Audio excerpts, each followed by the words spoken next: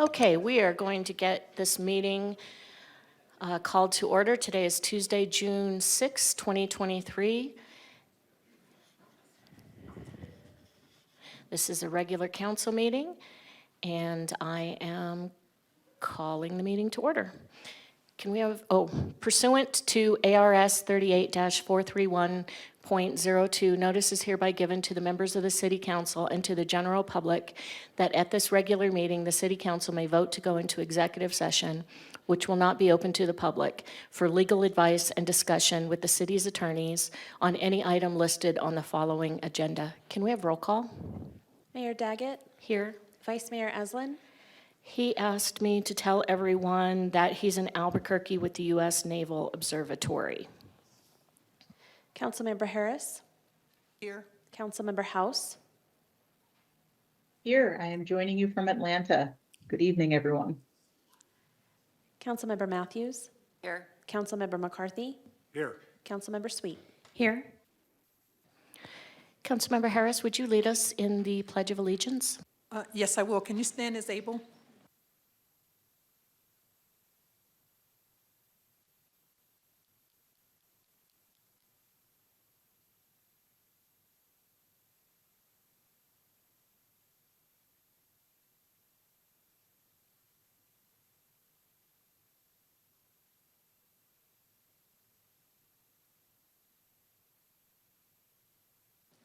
And Councilmember Matthews, would you read our mission statement? It would be my honor. The mission of the City of Flagstaff is to protect and enhance the quality of life for all. Thank you. Councilmember Sweet, our land acknowledgement. Thank you, Mayor.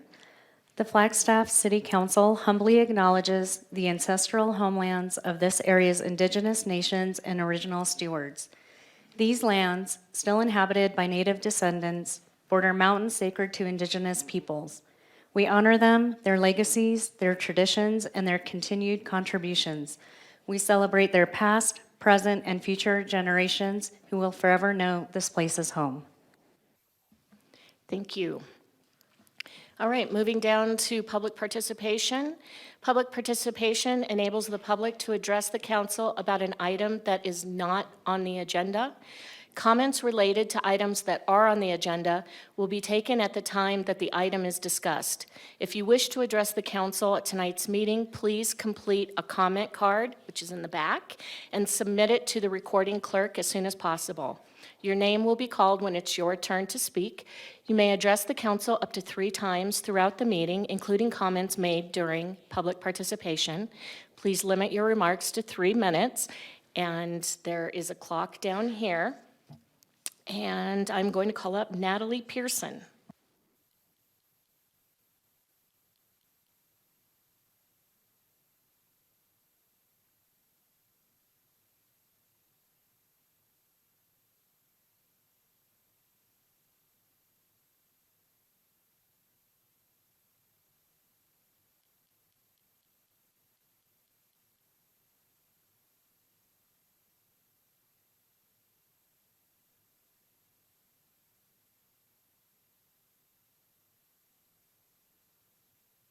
Yes, there you go. All right. Can everyone hear me? All right, well, good day, Mayor, Vice Mayor, and Council. My name is Natalie Pearson, Sustainable Food Systems Vista with AmeriCorps. I'm here today to share the importance of pollinator conservation in our community. Threatened by widespread habitat loss, increased use of pesticides, and climate change impact, monarch butterflies have suffered a population decline of more than 90% in recent decades. As a pollinator, monarchs are vital to supporting the human food supply and therefore are central to conservation efforts. In 2020, Mayor Coral Evans and the City of Flagstaff joined more than 500 mayors across the country to pledge commitment to increasing pollinator habitat and educational opportunities for citizens. I would like to thank you, Mayor Becky Daggett, for committing to a 4th year of preserving the monarch butterfly and other pollinators through the Mayor's Monarch Pledge. And I'm also happy to announce that to support the goals of this Mayor's Monarch Pledge, the Sustainability Office is celebrating National Pollinator Week from June 19th through June 25th. Next slide. To celebrate National Pollinator Week, we'll be hosting a bunch of events and activities to actively work to support Flagstaff commitments towards pollinators conservations with the help of many community partners. And so in anticipation of Pollinator Week, we'll have a bunch of opportunities for community members to participate in activities to support pollinator conservation goals in Flagstaff. And so first of these activities is the Exploring Pollinators Art Contest, which just opened and will be accepting art submissions until June 15th. The contest is open to all ages and intended to encourage a creative engagement with pollinator conservation.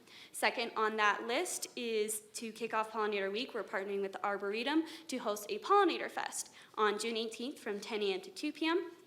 Third, to engage youth in pollinator conservation, we're partnering with the Downtown Public Library to host Be a Pollinator Pal on June 21st at 1:30 to teach youth about pollinator conservations and what they can do to support pollinators. Finally, thank you again, Mayor Becky Daggett, once more for your enthusiastic support of the Mayor's Monarch Pledge and for also taking the time to share your ideas for furthering community engagement with this program. And so, as proposed by Mayor Daggett, we have created pollinator packets for each council member, so you all have the opportunity to spread the love for pollinators too. Each packet includes locally adapted seeds from Elevated Gardening. It's a mix of wildflowers, and there's a QR code where you can find more details on pollinator conservation. Last but not least, we want to share these with the rest of the community as well, so if anyone else is interested, you can email me at natalie.pearson@flagstaffaz.gov. So please join us for National Pollinator Week. I'll send details on everything I talked about, and thank you so much for your time today. Thank you. Stephen Poor.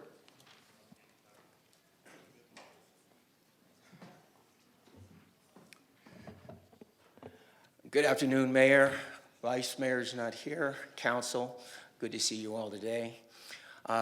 Just wanted to touch on a tough subject. It was kind of related to something that Councilman Harris mentioned in one of the debates on the health center. And that is your duty. And your duty is not to be an expert. You're absolutely correct, and that's the point you raised. But your duty is to ask questions, and you have a fiduciary responsibility to not only ask experts that you employ, but experts outside their employment, and ask the experts pertinent questions regarding things that come in front of you. For example, I am directly opposed to something of some $53 million we're expected to spend on a couple of buildings that currently have tenants that pay less than $1.5 million that doesn't pencil out any return to the investment. And those are questions you can ask.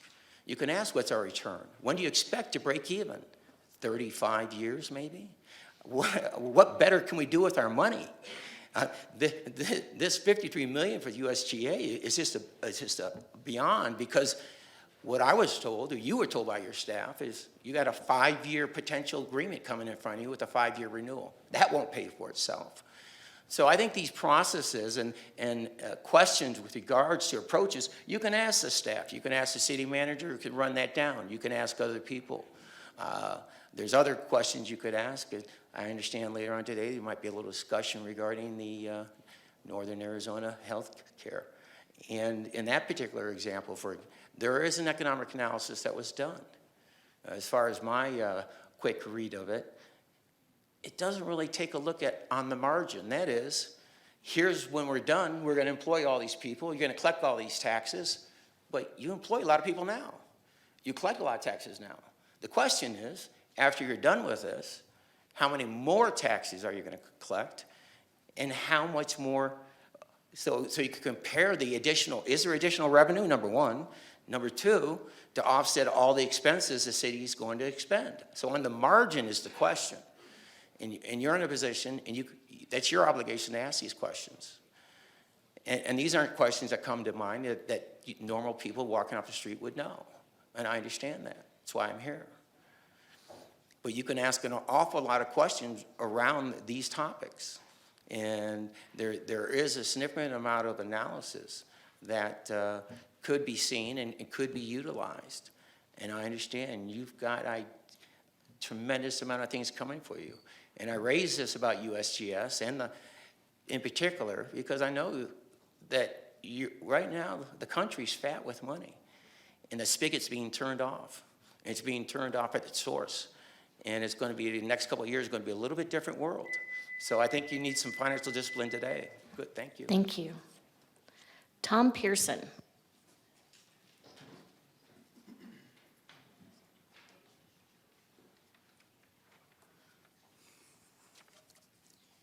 Mayor Daggett and council members, thank you very much for this opportunity to speak to you today.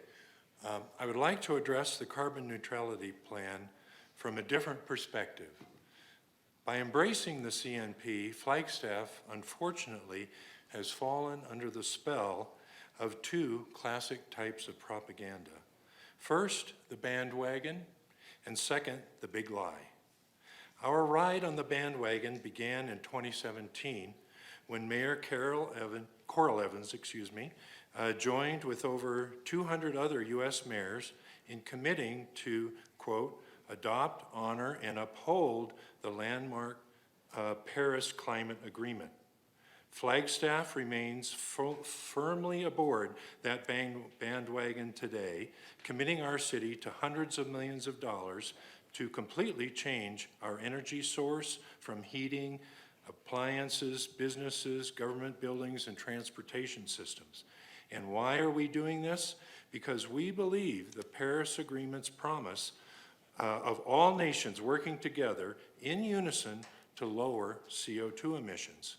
Sadly, though, that's the big lie. The four largest emitters of CO2 are China, India, Russia, and the US. So let's look at the facts. Here's my chart, and on it, here we are, the United States in blue. You can clearly see that we're doing a pretty good job.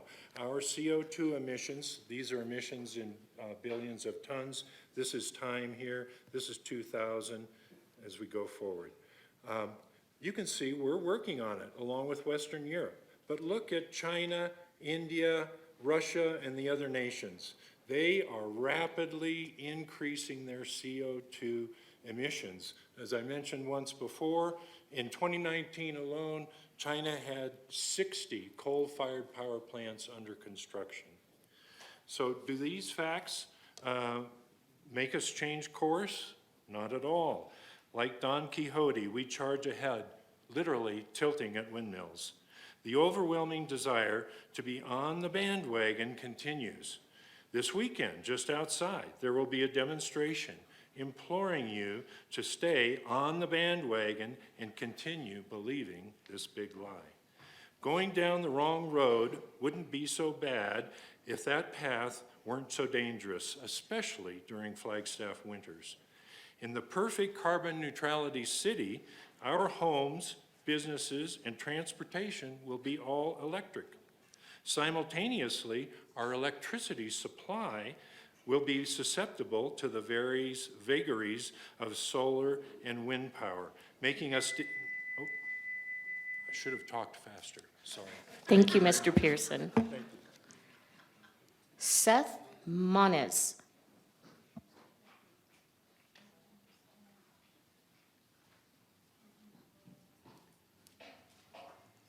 Hello. Dear City Council, my name is Seth Moniz, and this is my wife and our son Ace. You guys scooch over to see Ace. I'm addressing you today about the requirements being imposed on me and my family in the community by various county departments regarding their wastewater systems in the valley area south of Grand Canyon. I'm applying for a vault and haul system on my property and keep telling me the permit will be denied. Every contractor I've spoken to assures me that this is a permitted system, and they also tell me with the current legislation in place, they are just seeing people install unpermitted plastic tanks that float up to the top of the soil in the first monsoon, aggressing an environmental hazard on our community. Me and many others, I would assume, do not want to aggress on our neighbors or the environment or hide things from our government, but would just like a slim chance at home ownership and a secure financial future, rather than the forever renter proposition given to the middle and lower class working of Arizona. My family is conscious of our water usage, and a wonderful woman at the sustainability department gave me some great info on how this system would be great for us. A composting toilet, which me and my wife have vast experience with from our days volunteering on organic farms, would work well for us. She said also Coconino County also permits gray water for landscape watering. Those two things would cut down significantly on the amount of water going into the system. That would leave me with my kitchen sink for oil and food that would have limited use from the use of compostable paper plates. The bathroom sink for washing off petrochemicals and non-biodegradable materials in our hands, and a urine diverting composting toilet. And those three things would feed our 1,250 gallon concrete permitted tank.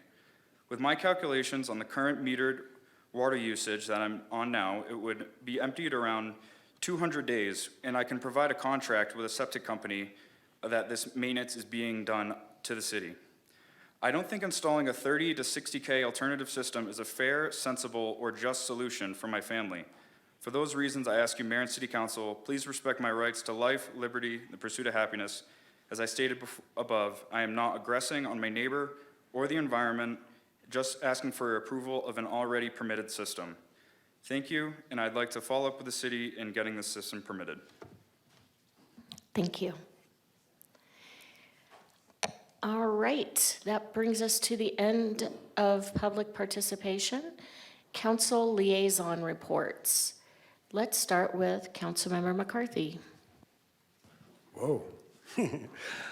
Mayor, I have a couple items. I attended the bicycle committee this week, and we had, among other things, discussed the Butler and Beaver separated bike lane project. And there was a discussion between city staff and the committee, and there was some agreement that we would try to keep the experiment in place, but that we would definitely have to make a few minor changes to it. And it was a good discussion. The other thing I'd like to bring up is that I'm on the Metro Plan Board, as Miranda Sweet is, and Austin Aslan. And just last Thursday, I'm the chair. I signed a contract with Kate Morley. She is now our permanent executive director, and she's been our interim director for, 4 or 5 months. So this is good news, I can assure you. I'll leave it at that. Thank you. Thank you. Councilmember Sweet? Thank you, Mayor. I believe we have a long meeting tonight, so I'm going to hold until next week. Thank you. Councilmember House? Thank you, Mayor. I will be quick. So I just wanted to highlight some things that we discussed during the CODA meeting. They did share information about the first annual Together We March Flagstaff Pride Parade that's coming up on Saturday, June 17th at 9 a.m. They also had a great discussion with the Northern Arizona Healthcare's Diversity, Equity, and Inclusion Initiative, their second-year efforts to create community-facing DEI cultural celebrations programming. And they shared an update on collaborating between CODA and the Indigenous Commission on formalizing some proposals for the council regarding some holidays for the city, including formalizing Juneteenth as a city holiday and a celebration for Indigenous Heritage Day.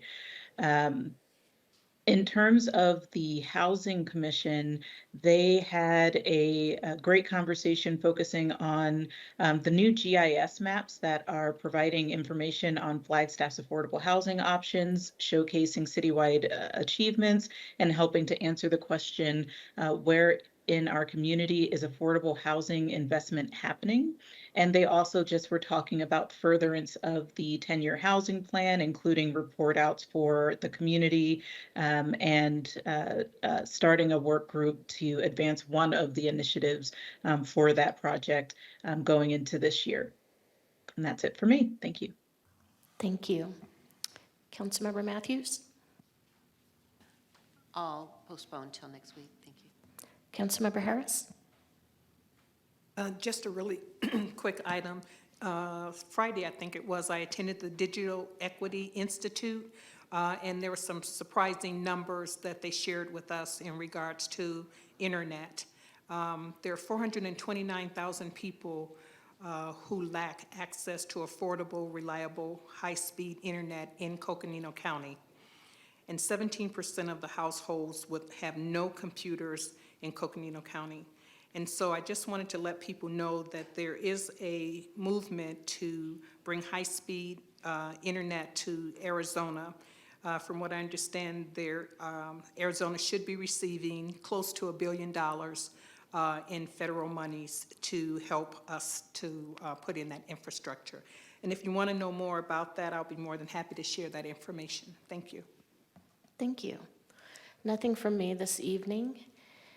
All right, moving down to item number 6A, consideration of appointments, Beautification and Public Art Commission. And I believe that Councilmember House is the first to make an appointment. Thank you, Mayor. I just want to quickly express appreciation to all 4 applicants. Those applicants included returning commissioners, former commissioners, and a few new applicants as well.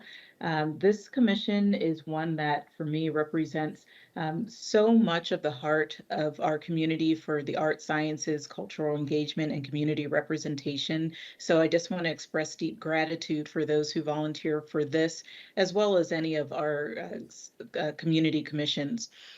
With that, I would like to nominate J. Michael Cruz to a term expiring June 2026. Thank you. Excuse me, one moment. Stacy, I see that we have a public comment. Should we take that before we do the appointments? I think that that would be advisable. Okay, Thank you. let's take the public comment. Mayor and Council, I have Anthony Garcia. Anthony, you may go ahead and address Mayor and Council.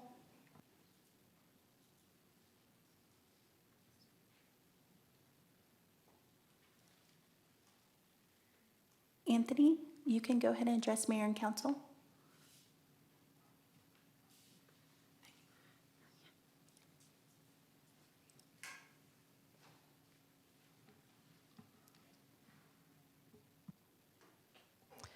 All right, Anthony, perhaps you can send your comments to the public comment email at publiccomment@flagstaffaz.gov.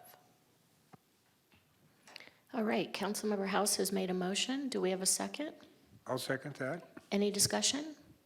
All those in favor? Aye. Aye. Any opposed? Motion carries. Councilmember Sweet. Thank you, Mayor. I too would like to thank all of the applicants. I'm the council liaison to this commission, and it's amazing to see all of the hard work pay off, and a joy to be on and watching everyone work so hard.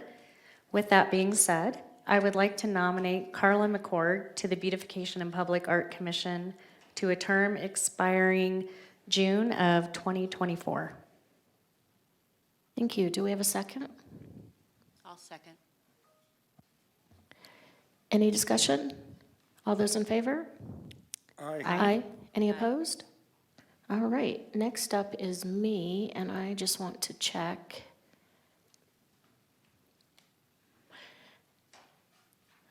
So the previous 2 were the term expiring 2026, correct? No. Mayor, the- One was for 2024 and one was for 2026. So the remaining one is for Great. 2026. Thank you, Councilmember McCarthy. It's my pleasure to help you. All right, I would like to nominate Claire Edelman Heath. Do we have a second? I'll second. Any discussion? All those in favor? Aye. Aye. Any opposed? And just to clarify, that was to a term expiring in 2026.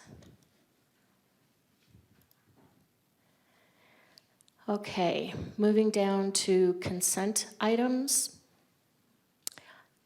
Are there any items that council members would like to pull out and discuss separately?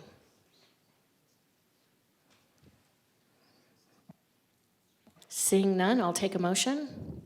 Mayor, I'll move to approve all the consent items listed on the agenda. Do I have to name them? Thank you. Do I have a second? I'll second. Thank you. Any discussion? All those in favor? Aye. Aye. Any opposed? Great.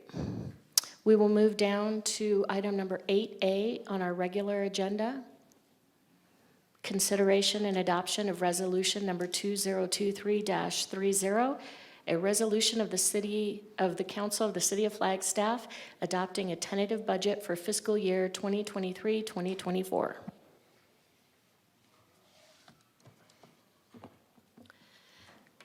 Good evening, Mayor and Council. Brandy Suda, serving as the city's finance director. Tonight's presentation and this tentative budget adoption is the first step in the city's fiscal year 2023-24 budget adoption. So here is the timeline for the 2023-2024 budget adoption. So tonight, we have tentative budget adoption via resolution. This sets the maximum appropriation for the city for the upcoming fiscal year and sets in motion the legal requirements for final adoption. In 2 weeks, on June 20th, we will have a public hearing for budget and tax levy, as well as the final budget adoption via resolution, as well as the first read of the property tax ordinance. This year, we will not have we have no truth in taxation requirements, as the city's proposed primary property tax levy is flat. And then following that, on July 3rd, we will have the second read and adoption of the property tax ordinance. The city's total fiscal year 2023-2024 budget is $539,705,762. This is a $1.2 million decrease over the prior year budget. Of this budget, the general fund is $136.7 million, or 25%. Special revenue funds such as BBB, our highway user revenue fund, library, transportation tax make up $151 million, or 28% of the budget.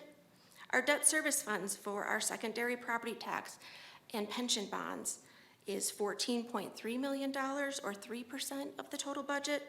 Our capital project funds for our GEO-bonded funded projects, as well as the downtown mile, make up $37.6 million, or 7% of the budget. And lastly, our enterprise funds, such as water services for water, wastewater, reclaimed water, stormwater, as well as solid waste, our Flagstaff Housing Authority, Sustainability, and Airport make up $200.3 million of this budget, or 37%. Some key highlights for the fiscal year 23-24 budget include compensation and benefit increases for employees, as well as a focus on the city's key community priorities and objectives as part of priority-based budgeting, or PBB, a focus on the climate neutrality plan. This budget is proposed with a flat levy plus new construction for our city's primary property tax, as well as numerous infrastructure needs are being addressed as part of this fiscal year 23-24 budget. Here's a recap of those compensation and benefit increases. So for the regular pay plan, employees will be eligible for a pay for performance increase up to 4%. So what does this mean? So eligible employees who receive an exceeds expectation on their ranking of their evaluation will receive a 4% increase. Those that meet expectations will receive a 3% increase. Those that need improvement will have a 2% increase, and those that are consistently below expectations will receive no increase. In addition to that, we have step increases for all of our step pay plan employees. As well, our new starting pay in July will be starting at $18 an hour for all employees. We are eliminating 04R from the regular pay plan, as well as this new starting wage will impact pay ranges between 05R and 25R. In addition, in July, we will be making additional market adjustments to those in the regular pay plan for 30R and above, as well as our fire, police, and water services step pay plans. In addition, we are funding ongoing market adjustment review throughout the year, as well as maintaining our improved cost share for all of our medical plans. This recommendation is a total commitment to compensation and benefits of $6.5 million. In addition, the city will be looking at additional investments in market analysis and future budget proposals, as well as continuing to look at annual market movement in our current pay plans.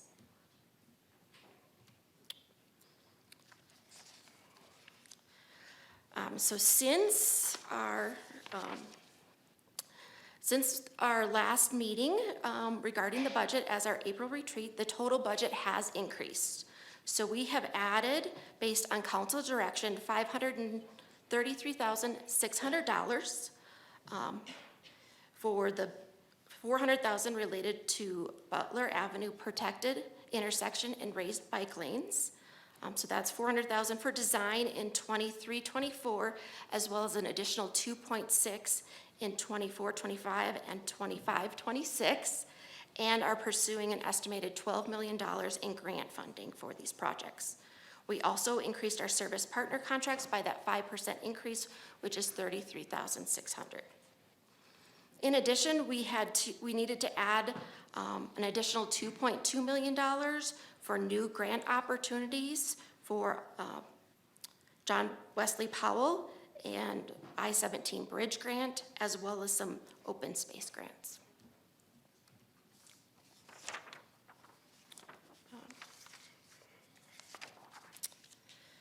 Some additional changes for the fiscal year 23-24 budget include carryovers. So what's a carryover? A carryover is for a budgeted item that was approved in a prior year budget, and for one reason or another, the project, the purchase, or the service will not be received or rendered by the end of the current fiscal year, and therefore needs to be carried over into the next year's budget.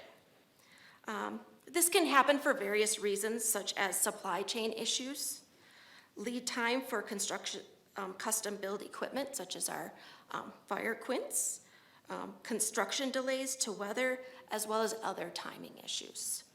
So part of our carry forwards include capital. So we have $107.6 million in capital carry forwards.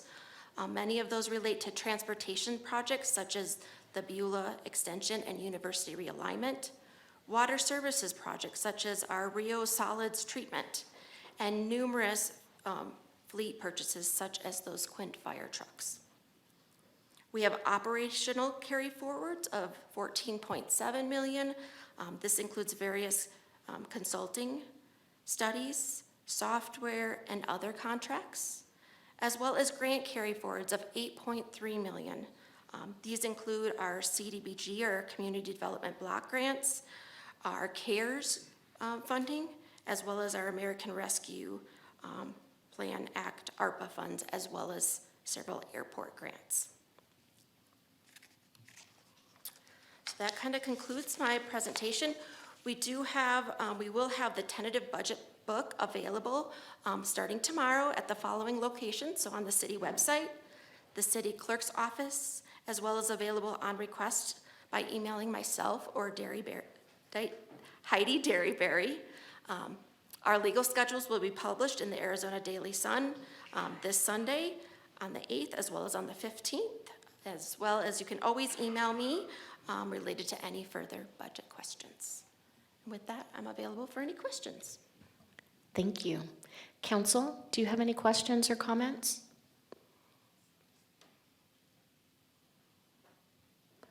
All right, can I get a motion? Oh, great, go ahead. And I apologize, my chat is not working, so I'll raise my hand. Yeah. I move to read resolution number 2023-30 by title only. Thank you. Do we have a second? I'll second. Thank you. Any discussion? Councilmember McCarthy. What does this resolution do, just for the sake of the public? Because we're not adopting the budget tonight, are we?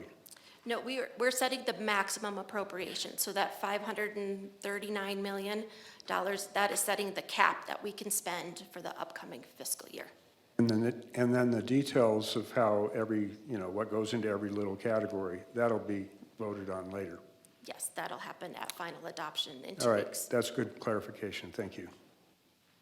Thank you, Councilmember. I appreciate that. Any further discussion? All those in favor? Aye. Aye. Any opposed? All right, City Clerk? A resolution of the Council of the City of Flagstaff, Arizona, adopting the tentative budget for the fiscal year 2023-2024. Thank you. Can I get a motion to adopt? I move to adopt resolution number 2023-30. I second. Thank you. Any discussion? All those in favor? Aye. Aye. Any opposed? All right, motion carries.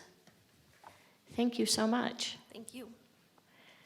All right, next up, item number 8B, consideration and adoption of resolution number 2023-31, a resolution approving the third amendment to the intergovernmental agreement and third-party agreement between the City of Flagstaff, Coconino County, and Paw Placement of Northern Arizona doing business as High Country Humane for animal sheltering services. Good evening, Mayor and members of council. My name is Dan Musselman, and I serve as your police chief. Before you tonight is a request to approve the third amendment to the IGA and third-party agreement between the City of Flagstaff, Coconino County, and Paw Placement of Northern Arizona doing business as High Country Humane, and this is for animal sheltering services. This third amendment includes a 5-year extension, which, upon approval of all parties, ultimately it will expire June 30th of 2029. The agreement, or the amendment, also includes annual price adjustments based on the consumer price index increase for that year. So for instance, the annual price adjustments to compensations for services to High Country Humane shall be included at a minimum of 1% and not exceed 3% based on the consumer price index for pet services, including veterinary. And this adjusted CPI will be applied July 1st of each year, beginning July 1st of 2023. There's also a CPI increase attached to the maintenance and repair price adjustment, and that will be included at a minimum of 0% and not exceed 5% based on the CPI. Again, that CPI will also be applied on July 1st of each year. If this amendment is approved for FY 2024, the CPI increase to compensation will be 3%, and the CPI increase to maintenance and repair will be 5%. The total increase from our current year to next year will be roughly $12,769 more than the current year. And these CPI increases, the percentages, are consistent with what Coconino County has agreed to pay High Country as well. This third amendment does not change any of the services provided to the city from High Country Humane. And I believe there's some High Country Humane folks in attendance here tonight that may be making comment as well. But I will take any questions should mayor and council have. Thank you. Any questions or comments, council? Councilmember McCarthy. Hi, Chief. The county's involved in this too. Have they made similar changes? Yes, Mayor and members of council, they made the changes last year to their contract. So we're about a year behind, but we want to wait and make sure it worked out okay, and it seems to be working fine. Any other questions or motions? Mayor, I did provide a... I'm sorry. I got ahead of myself. We do have public comment. Thank you, Chief. Sam Wheeler.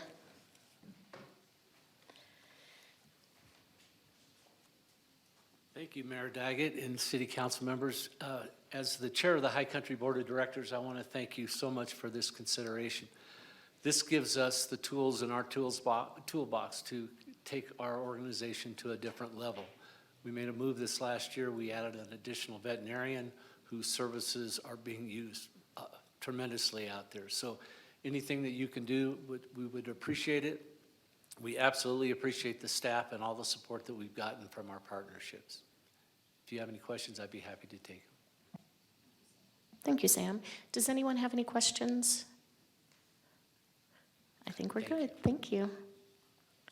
All right. Now, do we have a motion? Councilmember Matthews. Mayor, I'd like to move that we read resolution number 2023-31 by title only. Thank you. Do I have a second? I'll second. Thank you. Any discussion? All those in favor? Aye. Any opposed? All right. City Clerk? A resolution of the Flagstaff City Council approving Amendment 3 to an intergovernmental agreement between Coconino County, Paw Placement of Northern Arizona doing business as High Country Humane, and the City of Flagstaff for animal sheltering services. Thank you. Do I have a motion to adopt? Mayor, I move to adopt resolution number 2023-31. Thank you. I'll second. Thank you. Any discussion? All those in favor? Aye. Aye. Aye. Any opposed? All right, it carries. Thank you. Thank you, High Country. All right, moving down to item number 8C, consideration and adoption of resolution number 2023-21. This is a resolution approving the filing of condemnation proceedings to acquire easements necessary for the Schweitzer Canyon Water Transmission Main Project, Phase 4, and staff has requested that we postpone while they obtain some additional documentation. So can I get a motion to postpone? So move to postpone. Thank you. Second? Thank you. Any discussion? All those in favor? Aye. Aye. Oh, hi, Bryce. I'm here for the next one also. So we're Okay. good. All right, motion carries. Thank you. All right. Item 8D, consideration and approval of lease amendments, Flagstaff Airport rental car concessions, amendment to leases with Avis Budget Car Rental, Alamo Rental Car, National Car Rental, the Hertz Corporation, and Enterprise Rent-A-Car Companies. Good afternoon, Mayor and Council. Bryce Doty, Real Estate Manager. I'm here today asking that you approve a one-year extension on our existing leases with the car rental companies at the airport. Our intention is to get a new invitation to bid or solicitation out this year. We didn't get it done this last year, so we need a little bit more time, so we're asking for a one-year extension. Happy to address any questions related to that. Thank you. Council, any questions? All right. Can I get a motion to approve the amendments and to authorize the city manager to execute on necessary documents? So moved. Thank you. Second? I'll second. Thank you. Any discussion? All those in favor? Aye. Any opposed? All right. Moving down to item number 8E. And before I pronounce this, I've been practicing all day, but I am going to beg forgiveness. Consideration and adoption of resolution number 2023-32, a resolution in support of calls for President Joe Biden to create Baj Nawavjo Ita Kukveni Grand Canyon National Monument in northern Arizona. Good evening, Mayor and Council. Sarah Langley, your Public Affairs Director. So tonight, Rose and I will be providing you a super brief overview of a resolution on a potential national monument. So a coalition of indigenous nations with strong connections to the lands around Grand Canyon National Park is calling on President Biden to permanently protect these lands by designating them as a national monument. The lands include about 1 million acres of federal public lands, and the areas include things such as sacred sites, cultural and archaeological sites, springs, and historical areas. So the national monument, if it was designated, would protect the area by making the temporary a 20-year mining moratorium in the area permanent, and it would also enhance cultural and natural resources. So you can see the map of the proposed monument area on the screen. It is this outlined area in green here. And we did hear from Grand Canyon Trust about one adjustment that they wanted made to the resolution. So from the version in your packet, we replaced the term Kaibab Plateau with the term Grand Canyon Watershed. So that is in the current version that you would be approving if you chose to do so. So with that, I'll pass it over to Rose Tohi to share a bit more on this topic. Thanks. Thank you. Greetings, Mayor and Council. My name is Rose Tohi, and I'm the Coordinator for Indigenous Initiatives here at the City of Flagstaff. I also want to apologize for not maybe pronouncing the names right. And this is the resolution by the Flagstaff City Council to support the Bonneville Aita Kovini Grand Canyon National Monument is of most importance to many indigenous peoples across Arizona and beyond. Many indigenous nations in the area, their members have perished or continue to suffer due to uranium mining. The plants, forests, and animal relatives have suffered and perished as well. The sacred elements, land, water, and air have been violated and have been left tainted and dangerous to living relatives. We all know too well as indigenous people the devastation left behind and the people left with little recourse. We have the 12 indigenous nations as the Grand Canyon Tribal Coalition, along with numerous groups and individuals that support this effort. 67% of Arizonans support a permanent ban on uranium mining around the Grand Canyon. It is imperative to protect all the resources of our homeland, the people, water, land, air, and the rare endangered species. It is important to adopt this resolution and it's critical to the relationships we are building. Thank you, Rose. And I will say that this is the matter that Vice Mayor and I went up to the south rim of the Grand Canyon to meet with the Secretary of Interior about, and there was a very strong show of support up there as well at this meeting. Are there any comments or questions? No comments or questions? Yes, I have a comment and motion from Councilmember House. Thank you, Mayor. I just wanted to express that this is a really exciting call for land action, which is such an important step beyond the also important step of land acknowledgement. When I was reviewing this item on the agenda, I also had the chance to read an article about it from the Navajo Hopi Observer, and it really highlighted the sustainability and preservation efforts that are advanced by this monument, as well as the enduring connection of the Havasupai people and other indigenous nations to the land. The article also marked the importance of not just land acknowledgement, but land preservation, land return, land conservation, and land protection, as well as the protection of a key water source for both Arizona and the 7 basin states that don't enjoy those protections right now. So it is an honor to move to read resolution number 2023-32 by title only. Well said, Councilmember House. Councilmember McCarthy. Thank you, Mayor. I will say that I reached out to some of my friends that are very involved in preserving the Grand Canyon and the river and the lands of the Grand Canyon, and they were all supportive of this, and I just did that as a double check. So with pleasure, I would like to second the motion to read Resolution 2023-32 by title only. Thank you. Any discussion? All those in favor? Aye. Aye. Aye. Aye. Any opposed? All right. City Clerk.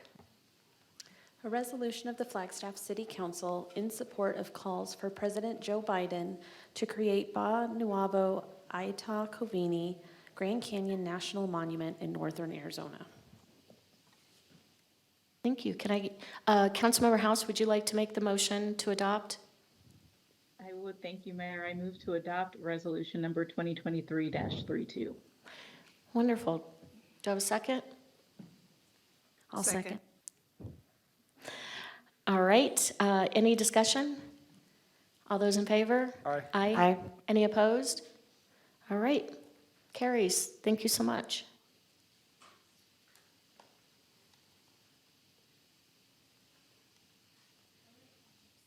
Moving down to items 8F, G, and H. These are going to be discussed together. We have a presentation from staff, and then one from the applicant, and then we will be, council members can ask any questions, and then we'll be taking public comment. Thank you so much, Mayor and Council. Tiffany Antal, Zoning Code Manager, here tonight to present on the NAH Health Village Specific Plan, Concept Zoning Map Amendment, and Development Agreement. As you recall, the proposed Health Village is at 1120 West Purple Sage. We are looking currently at Phase 1 rezoning and Phase 1 of the specific plan. Phase 1 includes primarily the hospital site as well as the ambulatory care center and open space and civic space. Phase 2 is intended, which will come to you in a separate entitlement case, is intended to include supporting uses of residential, mixed use, non-residential uses, and research and development. So the requests tonight are for the adoption of the new specific plan. It does cover the entire 172.6 acres, but the specific development standards apply to that Phase 1 only. Also looking at a concept zoning map amendment of 98.39 acres from rural residential and estate residential to highway commercial and public facilities. Also, we're adding 3 parcels into the resource protection overlay. And the primary focus of tonight's presentation, as I've given fairly lengthy presentations on the first 2 cases, of course, if you have any questions, here to answer those. But here tonight, going to spend the most of the time on the contents of the development agreement. So we'll dive right in. When approving the development agreement, the council shall make the following findings: that the development agreement provides benefit to the city, that the development agreement is consistent with the purpose, intent, goals, policies, programs, and land use designations of the general plan, any applicable specific plans, and the zoning code, and the development agreement complies with ARS statutes. So the first addition to the development agreement is for site plan review. The development agreement includes language that states that prior to site plan decisions for the project made by the City of Flagstaff Planning Director, site plan applications must be presented to City Council for review as soon as practicable. In terms of open space and civic space, the public access is provided to land use areas 1A and 1B, subject to a public access easement. This easement is attached as Exhibit B to the development agreement. At land use areas 1A and 1B, as you'll recall, are a parcel of land that surrounds the existing Sinclair Wash Foots Trail, and then the wellness retreat area that is more internal to the overall project site. NAH will also include and maintain an outdoor fitness loop with equipment and/or small active fitness court or outdoor gym within land use area 1B, which is the wellness retreat. And NAH is designated as responsible for all maintenance of land use areas 1A and 1B, except for the existing Sinclair Wash Foots Trail. In terms of residential uses, while there are no residential uses included in this Phase 1, NAH is willing to commit as part of Phase 2, if the Phase 2 entitlements are approved, that they will include not less than 315 residential units, and of this number, not less than 10% shall qualify as Category 1 permanent affordability. Additionally, NAH will not allow for leases of less than 30 days, so short-term rentals, with the exception of up to 35 units, which may be used as short-term residential housing for traveling staff or other medical providers. In regards to sustainability commitments, buildings shall be designed to perform in the top 25th percentile, Energy Star 75 or higher, and shall be required to demonstrate first-year performance on an initial annual energy performance report. All buildings shall use practices in high-performance design with the intent of limiting energy and water use during operation. This includes the use of a vacuum waste system. This is supposed to reduce the amount of water used on site, as well as the baseline heating to be provided by electric sources, but however, redundancy and special uses will still require natural gas. And additional mechanical equipment efficiencies. The roof of the parking structure will be designed to be solar ready, be designed to include a solar ready zone. NAH is required to install a solar voltaic or solar thermal system covering not less than 40% of the roof area, and this is not later than 18 months following the issuance of the C of O for the hospital. NAH shall install electric vehicle charging stations capable of serving not less than 24 electric vehicles, which will be open to the public. At least 4 of those charging stations will be the fast charging or level 3. Based on regular usage audits every 6 months, NAH will install additional charging stations to serve up to another 20 vehicles once 80% utilization of the existing stations has been achieved. NAH shall join the APS Green Program prior to receiving the first certificate of occupancy for the project, and NAH shall work with Blocklight Company Incorporated, located in Flagstaff, Arizona, to purchase and incorporate, to the extent feasible, blocks produced utilizing carbon capture technologies for use on the project when available. In lieu of transit, NAH is providing private shuttle service. NAH will continue their current program of providing point-to-point shuttle service for low-income persons and or persons with mobility needs from the regional hospital to Flagstaff Shelter Services and other locations at no cost. NAH will also continue their current program of coordinating shuttle service for low-income persons and or persons with mobility needs through private providers at no cost to riders. And additionally, NAH will provide new 30-minute peak hour shuttle service during operation hours when the ambulatory care center opens. And then upon opening of the hospital, they will provide 20-minute peak hour service. Shuttle service will be provided during Mountain Line's hours of operation between the hospital and 1 or more connections to Mountain Line, open to everyone free of charge. In regards to fire protection, the city will be responsible for the capital costs associated with existing city needs for a new Quint engine and battalion chief SUV, as well as 50% of the capital costs, including land acquisition, associated with constructing a new fire station to house the resources previously located at Fire Station Number 6, as well as the new ladder company, or what is also known as the Quint, required to serve the property. NAH shall be responsible for the remaining 50% of capital costs, including land acquisitions, associated with constructing the new fire station. In regards to the Legacy Campus, NAH and the city shall coordinate a public participation and planning process in conjunction with community members and facilitated by a private consultant team to develop a vision plan for the existing medical campus. The vision plan will inform the regional plan and the existing activity center that covers that medical campus. The steering committee developed to work on this vision plan will be co-led by a community leader and an NAH representative, and will include city and county representatives, including city's sustainability office, the housing and transportation commissions. Additionally, the steering committee will start the coordination of a public participation process beginning no later than October 31st, 2023.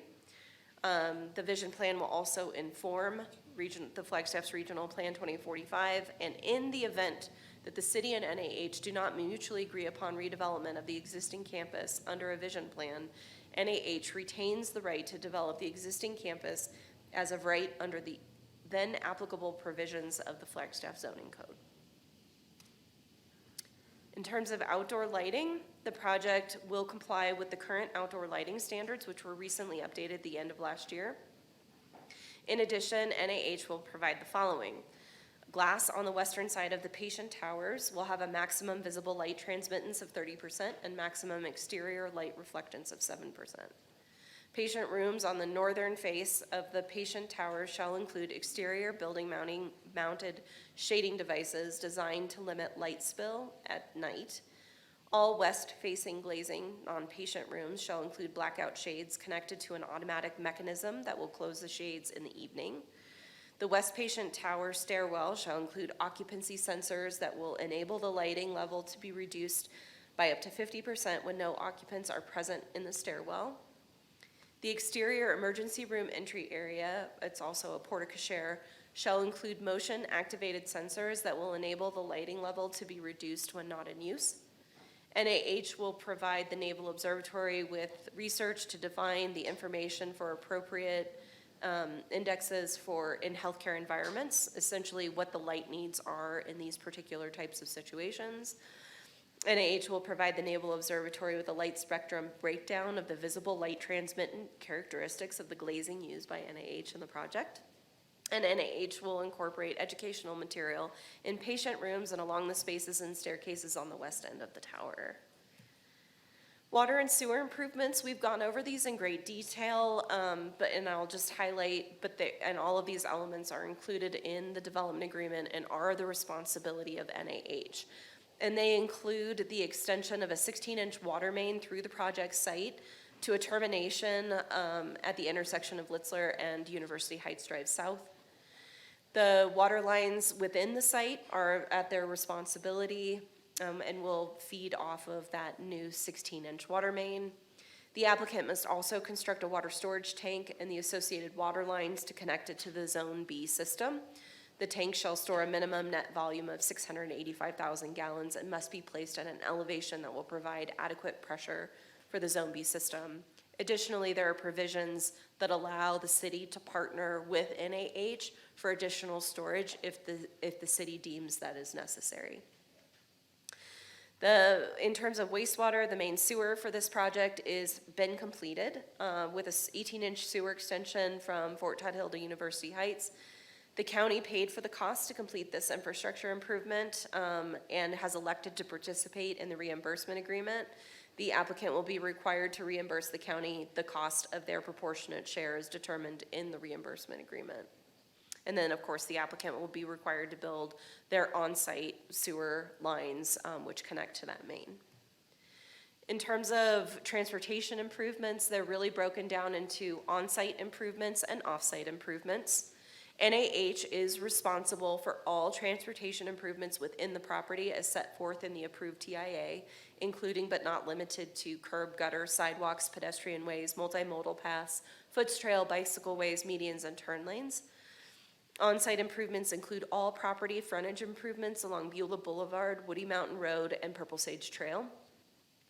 On-site improvements include the construction of the realigned Purple Sage Trail and Beulah Boulevard at correct grades for a future underpass at I-17.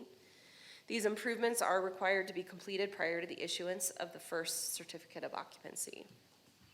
Off-site transportation improvements are also at the cost of NAH and must be constructed and dedicated to the city.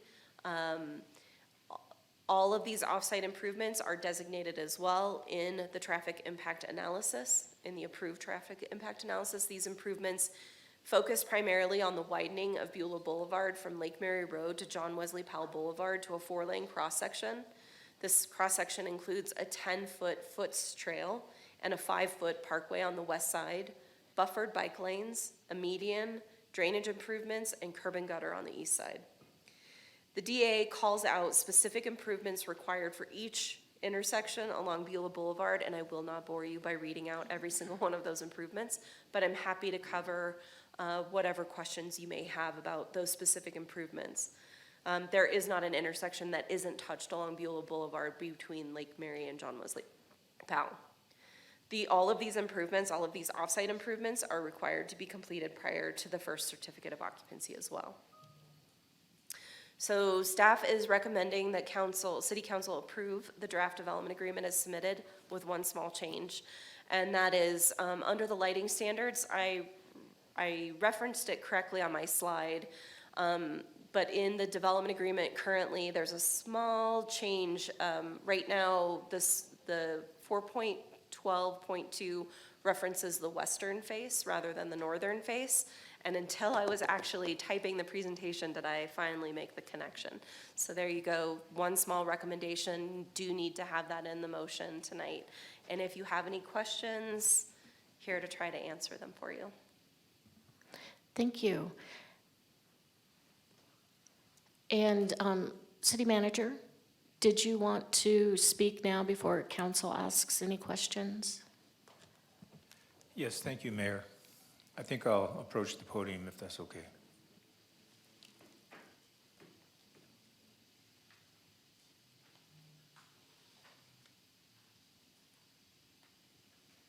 Thank you.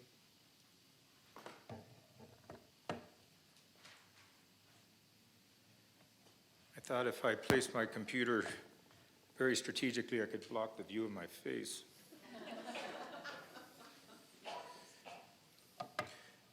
Thank you for letting me speak, Mayor and Council.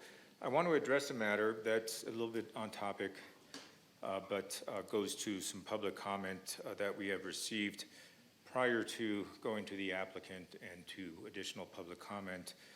And I feel the need to address this matter at this time as the subject matter at hand has somewhat escalated, and I think there's a sensitivity to this that really needs to be addressed now, and so thank you for your indulgence. The matter at hand stems from, I believe, as I understand, a lot of social media posts, perhaps sources elsewhere. The topic is the recent trip to Washington, D.C. by some of you on City Council and some of our staff that occurred weeks ago. And specifically, the assertion or allegation is that this trip was conducted solely for the purpose of advocating for the NAH relocation and related funding thereto. I would like to state on the record with absolutely no uncertainty that this is not true. And I'd like to clarify on the record the purpose of the Washington, D.C. trip, of which I was not a participant, but of which I am actively involved in the orchestration and preparation of that annual event. A little bit about the DC trips. With the exception of the COVID outbreak, these trips occur annually, and they have been occurring annually. We, of course, had to take some pause in recent times because of the pandemic. They're very important, and they provide an opportunity to do a number of things. They bring our elected body in close contact with our delegates in the nation's capital.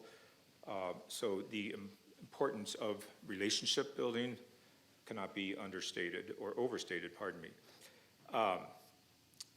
They also are a means for the city to pursue a number of priorities, programmatic funding, what have you, grant funding as well, sometimes direct appropriations.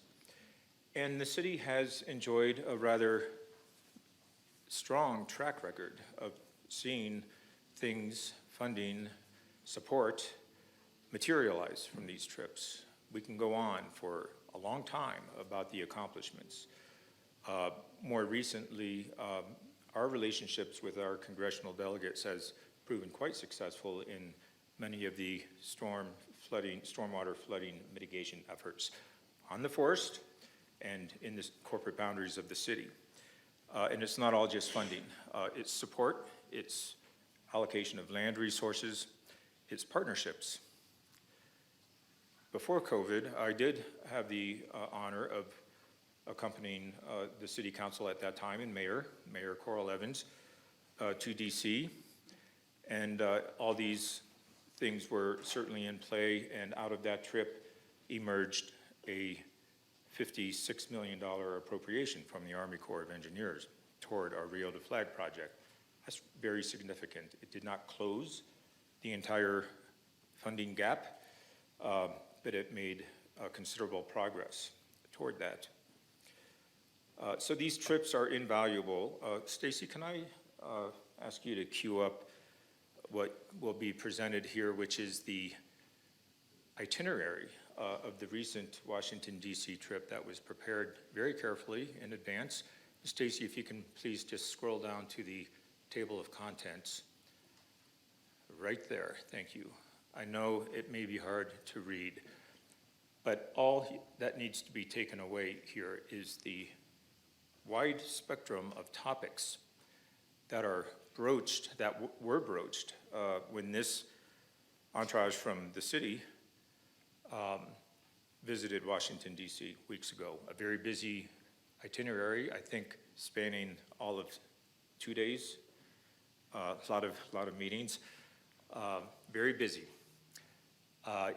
You do not see here a reference to NAH relocation advocacy. You do see on page 13, which in a second I'll ask you to scroll to, Stacy, reference to direct spending request. You also see reference to the raised grant application. Of course, as we heard just recently from Tiffany Antal, that is the subject of a partnered grant or co-applicant grant involving both the city and NAH to pursue transportation infrastructure related funding for the Beulah corridor. No funding for that, not even referenced as a cash match, and that grant is from the city, but the city is a co-applicant on the grant. I'd like to mention something about that. That is not the least bit unusual.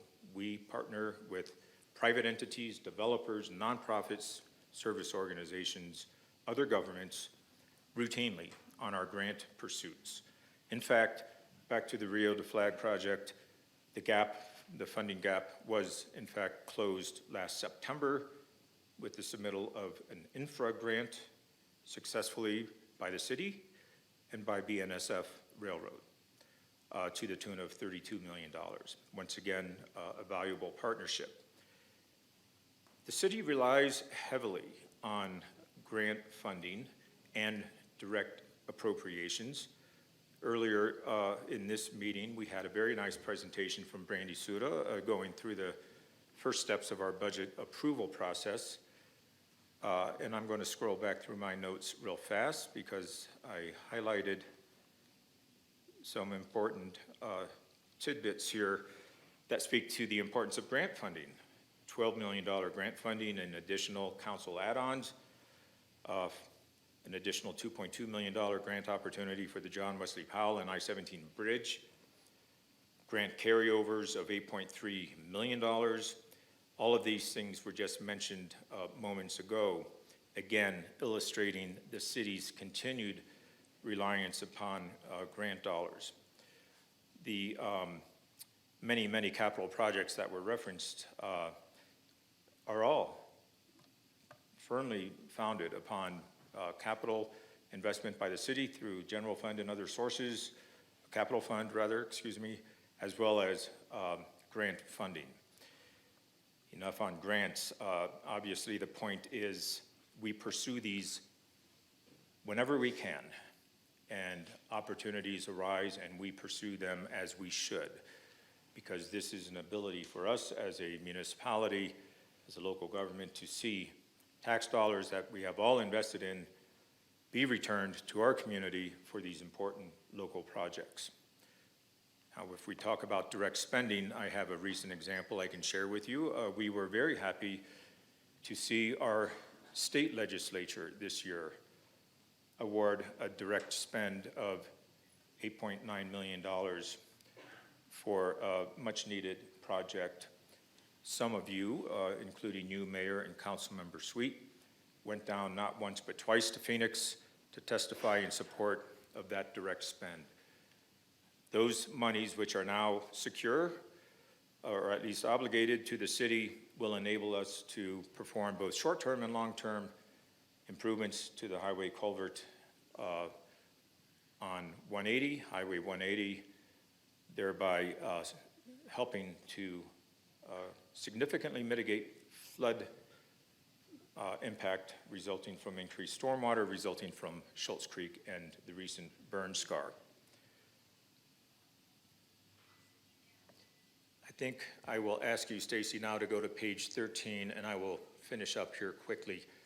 I took the liberty of highlighting the direct spend reference here for the fire station, and Tiffany Antal talked about that. We're talking about Fire Station 6, pardon me, a $4.5 million request by the city.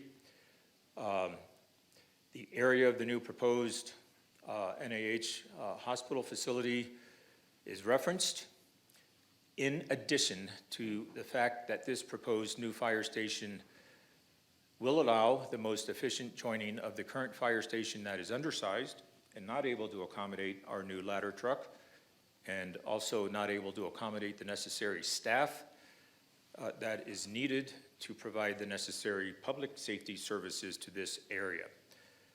Also reference to needed personnel, emergency response, wildfire, and so forth. Is NIH part of the discussion? Absolutely. Is it the entirety of the discussion? No. No. This is a needed improvement to our fire facility inventory as well as staffing, and those needs would be present with or without the NIH discussion. Obviously, the NIH relocation is bringing these to the forefront, but I want to assure you that these needs are present in part now and will be so in an increasing basis in the future. And I have our fire chief with us, and he can correct me on anything I'm saying here, but we are looking at many needs with our public safety utility, our fire department, in many parts of the city, and this is one of them. Ironic, or incidentally, we are also looking at an additional Fire Station 7 at some point, which will be located somewhere along the John Wesley Powell corridor when that becomes a reality. Also referenced in this is two other items which were the subject of direct spend requests: the Shadow Mountain Regional Flood Detention Structure at $3.3 million, and the Flagstaff Prescribed Fire Training Exchange, known as TREX, for several $100,000. So these things were combined. They were requested of our congressional delegates as direct spend this year, and I'm happy to say we have seen some success in these requests as we have in years past. I will close by noting that these requests for direct spends did not derive from the council dais. They derived from my office, simply because when the window of opportunity opens for these requests to come through, they typically come with a very short turnaround time. That was the case this year, as it was the case last year, 4 or 5 days, which does not enable us to vet these things publicly or come to the council and ask for consideration. So I do my best, we do our best internally to identify needed funding in our community, and that is what's represented on page 13 of the itinerary, along with a myriad of other topics that were the subject of the Washington, D.C. trip.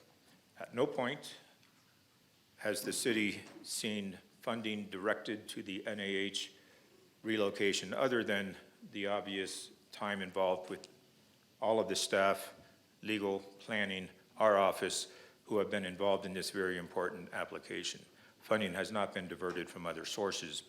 And any reference to that in social media and reference to lobbying in DC for this hospital relocation is misinformation.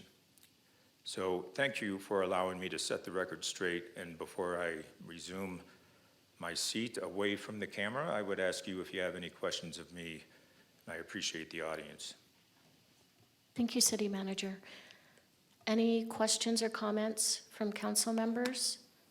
Councilmember Matthews? Thank you, Mayor. City Manager, I just want to express my appreciation. There has been just a whirlwind of misinformation, false information on social media, which understandably so, people that don't know what the truth is and stuff can get pretty excited about it. And I appreciate you taking the time to set the record straight, if you will, and clarify these things. It really blows my mind how much off the truth line some of the comments were. So I really appreciate you explaining how this process in DC works and what our assignments were and stuff. So I appreciate it. Thank you. Thank you. Thank you. Yes, questions for Tiffany? Councilmember Matthews. Thank you, Mayor. I'm just going to repeat this again because, wow, even in Mexico, my eyes were bulging out of my head reading some of the comments. I was like, wow. And it's really unfortunate that people that haven't assumed knowledge make comments that were really off the mark. City manager mentioned it already, this first question, but I just want to restate it very clearly.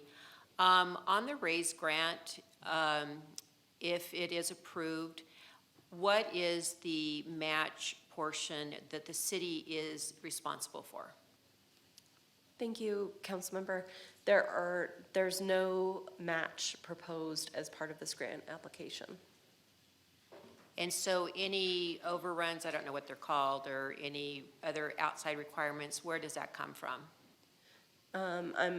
My assumption is anything outside of what the grant would provide would be provided by NAH. Also, there was one statement, one of probably 30, but one that really stuck out that I think got a lot of attention was that this move was going to cost the taxpayers $100 million the first year. Can you speak on any of that, is where that comes from? I would not know where that comes from. And Stacy, did you want to comment on the grant? Yeah, just, hi, Stacy Bruckner-Eggs, I'm the Grants, Contracts, Emergency Management Director. And I worked heavily with NAH and our city staff to submit the grant application. And it was a very well-written grant application. I hope that we succeed in it. It is a 92% federal funds and an 8% match, which is about $3.9 million. NAH is picking up the match. They will pick up any cost overruns. We have a financial commitment letter from them. And so we're in good shape. We just hope we hear the end of June on the grant application. So any other questions, I'm here. And Tiffany, one last question. If the grant doesn't get awarded, and I know there's a few other grants out there that are potential, but at the end of the day, where does the financial responsibility lie in widening the Beulah Boulevard? So the development agreement that I presented tonight does not mention the RAISE grant because the sole responsibility of the on and off-site improvements falls on NAH, regardless of any grant funding. Thank you very much. That's all the questions I have for now. Thank you. Any other questions? Comments? All right, thank you, Tiffany. I'll invite our applicant to come up and speak to us. And I'm being told that the staff presentation was just shy of 30 minutes.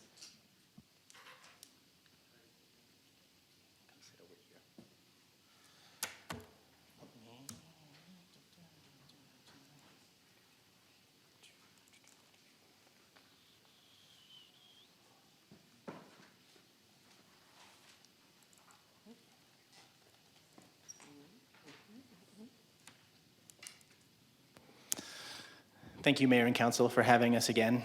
Just as a reminder, Steve Ice, I'm NAH's Vice President of Real Estate Development and Construction.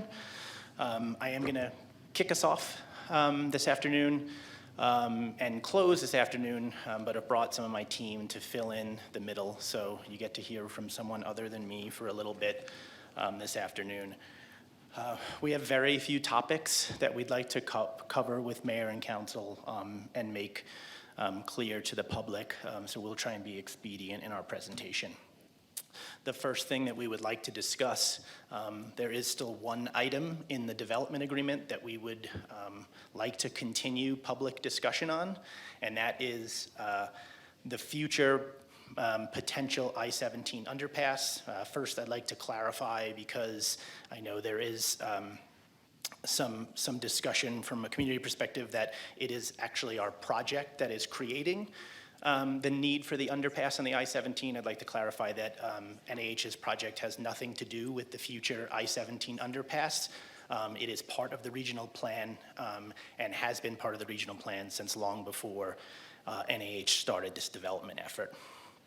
With that said, right now, the city's request of NAH is to grade Beulah Boulevard and Purple Sage Road down to accommodate that future underpass at I-17, and they'd like us to do that now as part of the project. And we're going to articulate tonight a little bit of the history of that intersection, some of the implementation of how we feel it could be done later at a more appropriate time, in our opinion, and then some of the overall future concerns that we see with the intersection in a nutshell. So I'm going to have Guillermo come up and talk in a second, but what we are requesting this evening is mayor and council to make edits to the development agreement, not to remove the financial burden in the future of NAH doing their part of the work, but what we are asking is that it be done at a later date when we actually know the underpass is going to happen and we know exactly where it's going to happen, and it's coordinated with future regional plan amendments.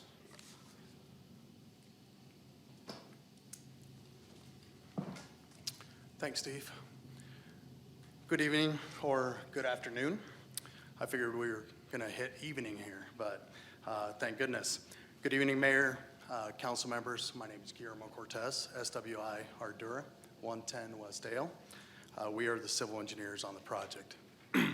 So as Steve mentioned, I'm going to hit three things: a little bit of history of the general plan, proposed construction sequencing in case lowering the intersection can be postponed when the under I-17 project is funded and begins construction. And then also some of the things that we discovered during kind of our last year of doing some of this design of Beulah, Purple Sage, Woody Mountain, and all this I-17 analysis, underpass analysis. So a little bit on the history of the regional plan.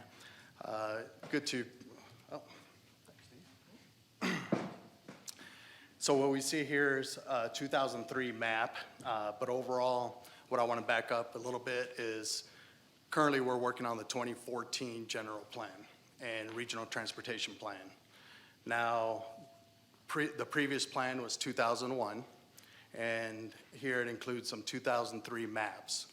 Now, the reason I want to bring this up is because prior to 2003, we weren't showing this underpass crossing. Now, we were showing several other projects that we're all familiar with, including J.W. Powell Boulevard, as you can see on here. I'll try to point out. J.W. Powell Boulevard, Lone Tree, overpass of the railroad, Lone Tree realignment to J.W. Powell, 4th Street overpass. But here in this area that we're looking at, all we see is the Woody Mountain extending down to Beulah Boulevard. We also see some J.W. Powell connectors, down to a future J.W. Powell extension. But what we don't see is an actual crossing. So prior to 2003, or actually 2005, we weren't seeing any of, or this connection wasn't part of the general plan or regional transportation plan. So fast forward at that time to 2005, the Villaggio Montana project came before council. They modified the regional transportation plan. That was 2005. You can actually see some of those modified plans in the 2000, let me see here. So here was kind of that, zoomed in version of Woody Mountain, kind of those areas not showing that crossing back in 2003. So fast forward to 2005 and 2003 to the Village of Montana that some of you guys are aware of. This was going to take up about 900 acres of master plan. It included this property, it included the state land piece, and everything in between, about 6,000 units, if I remember correctly. So they modified that general plan in 2003 or in 2005, and that's when we first started seeing this crossing of I-17. So what we don't want to argue is that it's not needed now, it's not in the regional transportation plan, but mostly that it was a developer-driven request. That's what started kind of showing it. And I know that once something shows up, it's difficult to remove. But that's kind of what we wanted to point out, is it was really developer. Now overall, regional plans change. We've had multiple projects. One that probably I see every day on my drive home is in Cheshire, Fremont Boulevard. We have a 5-lane section that at one point was supposed to go up and over to A1 Mountain and be a bypass to downtown. We have several other projects that we've seen that were of that nature, up and over St. Mary's, the school, that went away. So we're not here to argue that the project should be removed or anything. It is in the regional transportation plan. What we'd like to see, though, is that it is postponed. As you saw, Steve showed the slide of the increasing. We looked at what it could do to be able to drain this thing from a gravity perspective versus a pump station. Obviously, we don't want to see pump stations because of the maintenance of those pump stations, but ultimately to go ahead and bore under I-17 was quite a bit more costly.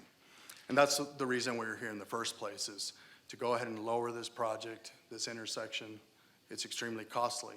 So why not wait, postpone until that undercrossing is actually funded? So with that being said, we did look into the sequencing. We know that was a concern from staff. Overall, is how do we go ahead and keep emergency vehicles moving, some of the traffic moving. So I want to spend a little bit of time as an overall basis. A little bit of joke maybe for John. For any yogis out there, who sees a Warrior II pose right here? So it's pretty good. So anyway, lighten the mood a little bit. So overall, we have the emergency department up on the north side of the project. And I think that what this allows is actually for traffic to be detoured, right? So knowing that the project would come, and we highlighted in the box here, the Purple Sage Beulah intersection that we're proposing to be postponed, lowering later on. But we have the emergency department on the north. We can access off of Woody Mountain, obviously with detours, or ask folks to go ahead and utilize access to the hospital or the surgical center, or people visiting their loved ones at the emergency department via Woody Mountain Road. Same thing with the hospital. We have the intersection for the main access to the hospital here in the middle. Folks can utilize that still from the north. And we're not proposing to close down the intersection. You'll see here how we're proposing to sequence that construction.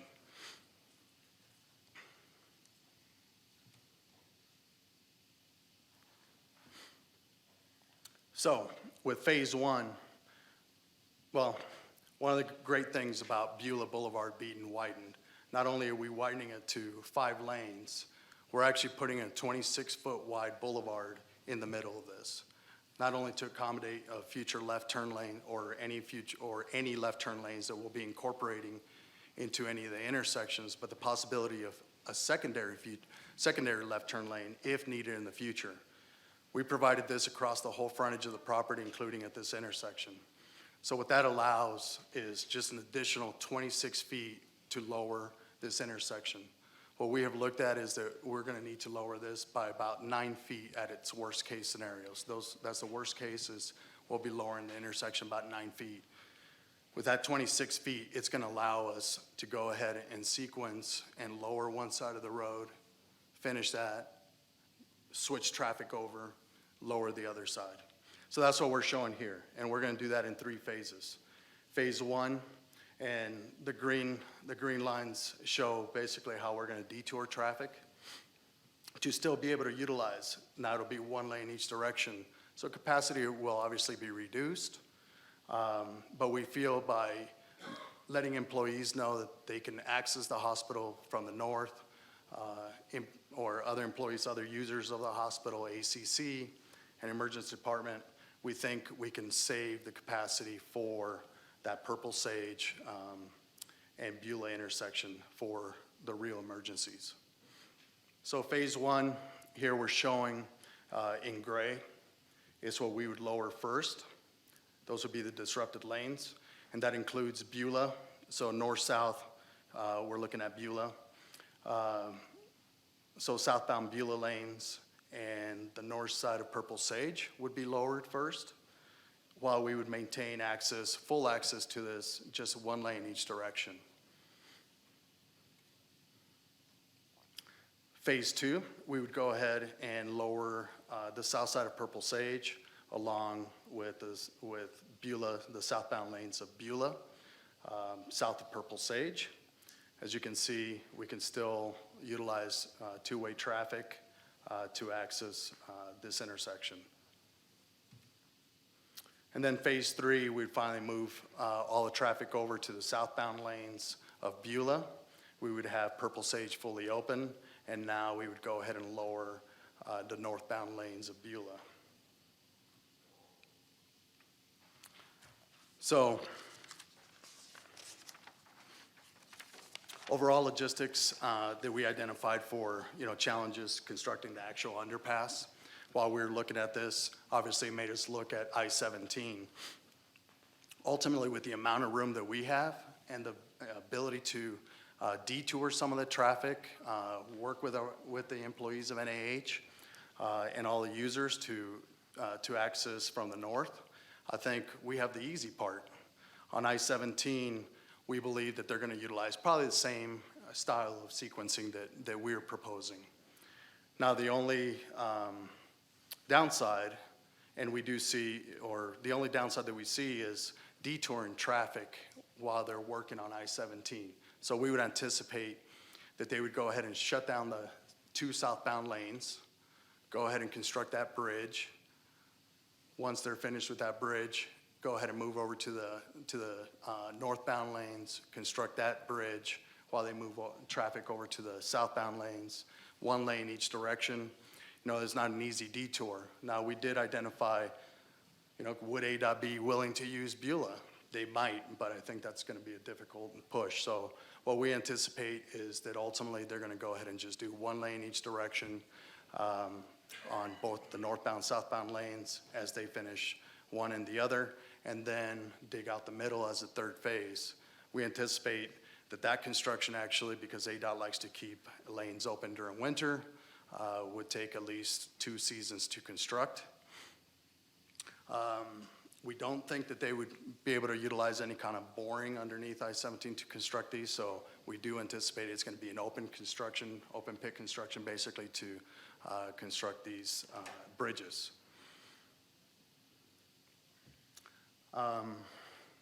Obviously, Forest Service, as an overall, looking at the impacts of the Forest Service property on the east side of 17, getting that authorization to be able to construct through the National Forest Service, and then of course kind of buy-in from ADOT to go ahead and do this construction and interrupt I-17 in this fashion. So hopefully what you guys have heard here in my presentation isn't that we don't want to do that, we don't believe in the regional transportation plan. I think a lot of people spent a lot of time on this, but we're just asking to be postponed for this construction. We think we've shown how we can easily do that while maintaining traffic, especially emergency traffic. And then also we've identified all right-of-way, for the possibility of this happening in the future, so that we don't get to the point where we finally say, oh yeah, we do want to do this, but now we don't have the right-of-way. So we want to make sure and maintain the right-of-way I think we've shown how it can be done in the future. So hopefully we can look at postponing this construction for when the I-17 underpass is funded. Thank you. We have a question from Councilmember Matthews. Thank you, Mayor. Guillermo, I drive down there often since we've had this discussion, just trying to visualize, how it came about. And the area is pretty elevated. Do you have any history, I know you've been around for a while, on why the proposal was to go underground as opposed to an overpass?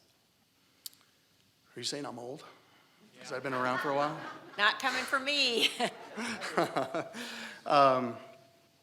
It is. I think initially when Villaggio Montagna was looking at this whole project, there was other options. I think the traffic interchange they were hoping to do north of this location that we have it now. It was going to be easier construction to go up and over. Now in this area, yeah, we're 16 feet under I-17. So with some of that, we were kind of excited initially. Yeah, maybe we can go ahead and get under there, do a minimum amount of clearance. We're looking at kind of the standards, the national standards of 14.5, 13.5, or 14.5. ADOT did let us know, no, they'd like to see 16.5. So I think filling or going up and over this area, not only would we have to make up that initial 16 feet that were already underground, we would have to probably go 20 feet higher. So we would be looking fills of probably 40 feet or 40 feet tall as we kind of go to being able to go up and over. So that's why kind of the underpass ended up being the obvious way to possibly go under or cross I-17. Okay, thank you. I was just curious because even with that development proposed, it didn't seem logical to me because it was so close to J.W. Powell, overpass the 17 in Lake Mary, but thank you. That's correct. One of the things that we would see, that actually in the 2005 map, once Villaggio Montagna changed the general plan, was that overpass or traffic interchange needed to be approved by the feds, the Federal Highway Administration.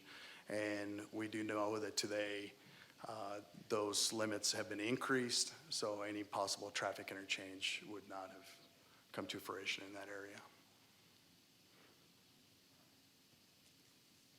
Thank you.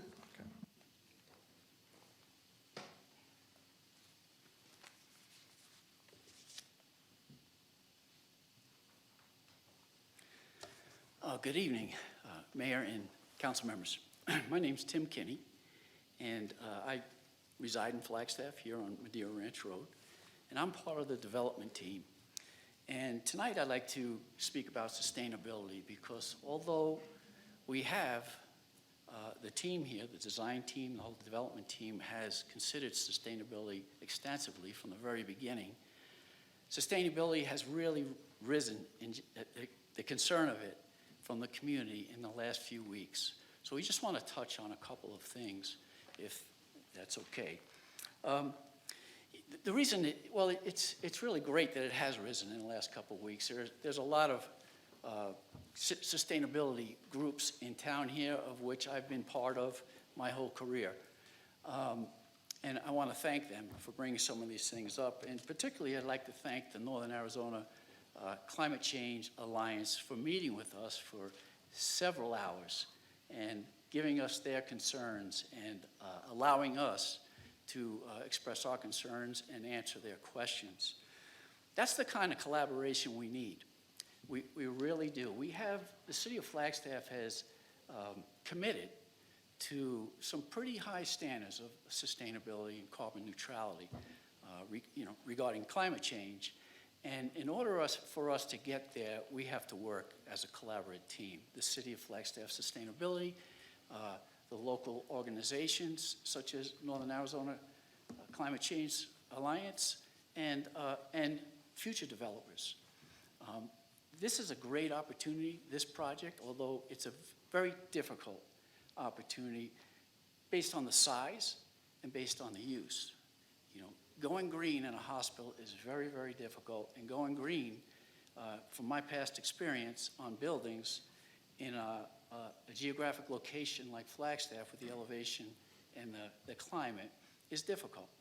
So we have made a tremendous effort to do that without any input from the city or any other organizations.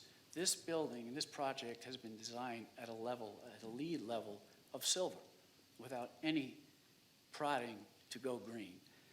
Today, with our meeting with groups, we have committed to even more, and they make sense. And we're doing the best we can to meet these things. For example, we're going to take that level up to gold, which really is pretty incredible for a hospital here in Flagstaff.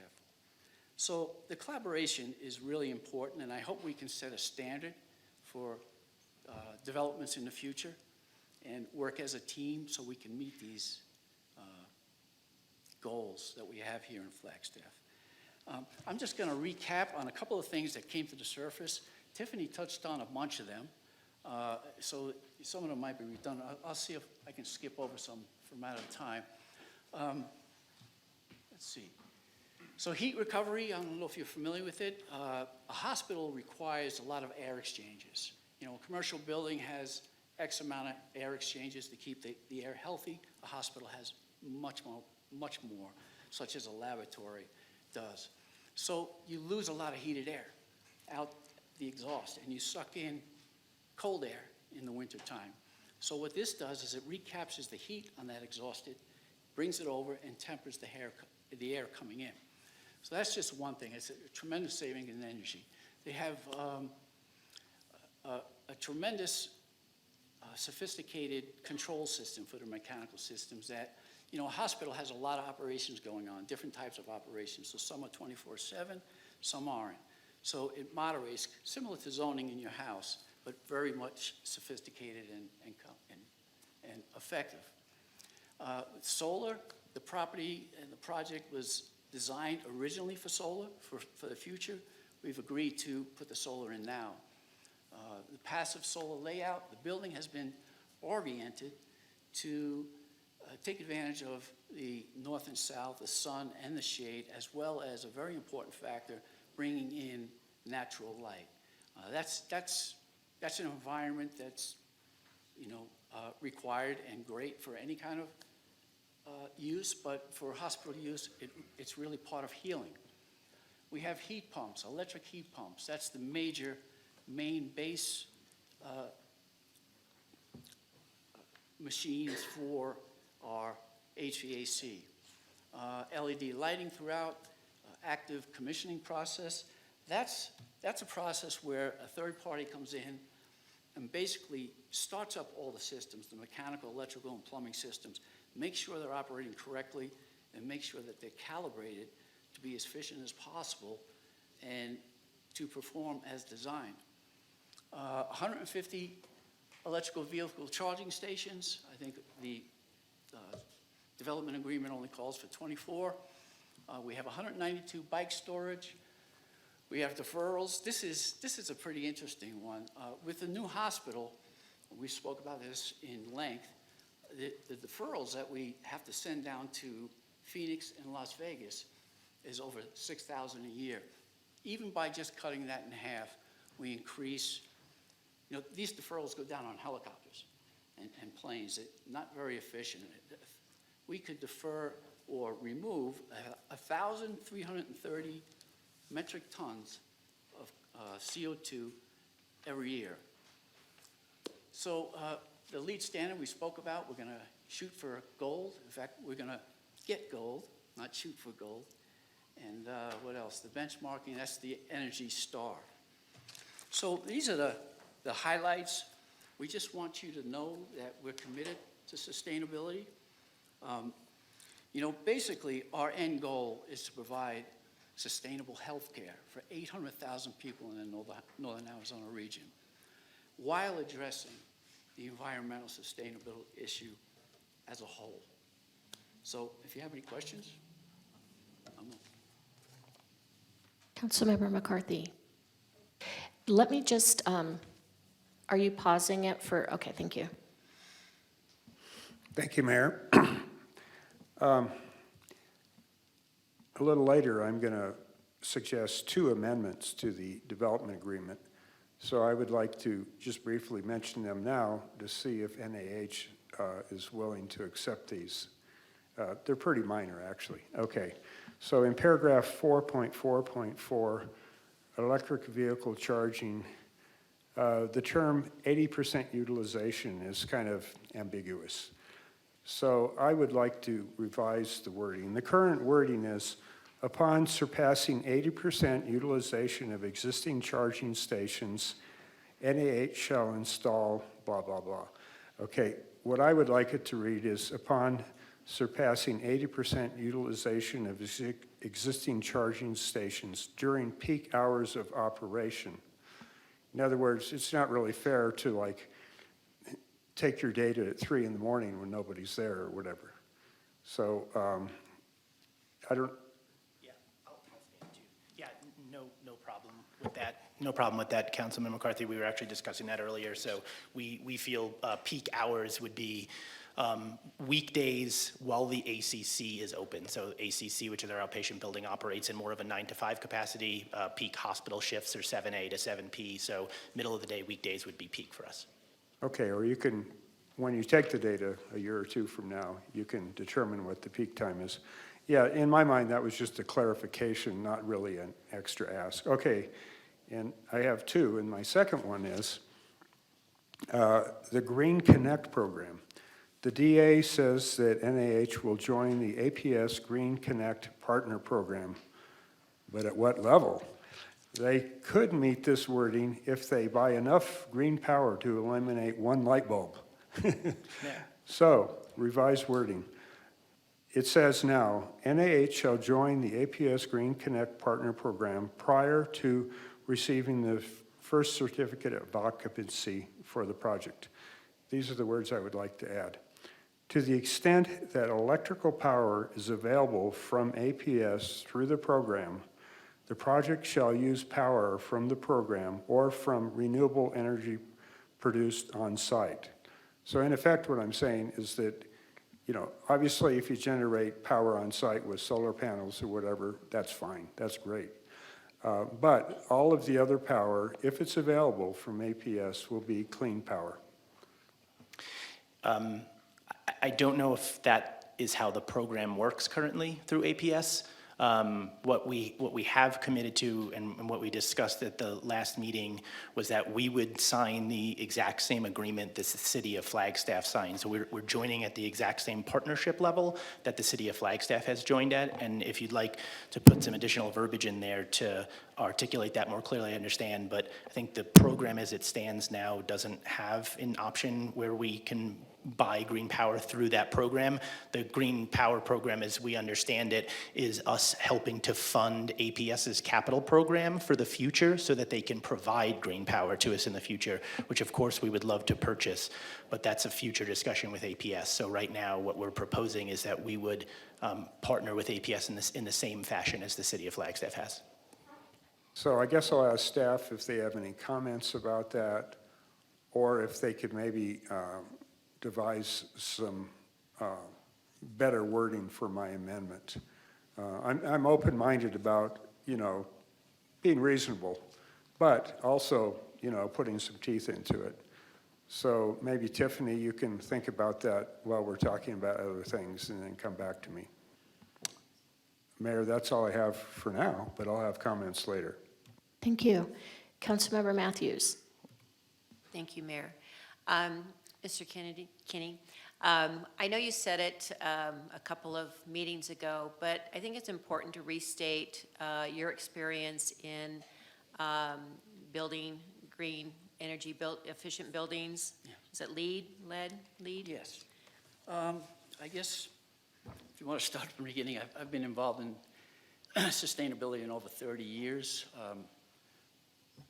One of the first LEED accredited professionals in Northern Arizona over 20 years ago. I've been on the board of the USGBC state. I brought the chapter up to Flagstaff, on the board of Arizona Forward, brought the chapter, assisted in this chapter up here in Flagstaff. I've built several green sustainable buildings, many of them over probably about 8 that are certified. LEED, platinum buildings, net zero buildings, the courthouse here, which is a green globes, another form of certification. Yeah, I have a pretty extensive background in building sustainability and a passion for it, obviously. Obviously. And so can you share your opinion on this project, how it stands today, and the amendments that have been added in the development agreement? How does that, for a hospital, how are we doing in that regards? I think even when we were at the silver standard, that was an excellent place to be in an environment like this. Going to gold is a reach, and we're going to do it. And I think that's excellent. And then there's been a lot of questions or requests about projected energy use per square footage, so there could be some carbon footprint analysis mapping. Is that accessible, or is that something that can be provided? That's something that was just requested of us through Northern Arizona Climate Change Alliance, and we agreed to do that. We need about 8 weeks to do that. It's quite an extensive analysis, and then we're going to collaborate with the city's sustainability department and see how that plugs into the goals of carbon neutral. Yeah. I appreciate you working with all of our community partners. It's really important to, this is a project that will be with us for a very long time.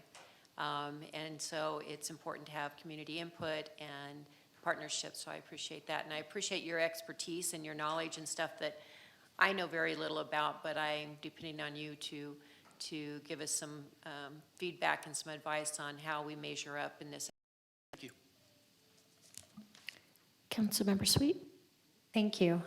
I've had a lot of questions for you, and I appreciate you answering them. For clarity, can you touch on the challenges from going from silver to gold here in Flagstaff?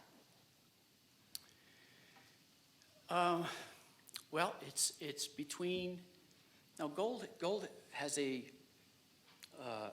wide range of points. I can't think of the exact points off the top of my head. It has a range of about 15 points. So we will probably be in the upper range of the gold, the middle range of the gold. Going to platinum is about another 20 to 30 points. And to do that, we'd have to do some extensive redesign mechanical systems. We'd have to make them very complicated. We'd have to get into more renewable energy, which this site isn't really good for because we have a lot of trees. There's just a vast amount of things that we'd have to increase to do that. And a lot of them we're doing with, water conservation, energy conservation. Another challenge we have here in Flagstaff is accessibility to local materials. That's a big piece of accreditation or certification. Yeah, there's just a whole myriad of things that we would have to work on. Very costly and very down the road, very operational, a lot of maintenance to keep it at that level from falling behind. So it seems in our conversation, even going from the silver to gold, we've hit a lot of challenges, and thank you for rising to the challenges. And is it because of our location that we're not near a city? Is it our environment? Is it our soil? What can you attribute that to? The difficulties of it? Yes, we talked about it recently. Well, one thing, our elevation. So when you get up to an elevation like this, it compromises the mechanical equipment. It makes them less efficient to operate. Then we have 4 seasons. And then we have, during our seasons, a 40-degree swing from day to night. these are all the things that challenge the energy usage. Like I said, there are many other pieces, variables in the certification. But those are the biggest challenges. And then the hospital, the operations of a hospital that you just can't compromise. You know, you can't have a patient room go down to 60 degrees. You know, you can do that in your house. In fact, I shut my heat off last month because I thought it'd be warmer today, so I have to turn on my electric stove in the morning. But you can't do that in a hospital. You know, there's redundant systems, which is why we have the natural gas. We have, you know, the main system from electric. If that system goes out, we need a different source of energy. And the way that was designed, I was really impressed with. You know, so to have redundancy, you'd expect, you know, a huge boiler for a 1 million square foot building. These are series of small gas boilers. So if it starts to get slightly compromised, one small boiler comes on. If it gets more, another comes on. It's not one, you know, it's very well done, I believe. Thank you. Councilmember Harris and then Councilmember Matthews. Thank you, Mayor. You know, things change so quickly with technology. You know, we think we got it today, and by tomorrow it's all changed. How fast is this technology changing in terms of, you know, by the time this project, if it's approved, gets built, what's the technology going to be like? I mean, are we going to be outdated, even if we build to a certain level now? I mean, how quickly are things changing? Well, you know, a good thing that's evolved over the last 20 years is it's gotten, you know, it went from designing complexity, you know, because engineers didn't know how to design too energy efficient back then. You know, energy cost nothing and it meant nothing to the environment back then. They designed for... Tim, can you speak more into the... Sorry. Thank you. Yeah, so they designed very complex systems that worked on paper and a lot of times didn't work in reality. Today, that's gotten more standardized and simple. Simplicity, in my book, is, you know, very sustainable. But I think, so we've come to a more simplistic arena of sustainability, but what we do have changing is the source of energy. That is anybody's guess. I mean, almost every week I read an article about some breakthrough on something, hydrogen or fusion or whatever is going to be next. Hopefully that's sooner than later. And you know, I'm actually designing a home for myself, and I'm contemplating, do I put solar on it or not? Because when APS is completely green, what do I need panels for? You know, it's a tough decision. It really is. And we don't know when that's going to happen. I'm sure it's pretty much in the future, but that's just a personal opinion. Councilmember Matthews. Thank you, and Councilmember McCarthy left, and this was kind of a comment. I just thought about bringing it up. I met with a couple, Nicole and Jenny today, and I love the way Nicole's picture will just flash up there if I misstate this, but we talked about the APS Green Connect partner deal and the city's usage of clean energy. And I found out today that we pay that premium to help finance that infrastructure, and we don't always get that. We don't use that clean energy here. It doesn't get to us. It's over in New Mexico. So to Jim's point, in wanting to guarantee that the hospital would be using clean energy, we're not even using the clean energy. We're paying for it to help that development and infrastructure is how I'm understanding it. But so we'd have to be very careful in that amendment that Jim suggested, that the hospital use clean energy, because we can pay for it, but we may not be using it. Yeah. It's time. Agreed. Tim, regarding the carbon footprint, I just want to state again that you all are committing to providing all the data, and Nicole from our sustainability division I spoke to her, and she said that they have the mechanism to plug that data in and calculate your carbon footprint. So I feel like those comments were kind of maybe not all said all at once, but that's one thing that I would really like to thank the Northern Arizona Climate Change Alliance for clarifying what they were looking for, and having that carbon footprint will allow the city to calculate how we need to address the rest of our carbon neutrality plan. And I don't know whether Steve wants to address this, but you didn't mention the presidential. Yeah. Oh, You didn't let me get to our next closing sustainability slide, so will thank you you. please I continue? will, and I have three main bullet points I just want to touch on, and this will be the last slide from our sustainability component.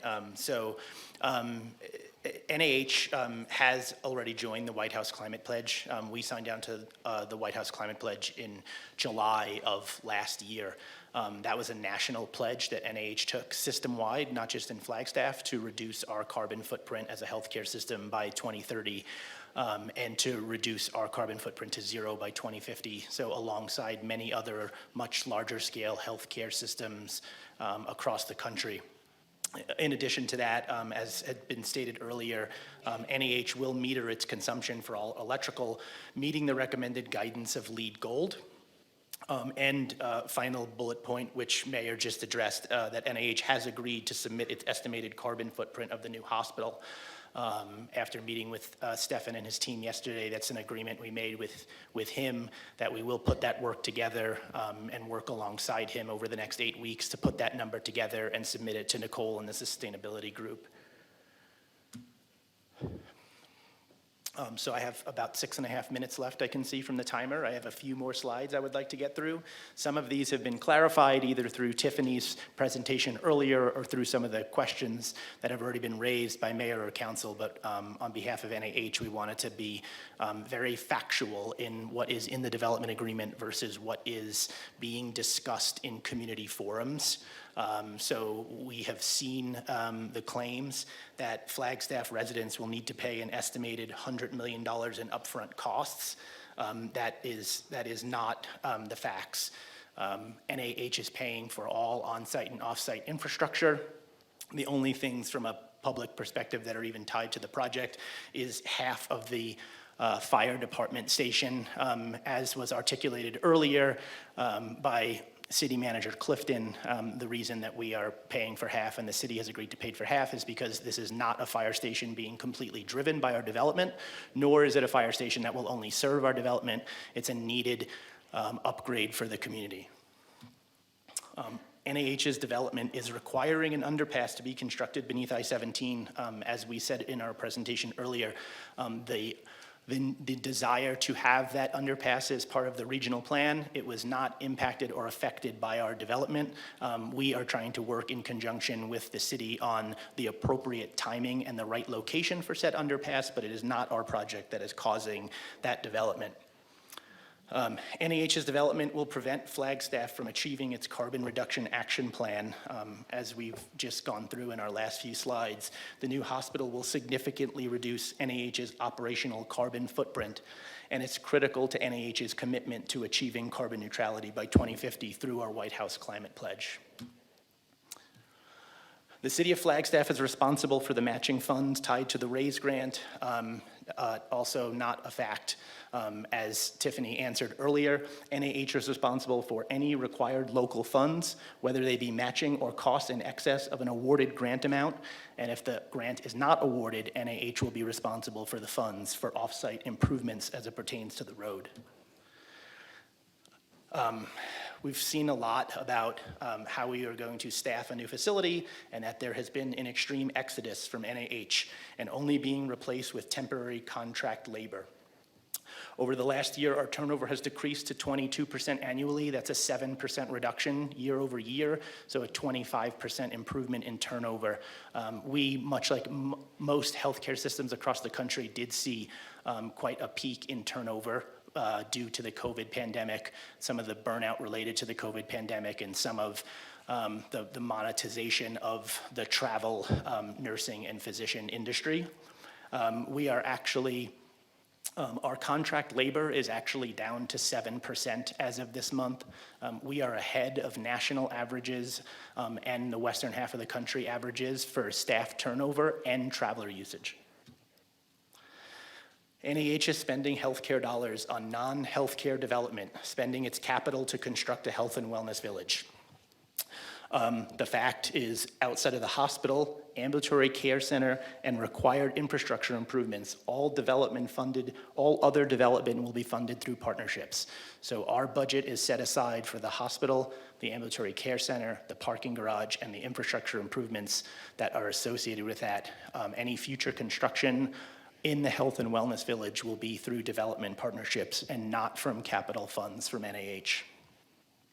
We've shown this table before, but I thought it was worth showing again because we have discussed at length over the last few years about the costs associated with this project, but I want to make sure that the community is understanding of the costs or the monies that will be generated by this project.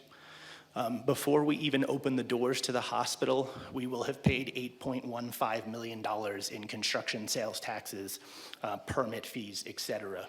By the build-out of the Health and Wellness Village, we will have paid $41.3 million into the city's coffers for them to use for future infrastructure upgrades and improvements to community needs like fire, police, and parks. And I'd like to point everyone to the slide at the end.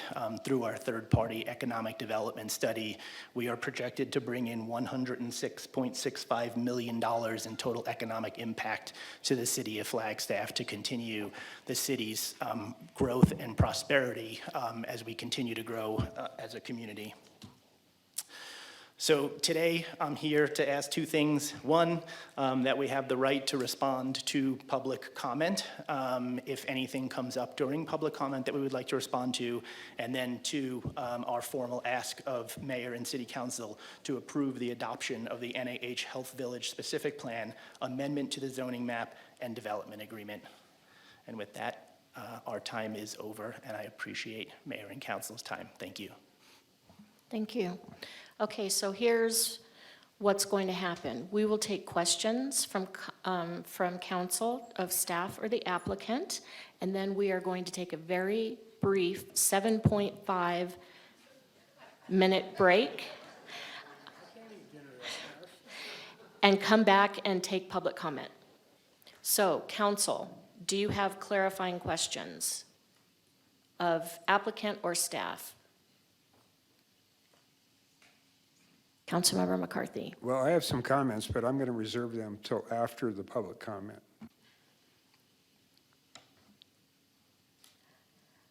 I'm wondering whether staff has any kind of reaction to NAH's request regarding purple sage.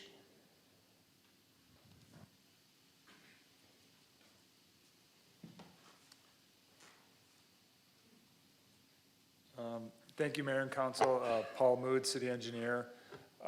The presentation we saw for the proposed traffic control, staff has not seen that before. This was our first time seeing that tonight, so I can't really respond to that. I will say there will be other utilities in the roads, water, electric, fiber optics, possibly gas. So there's a lot of other things that are going to be in the roads there as well. So really haven't had time to delve into that to formulate a response. Again, we did a presentation, I believe at the June 6th meeting. It was staff's recommendation and still is that the Beulah and Purple Sage intersection gets built to the elevation needed for a future underpass. However, if council would like to amend that development agreement to allow that interim condition, staff would like in the development agreement that the engineer provide plans for both the interim condition and the final condition with the elevation lower. that will include all demolition and temporary measures needed to do that construction prior to recording the final plat. That will allow us to know what type of easements and different things will be needed in the future to lower that intersection. And then we also recommend that some type of financial assurance be provided as well for that future work. Councilmember Matthews and then Councilmember McCarthy. Thank you, Mayor. So Paul, if I remember right, when we were, one of the many times we were discussing Purple Sage, the grading for, the elevation grading is just one thing, and that, I think NAH pointed out that it wasn't their need, it's just part of the regional plan. But then we go under ADOT's road, and then we go over to state or federal forest lands. So can you kind of restate or walk me through like the probability of that? And I'm guessing like what, $80, $100 million would cost us if we decided to do that? Mayor, Councilmember Matthews, don't have any solid estimates on the future underpass. It is shown in the regional plan, so staff has to assume that it will be constructed at some point when we do these reviews. You know, it hasn't shown up in our 5-year plan, capital plan, because the development hasn't really taken place yet in this area. NAH is that first piece of development. The state trust land to the north is planned on being auctioned off in the near future. We also have the 32 acres by the airport to be developed. So there is a lot of development that's going to be happening in this area, and that we assume that, it's going to be built at some point. One of the things that also happens, because the regional plan was adjusted, that wasn't taken into consideration, and it might not have been known at that time, but now due to the proximity of Beulah and Purple Sage intersection with the I-17, there's going to need to be a left turn lane onto Purple Sage under the underpass, so it actually is going to make that bridge wider. Had the Beulah stayed farther to the west, that would not have been needed. Just some things that internally staff has been discussing. So as we see more development happen in the future, that underpass could become a priority within the next 5 to 10 years. And one last question, clarifying question. Have any discussions been made with ADOT on how they feel about doing an underpass here? Mayor, Councilmember Matthews, they know it's in the regional plan. I don't think any discussions about how they feel about it. We have, talked to them about what their height limits and their clearance limits are. So we have talked to them about some design details of it. Councilmember McCarthy. Well, thank you again, Mayor. I've been thinking about this underpass for several months. And I guess there's two basic questions. One is, do we even need this? And then the second is, if we do need it, when should we do the grading? So regarding the first question, as some of you know, I sit on the Metro Plan, which is a Flagstaff Metropolitan Planning Organization. They're the ones that are involved with transportation issues around the region.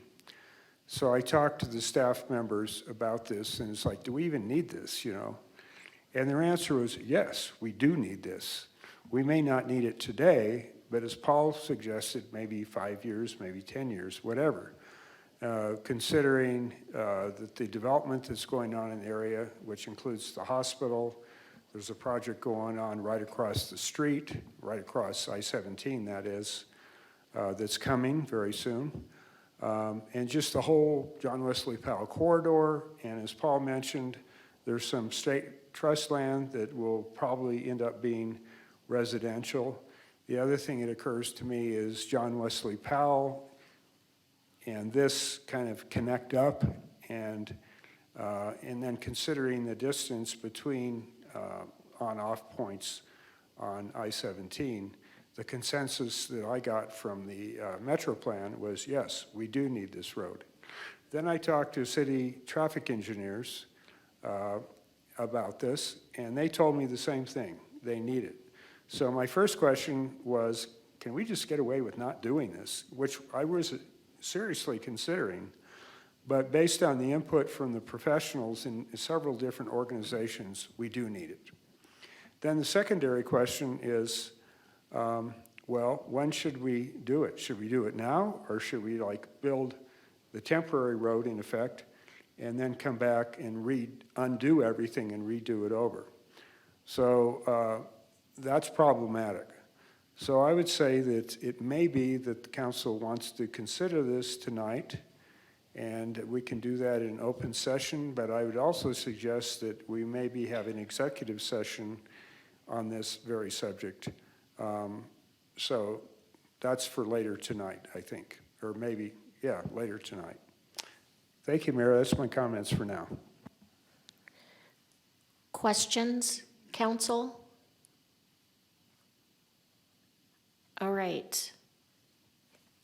Thank you very much, Paul. 7.5 minutes. Okay, we are going to get started. I ask that council come on back.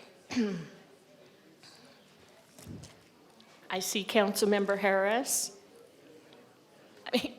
Councilmember House, I'm sorry. Oh.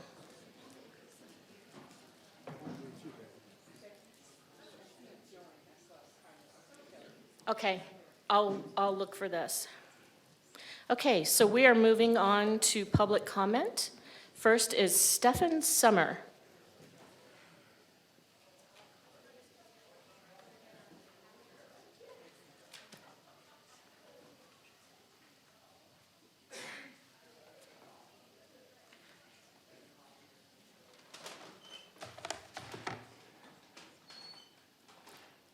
Sorry, y'all surprised me. I put my card in late. I thought I'd be at the end.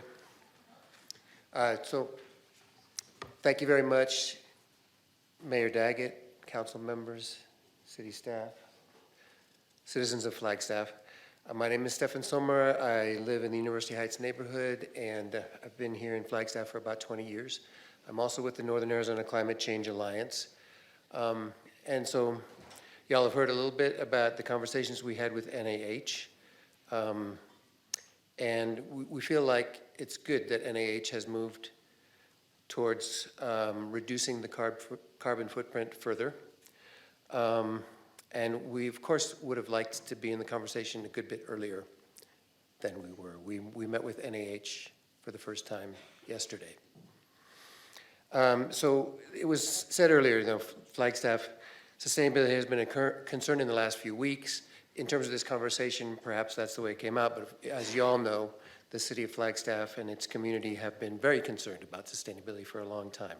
Flagstaff is known as a leader in the area of managing its carbon footprint, and we would like to see that continue through the implementation of the goals that are in our regional plan. So like I said, we've only gotten into this conversation recently, and we think that more could probably have been achieved if we'd been in the conversation from the very beginning. But we want to thank NAH for elevating their goals from LEED Silver to following what's required for LEED Gold, although we also wish that they were seeking the actual certification.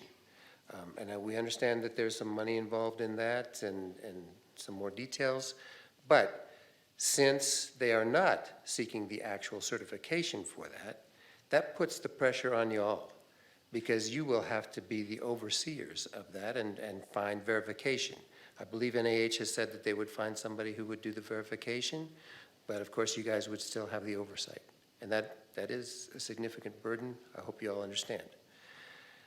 We have been asking for a few weeks, even in this just brief part of being involved in the process, for the carbon footprint, because our feeling has been that the city of Flagstaff could not evaluate how this would affect their goal of net zero by 2030 without knowing what the carbon footprint is. And so we're very thankful that NAH has now agreed to put forward that number. And we're sorry that it's going to take 8 weeks and that the DA is up for a vote today. That should have been the other way around by a long shot. And I'm sorry, I'm running out of time. But yeah, I hope all of these things are very clearly written into the DA. Thank you, Stefan. Patricia Ellsworth.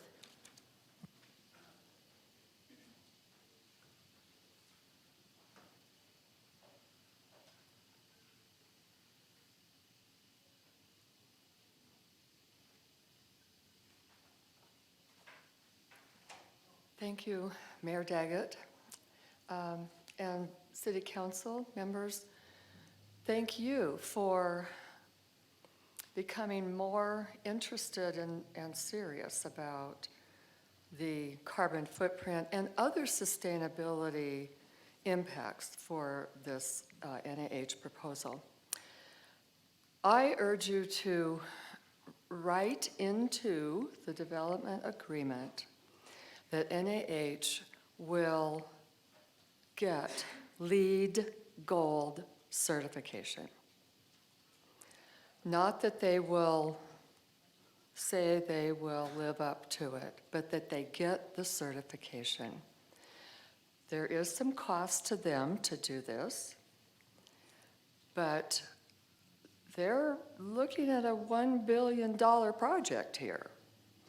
And the cost to get LEED certification will be just a tiny fraction of that. So they can afford it. Thank you. Thank you. Karen Enyedy.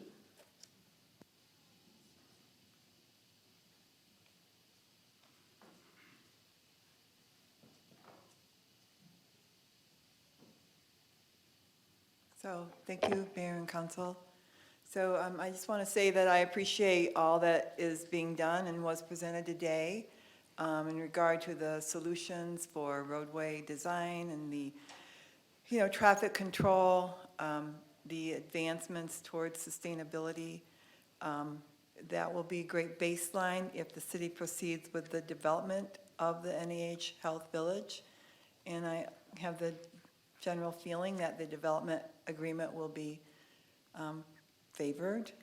But just speaking on behalf of myself, I checked the opposed box on my card, to the resolutions and ordinances of the agenda items F, G, and H, but I'm not opposed. I just still feel that we have far to go in providing our community the due diligence and the deep study and analysis that is deserved before entering the actual development agreement with NAH for the proposed health village. I would like to see council work with city staff and the citizenry to develop a plan for deep study and analysis. And then we look at that plan and see if it's achievable. And some of the main points that occur to me, one that I don't hear much about, is the ways in which the medical infrastructure needs, not only of our community, but in general, how are those going to be affected by oncoming social and technological changes, changes in public transit and telemedicine, outpatient outcomes, AI, and more? Have we really thought about that? My concern is we may not need the type of infrastructure that we're visioning because we're thinking about how things are right now. And then I'd like to see an assessment of the community health needs with careful attention to lower income households, and I don't see that that's been done. Possibilities for equal or superior medical accommodations and possibly cost savings too for a truly alternative plan. And we'll never know what those would be unless we conduct a creative and state-of-the-art architectural study of existing infrastructure and possible acquisition of available properties. And then finally, full disclosure of both known and potential costs, a study of the potential costs that could be borne by citizens of Flagstaff, if we were to proceed with the Health Village plan. And I just, I feel that it is a duty to citizens that more study be pursued. And I thank you. Thank you. Michelle James.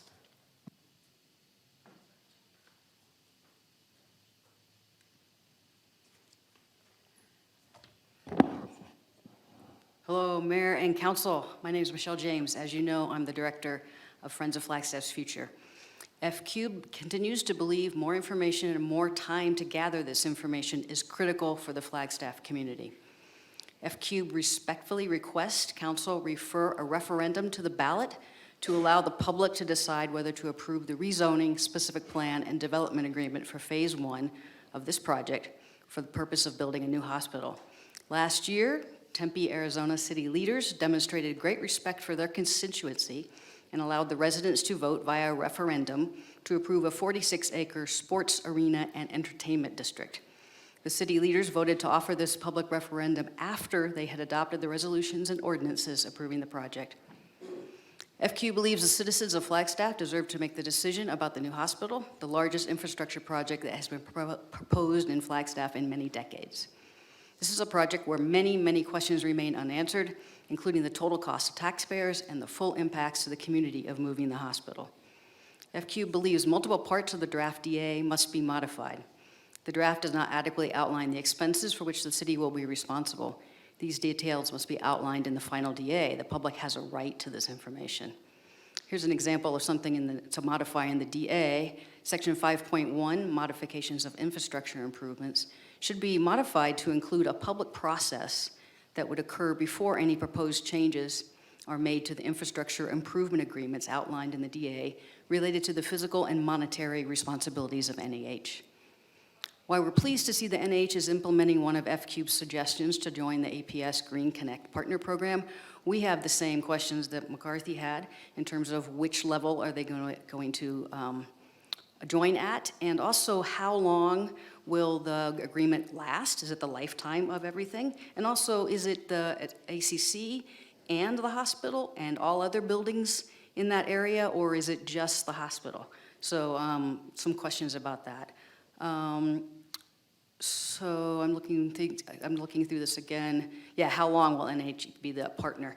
Also, I want to say that I'm pleased that NEH has listened to what NASCA has been saying and are going to go for the LEED Gold. I think that information needs to be in the development agreement, and it really would be best if there is an actual certification of that. If not, you're going to need to get a neutral party to come in and actually certify that.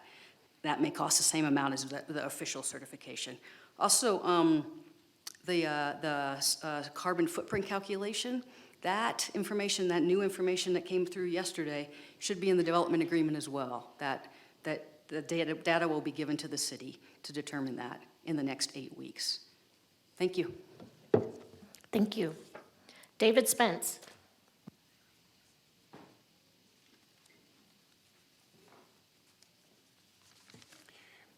Good afternoon, Mayor and City Council. My name is David Spence, and I own a home in Sunnyside.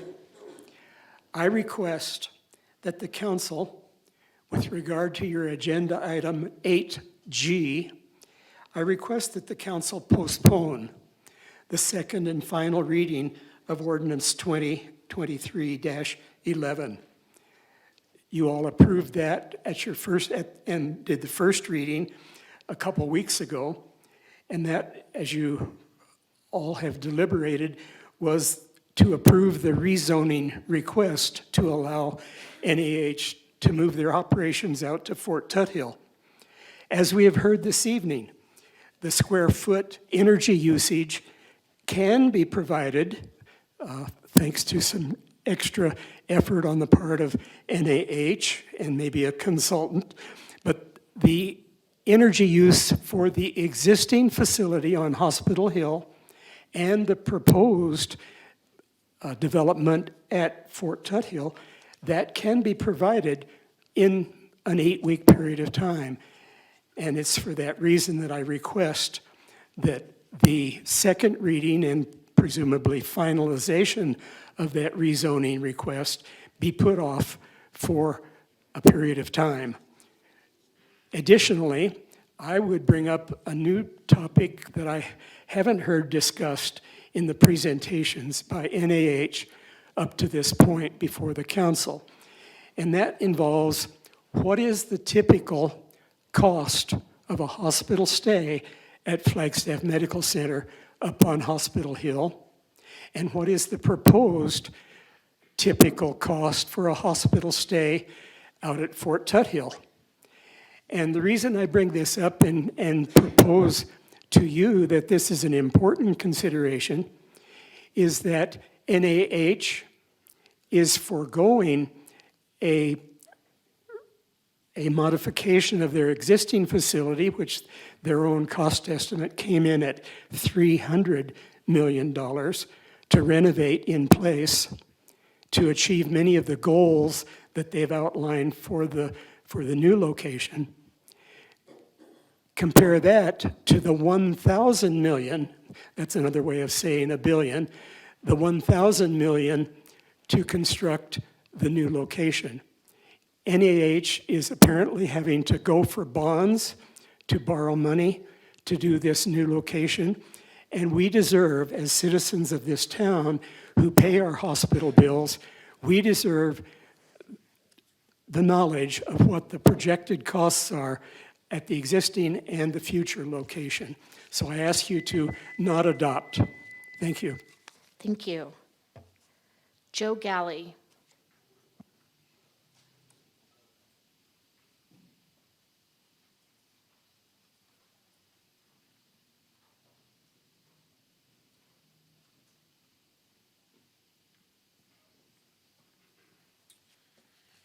Good evening, Mayor and Council and City Staff. Joe Galley, 101 West Route 66, Flagstaff.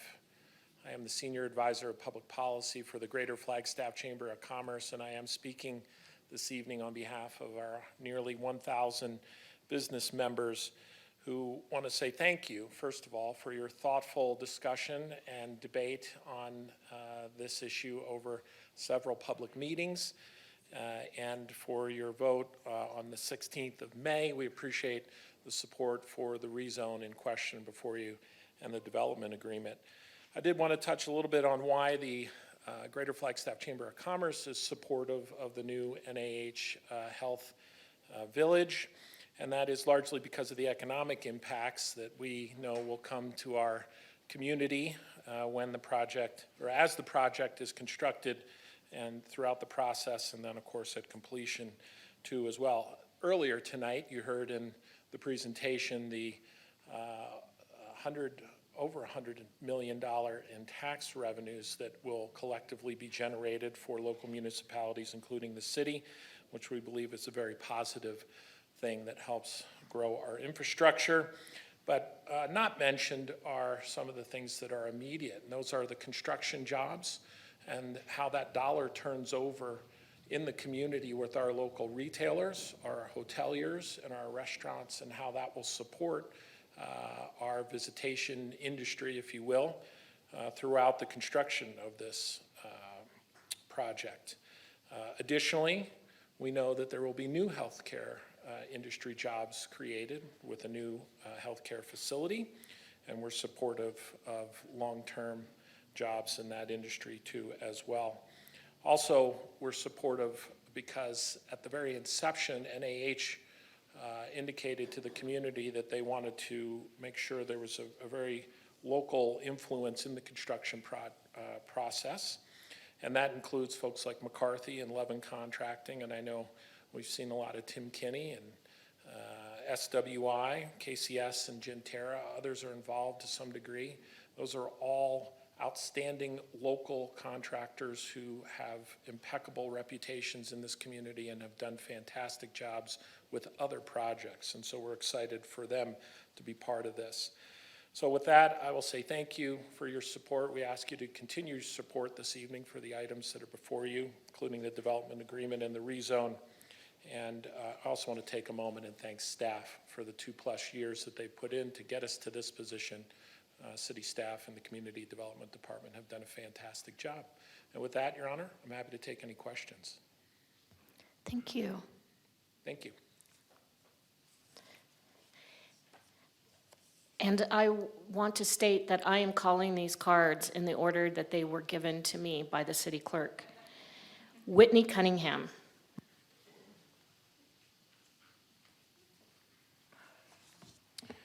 Good evening, Mayor, Council. My name is Whitney Cunningham. I'm with the law firm of Aspie, Watkins & Diesel, 123 North San Francisco Street. And I do work with NAH on this project, but I'm going to provide my personal view. I've sat through, I believe, 9 meetings with council and planning and zoning at this point, but this is the first time that I've spoken. I want to speak about generational investments. And I've heard a lot about, from folks who stood at this podium and talked about the fact that they've lived here for 20 years or 30 years or 40 years. I've made Flagstaff my life, my home, and the place where I practice my profession for 40 years. And it brings something interesting to mind, because if you've lived here for 20 years, then you were around in the early aughts when W.L. Gore expanded its facilities by several 100,000 square feet out at the Woody Mountain facility, building on an investment that had originally began in 1967. At that same time, NAU embarked on a robust building program and reinvented that campus, something that built on its conversion from Arizona State College to NAU in 1966. If you've been around for 30 years, you were here when the downtown business owners and property owners voted to tax themselves to raise money to build the downtown that we enjoy today. And if you've been around for 40 years, then you were here when NAH was formed, when it undertook the construction of what was then the new hospital building, building on a facility that began in 1936 by someone who showed leadership and vision, Charles Sechrist, Dr. Sechrist. And today, what we're asking is to allow that leadership and vision to continue. These are generational investments. And I know, councilors, that you're familiar with the facts that Tiffany Antal presented, but I've seen a lot of misinformation in recent days on social media about what's really going on.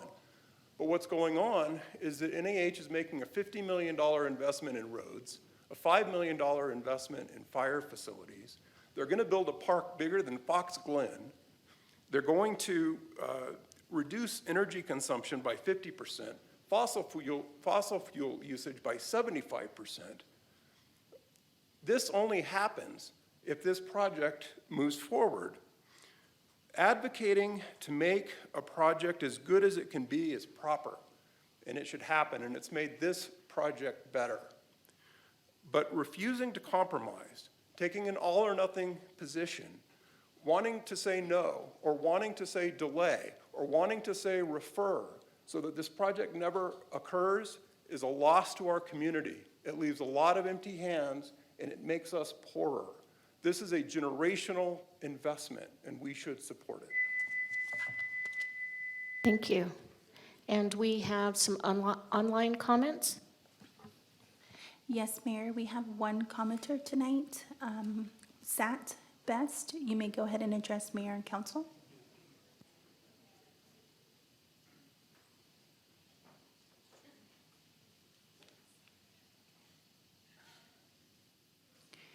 Sat Best, you can go ahead and unmute yourself and address Mayor and Council.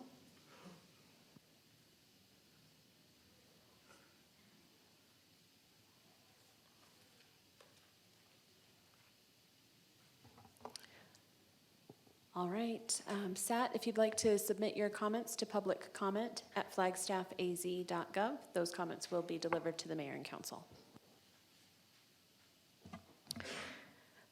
Okay, Sterling. Thank you, Mayor.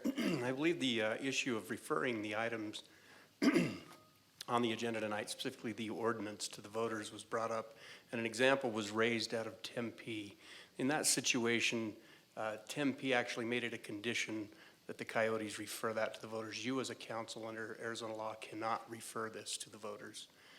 Just giving you a heads up as far as that's concerned. I do know that Christina Rubalcava, in the lead from my office on this, also has some additional items that she wanted to walk through with you.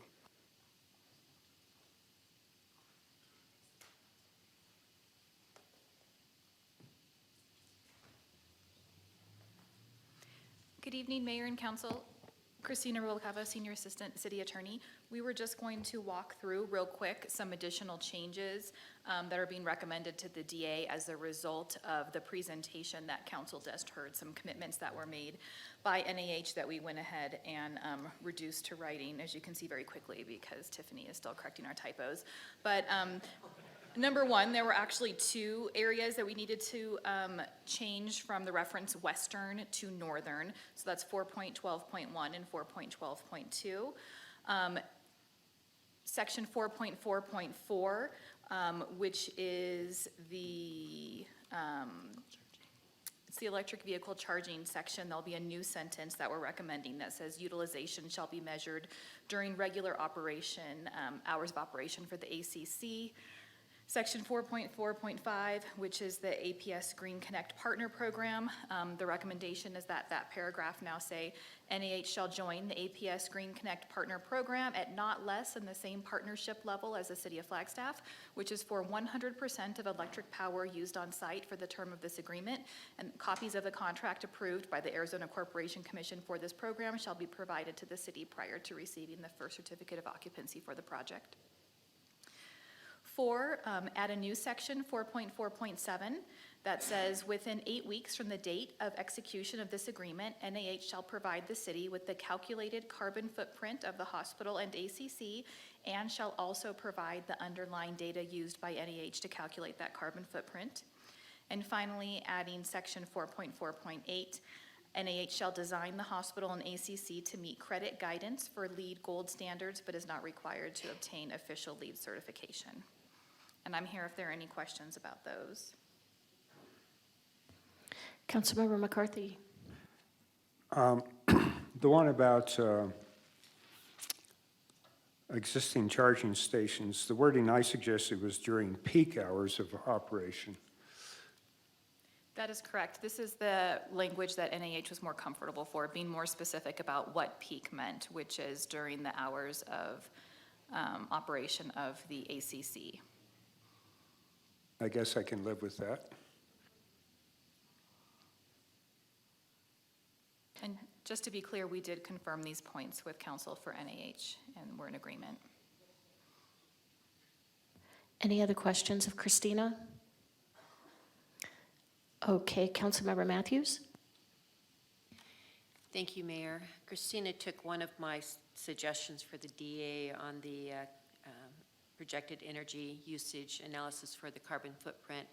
But I would like to suggest, and as part of the conversation, on the Purple Sage intersection, staff knows kind of my position on this. Before I make my comment, I did have a question for Tiffany or whoever. On the other side of the 17, when that parcel is auctioned off to the public or for a developer, is that a requirement through the regional plan that that developer also do the grading necessary for a future underpass? Are you talking about the National Forest property when it comes up for auction? It's hard to say. It depends on what the development proposal is. You know, I'm assuming that it'll need to go through a rezoning process if a developer were to acquire that. So it's hard. I mean, we would work off of the regional plan that is in place at the time and the requirements of that regional plan to determine what the requirements are for infrastructure for that development. And currently in the regional plan, that side of the 17, that is the other side of the underpass, is it in the regional plan for that to be graded for an underpass on that side? The regional plan provides a map showing the location of a future roadway. It is not an exact replica of what that roadway will look like in the future. We will work with that development and the developer to figure out the appropriate alignment for whatever road infrastructure is required to be built for that development. So, thank you, Tiffany. So, it was brought to my attention, just repeated, that we do have some other development going on in that area that may elevate the need for that underpass at some time in the future instead of just sitting out there. But I think that having it just out there, forever is a little bit big of an ask. I'm going to suggest when we get to voting on the DA that we require NIH to provide the engineering plans for both now and after Beulah is widened, and put maybe a 20% financial assurance bond or whatever we can come to an agreement on with a 10-year sunset. If it hasn't been developed in 10 years, I think we need to put a sunset on there. So I will be pushing for that.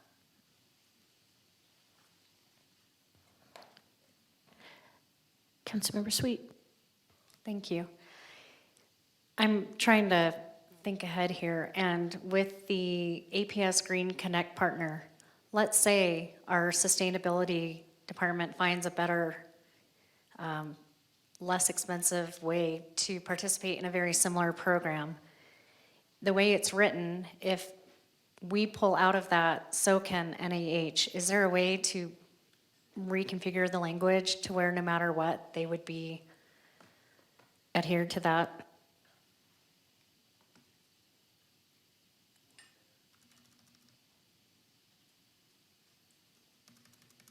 Let me know if you need me to clarify.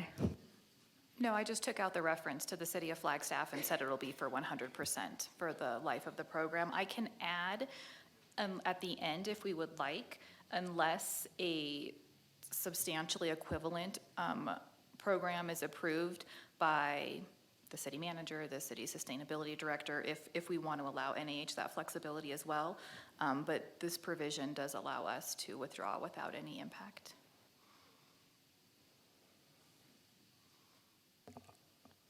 I would like it to be as legally binding as possible so that no matter what, NIH is responsible to being either in this program or the same in a different program. I guess if that makes sense. So as it's written right now, it requires NIH to be in the APS Green Connect Partner Program for the term of the development agreement. That being said, if the program was ended by APS, then that would be an impossibility for them, so we would not continue to require that. I can add additional language that would say, or other substantially equivalent program approved by the city manager, if that is something that council would like to see. I would like to see that.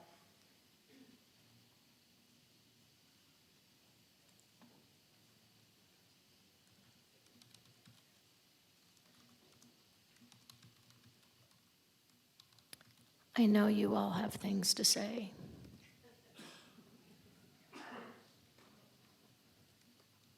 Councilmember Harris?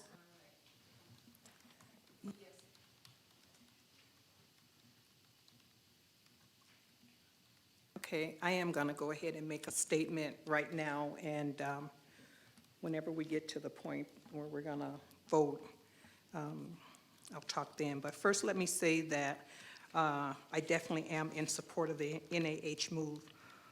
It's unfortunate that there are members in our community who persist in telling a number of untruths, and that's a nice way of saying lies regarding this issue. This is not the first time that they have tried to stop a project that would help members of our community and region. And the attorney from Aspen, Watkins, and Diesel, was amazing. And you brought up a lot of points that others hadn't brought up. And I like the way you talked about what this project is contributing to our community. These same members, during the Rio discussion,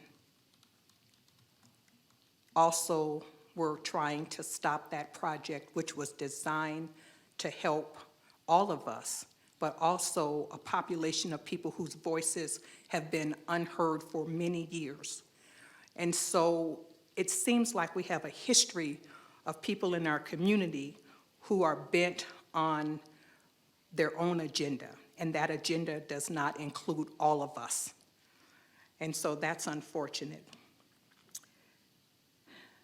They're putting their own personal agenda ahead of the health and safety of all of us and our future generations. Most of us in this room, or some of us in this room, we're probably going to live another 20 years maybe. But our kids and our grandkids and our great-grandkids who decide to stay here are going to need that hospital and what it's going to bring to our community. And we're not thinking about those future generations, and that's really sad. The technology changes drastically all the time, and I cannot believe that a healthcare facility, people who have taken an oath to keep us healthy or to do no harm, would put us in harm's way. I find that really, really hard to believe. We need to understand that this community has grown, is growing, and will continue to grow. We would be better served by taking our energies and trying to make sure that we're managing that growth appropriately. NAU grew, the hospital grew, GORE grew.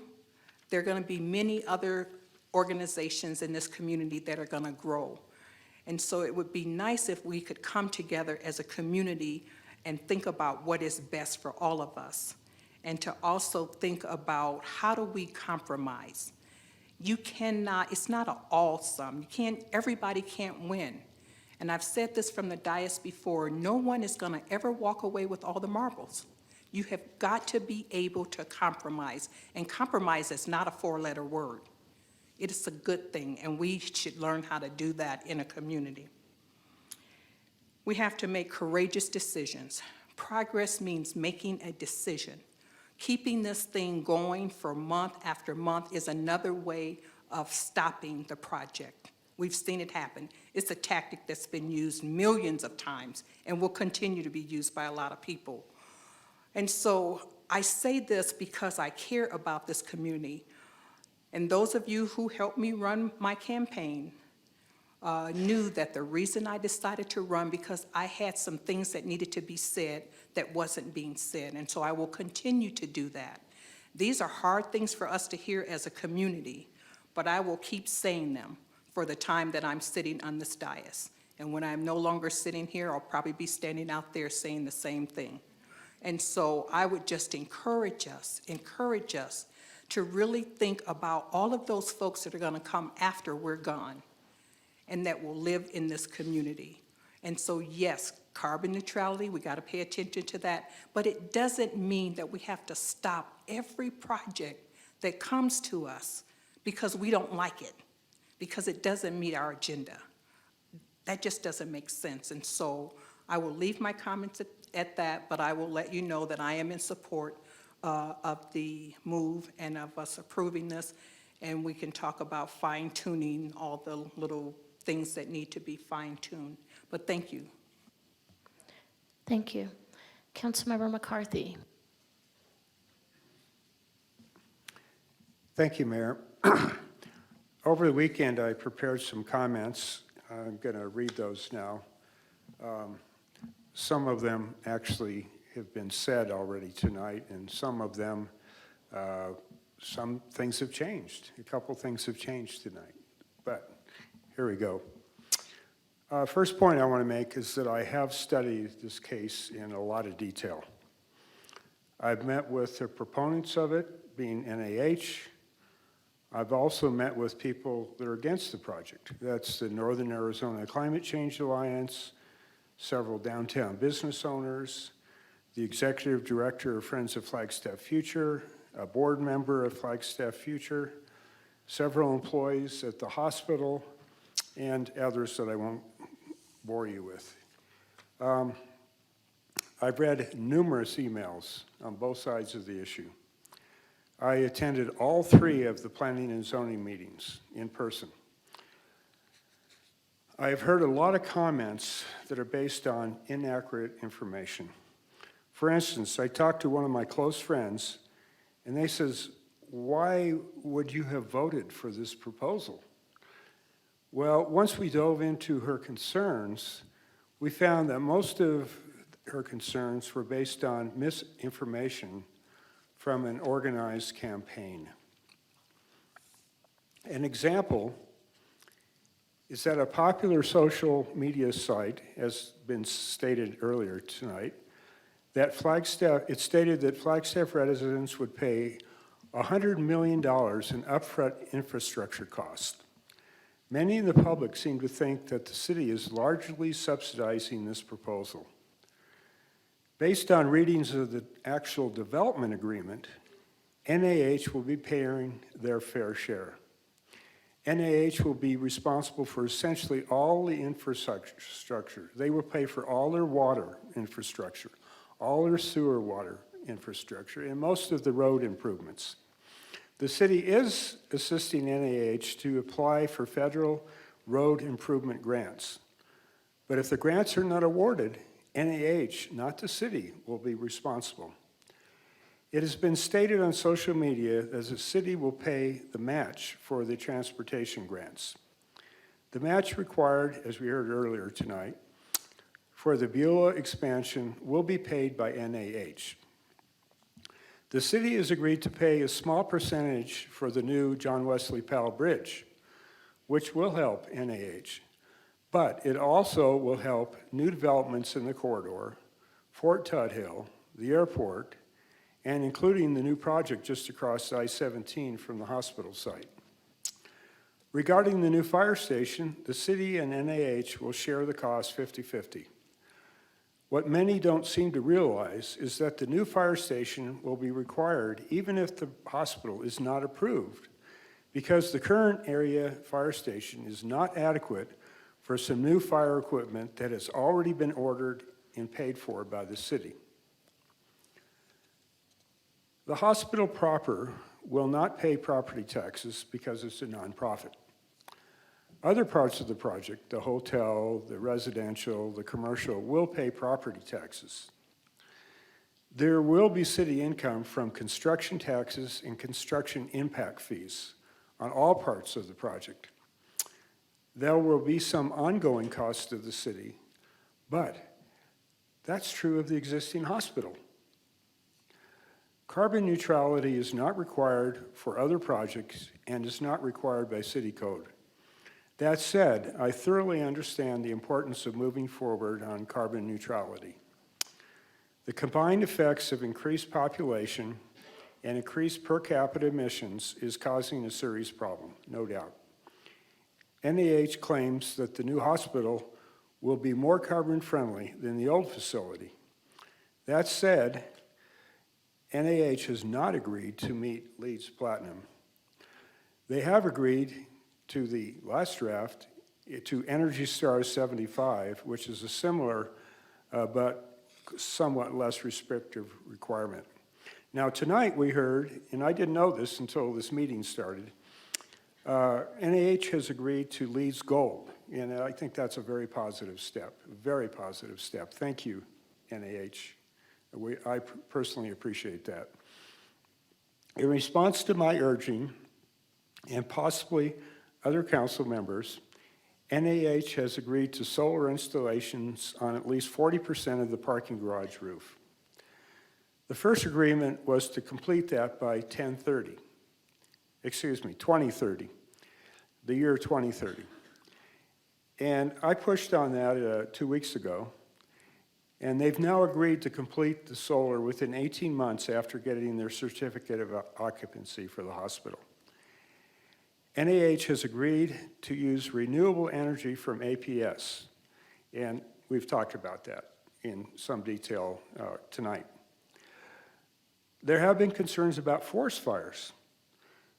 The professional analysis of the issue concluded that, and I'm going to quote from their professional report, quote, "The proposed development is currently at low risk for wildland fire," unquote. However, the report also made recommendations that would further protect the hospital from fire issues.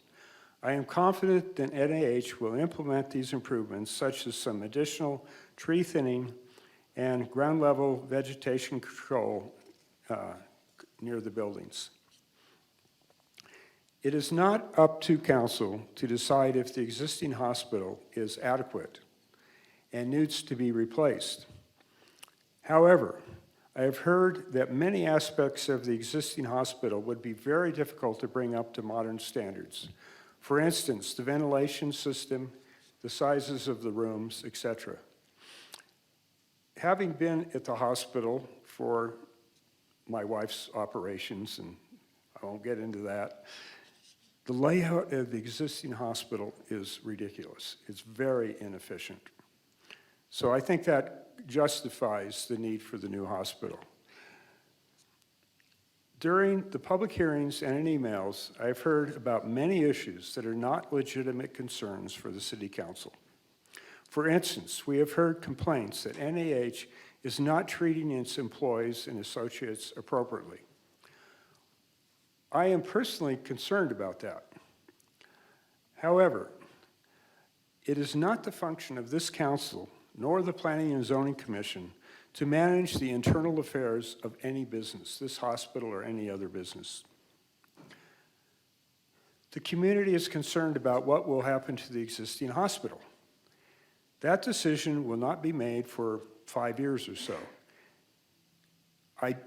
until the new hospital is built. I do support the public process that will lead that decision process. There is potential for medical offices, workforce housing, convalescent housing, and medical training facility. Regarding the planning and zoning vote, the commissioners voted to recommend denial, as most people here know. However, I also heard basic support from most of the commissioners who voted against the proposal.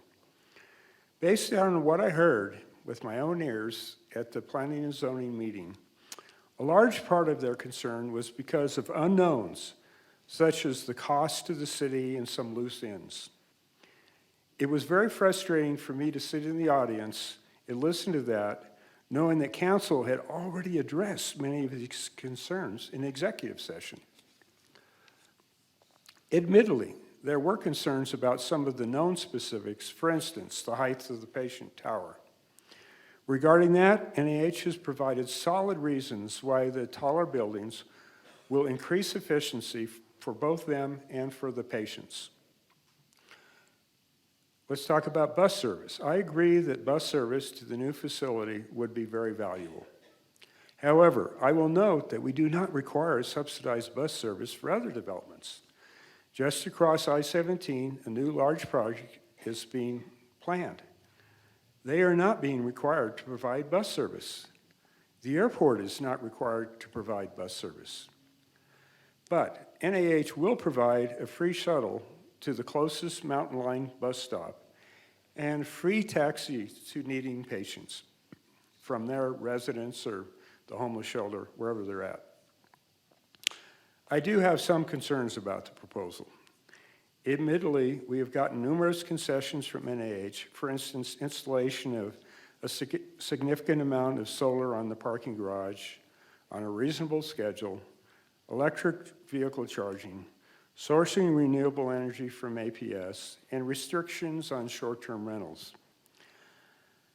But when the development agreement comes to a vote this evening, I will offer several technical amendments. Well, we've already talked about that. I have heard that NAH is asking permission to start construction before all the final approvals are in place. I do not support that, not even preliminary grading. We need to get everything in place before we put shovels in the ground. So, Mayor, thank you for letting me speak so long. I wouldn't shut up, would I? Anyway, those are my comments for now. Thank you, Mayor. Thank you, Councilmember. Councilmember House.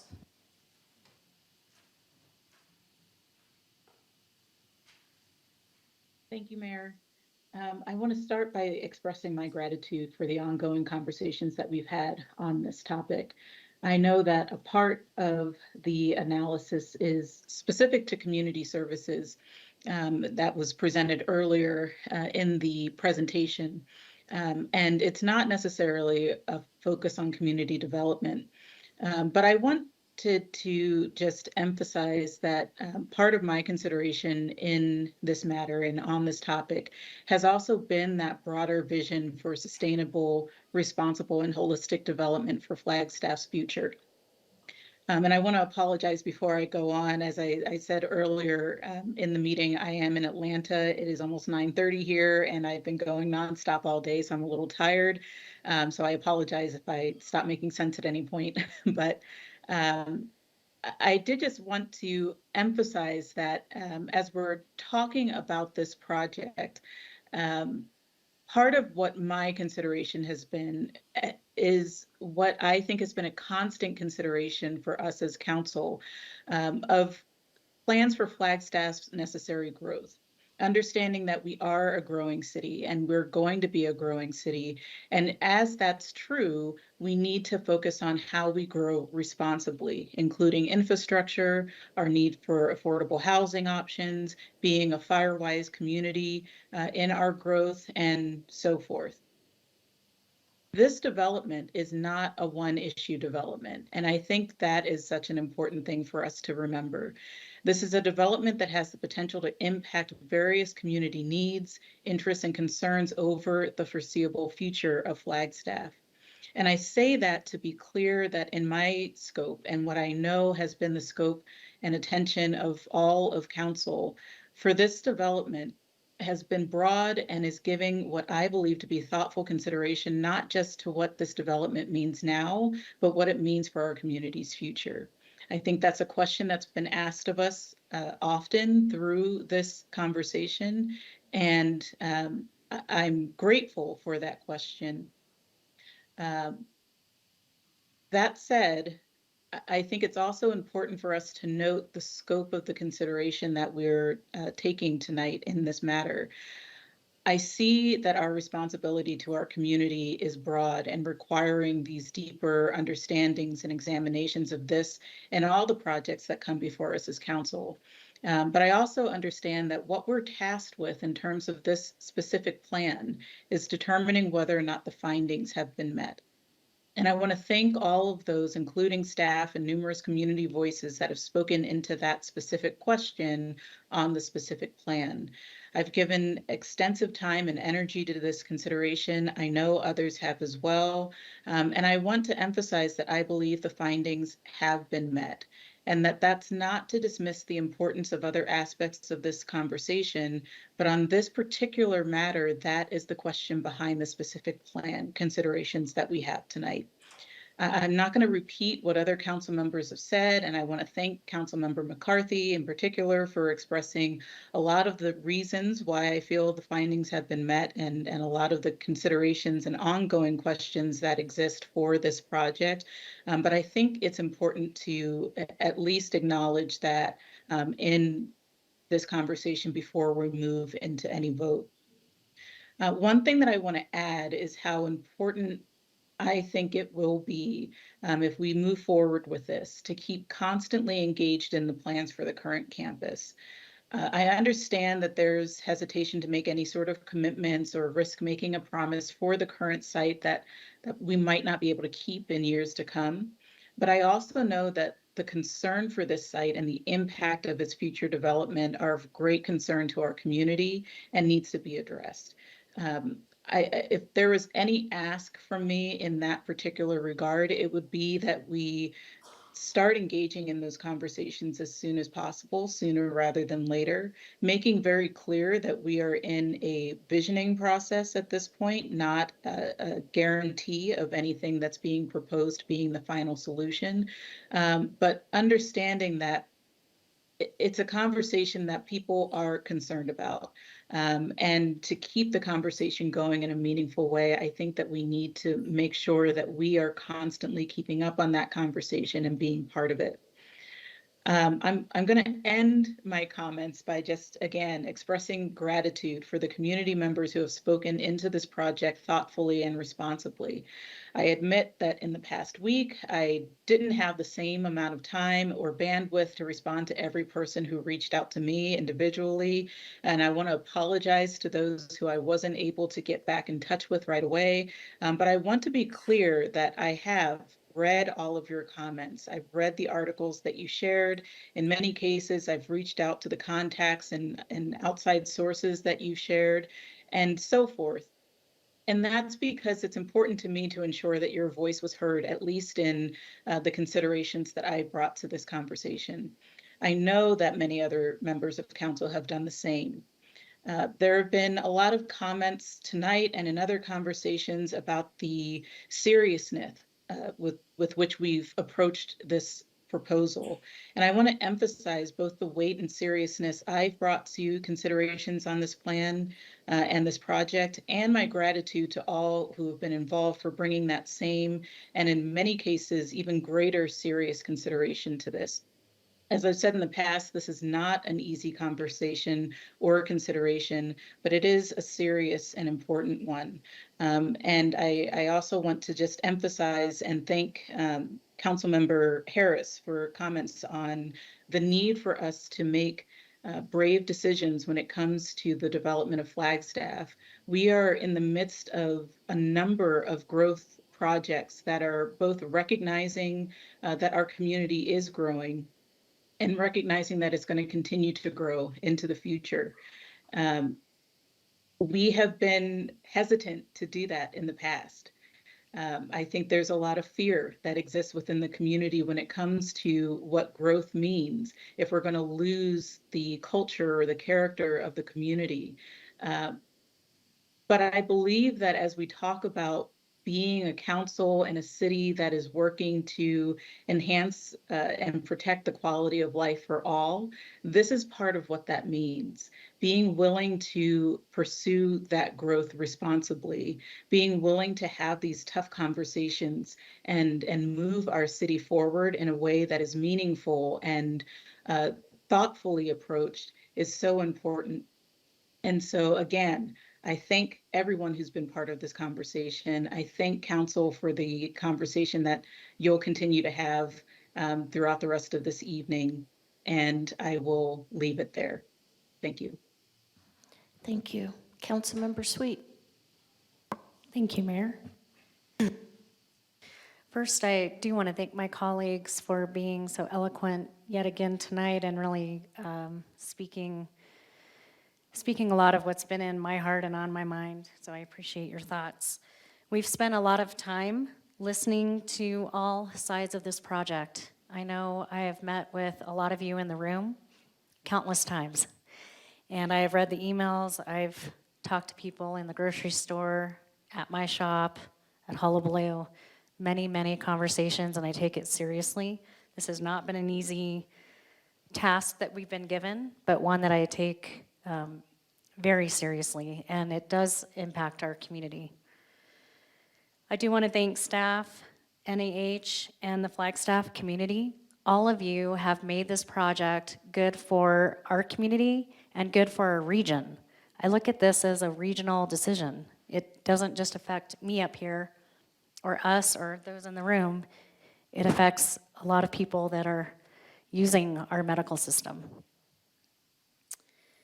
I realize there are still a lot of questions and concerns, and this is not perfect, and it probably never will be perfect, but I do believe we need to start somewhere.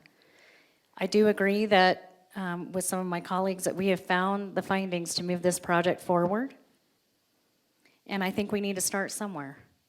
And for me, that starts tonight. I look forward to working with all of you on this, on the Legacy Campus. I mean, the work is just beginning. This is one step and a lot of steps to come. And I'm gonna rely on all of you to meet with me the night before and ask questions and hopefully make me think more and more about what we're deciding on. And that's what the gift you've given me, is that I have gotten to know all of you and we can have these conversations in a good way. And I appreciate that, and I look forward to having more of that because, like I said, the work is just beginning. So I want to just say that I appreciate all of you. I appreciate tonight, and I believe that we're going to continue to lead by example. And that does start tonight. Thank you all for being here, and thanks for just speaking your truth to me as well. So, thank you. Thank you. Councilmember Matthews. Thank you, Mayor. A lot's already been said today and on other meetings, and one of the things that's a good takeaway is, and one of the things that encouraged me to run for city council is that I realized before I started this journey that there was so much that goes on up here that the community is not aware of, and we try to be we are as public as possible. Everything is discussed here, not behind closed doors. And I'm sorry, I know that this project has been going on for over 2 years, and it's just got the attention of the public. I'm glad it has. I'm sorry that a lot of it has already been addressed and discussed before, and I know a lot of the public have been saying, we have all these answers, slow down. And the truth is, if you go back and watch some of the presentations over the last couple of years, most of your questions will be answered. They've already been discussed, and so to ask to slow it down, delay it, wait 6 more months is just, as Councilmember Harris said, just another delay tactic. This has been a fascinating journey for me, new on city council, to watch the evolution of the people that had concerns about the city move, or the hospital move, what their reasons were in the beginning and how it evolved until it picked up steam and got pulled on enough people's emotions and heartstrings to get some momentum. I couldn't help myself. I was on vacation last week, but watching some of the social media posts that were just out and out untruths, I'll say it lightly like that, knowing that we have to be very careful what we say in the public forum, but these were things that I already said on the dais, so I felt comfortable saying them just to respond, because I saw just the outrage of people that were reading some of these posts, and if I didn't know any better, I'd be freaking out as well, but I knew that they were all false, and here we are. I'm watching and reading on social media where there's going to be a push to maybe put this decision on the ballot, which is a beautiful thing for citizens to be able to do if it's based on the facts. And I don't feel that right now. I feel that there's going to be a lot of people signing that petition and wanting to go to vote based on false information and lies to get people to sign the petition. And I feel really sad for our community. If you've got a strong argument why you don't think the hospital should move, that truth should just be spoken. And if there's enough people in our community that agree with you, then so be it. And we have all tried to listen to all the different sides and the different opinions and the different concerns and stuff. And as Councilmember McCarthy and some others have stated, it is not, and you don't want us to be involved in how you run your business, how you treat your employees. That you go to the board and to the governing bodies. City council should not be dictating how a business ran. I think there are some in other countries, maybe Venezuela, maybe China, that gets involved in that. Maybe having social scoring done to see how well you're fitting out there. We don't want to be that. We don't want to be that in this country. And so there's concerns and complaints that are legitimate. I could tell you a really tragic story of a friend of mine that passed away recently from, I believe, a fault of a hospital down in the valley. I'm not going to go there. We all have tragic stories, and we all have wonderful stories. My husband had a wonderful experience, although it was an emergency, and staff in our treatment was great. The facilities were obsolete. My gosh, if he had to be air-vac'd to Las Vegas or New Mexico, and then the expense to me, where am I going to stay while he's going through 5-6 days worth of tests and surgery? I know my friend who lost her husband when she was down in the valley. They live up here. We were all trying to send her money so she could stay in a hotel and be near her loved ones. So be careful what you ask for and what you think you're trying to accomplish here. We need a good state-of-the-art healthcare provider up here. Is it perfect? No. Are there going to be complaints with employees and patients? Of course. But that's not our business. Our business is to look to the future and see if it fits the findings. As Councilmember House and Sweet said, it does. And as I said 2 weeks ago, I will, as you can guess, I will be approving this. There are some conditions that I'm happy that we've discussed tonight, and I do want to visit the Purple Sage. I've been very vocal about that because I see all these projects on a regional plan that are 40 years old and they're still waiting to be done, and that's still a mystery to me. I can't wait to figure out how to rush that. But for me, I'll be voting yes to move this forward, and I hope that our community does research and not just read what's on a social media post and see that most of their concerns have been addressed and they aren't what they have been presented out there by people who assumingly would know the truth, and they're not telling it. So that's all I have to say. Thank you.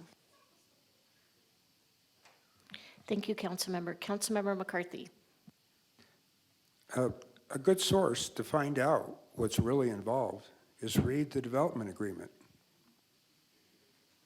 Thank you. All right.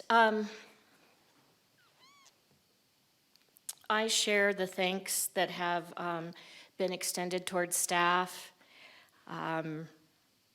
This has been a long road for you, and I know at times a very stressful one, so thank you for sticking it out.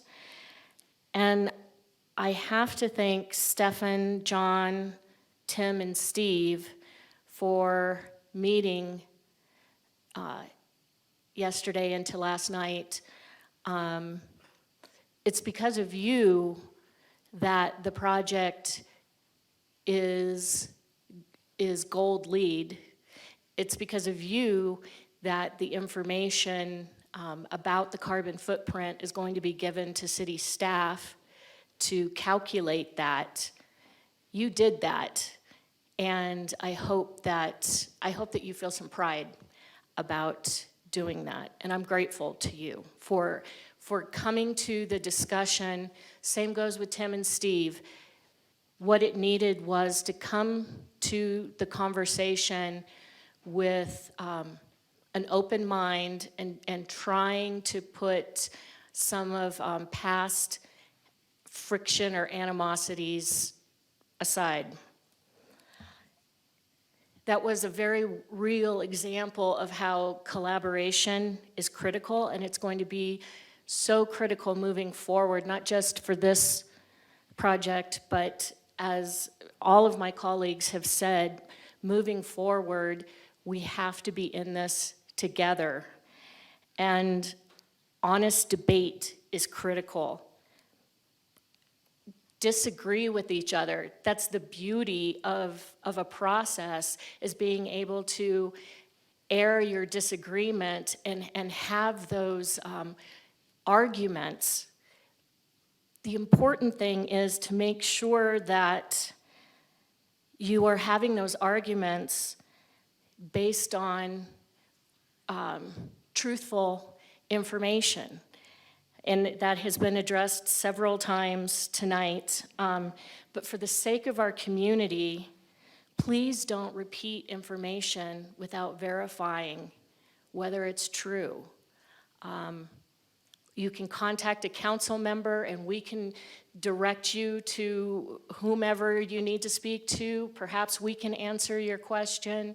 But if something seems like, if you feel yourself feeling some outrage, I think that that's probably a good thing to go check out, and just make sure it's true before you repeat it to someone.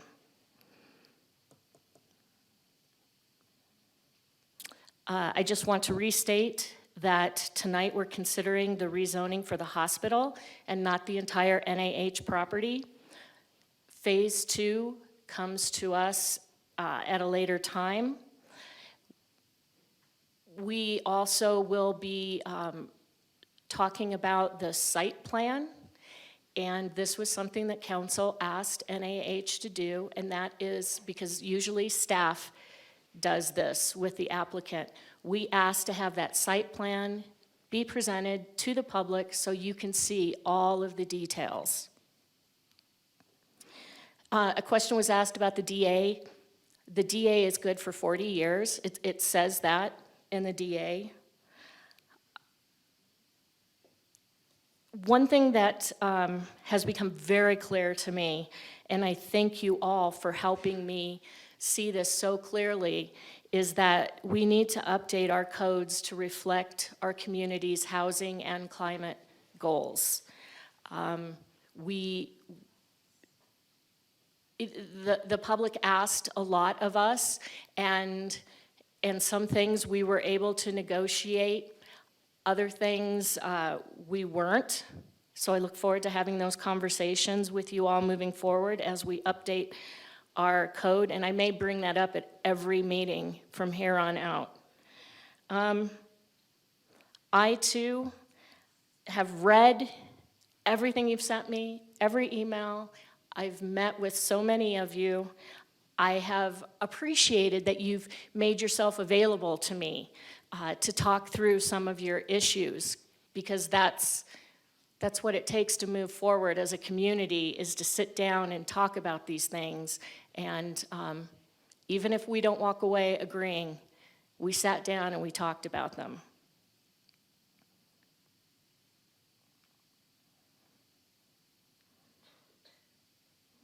And I guess lastly, I'd just like to say that thank the public, because you did make this a better project.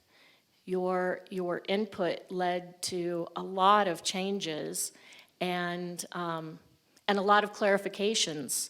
And I appreciate the public process that this has been, as excruciating as it's probably been for all of us. I have appreciated that we've stuck together and kept debating it out. So that's that.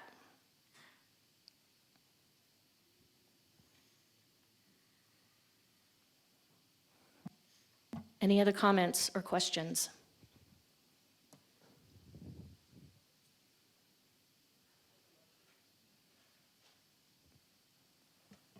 Mayor, if you could, if you're going to entertain motions, I know the Vice Mayor wanted to join. I haven't seen him do that. I did send him an email to ask him to, but if he hasn't yet, I don't know if you're ready to proceed. You would be going through 8F separately, then 8G separately, then 8H separately. Thank you. Your motion was regarding the development agreement, is that correct? Correct. The first motion would be to adopt the resolution 2023-20 in that order, 8F, that goes along with ordinance 2023-12. So we would just take each of those individual items just as it's indicated there in the language under each item. Yes, please.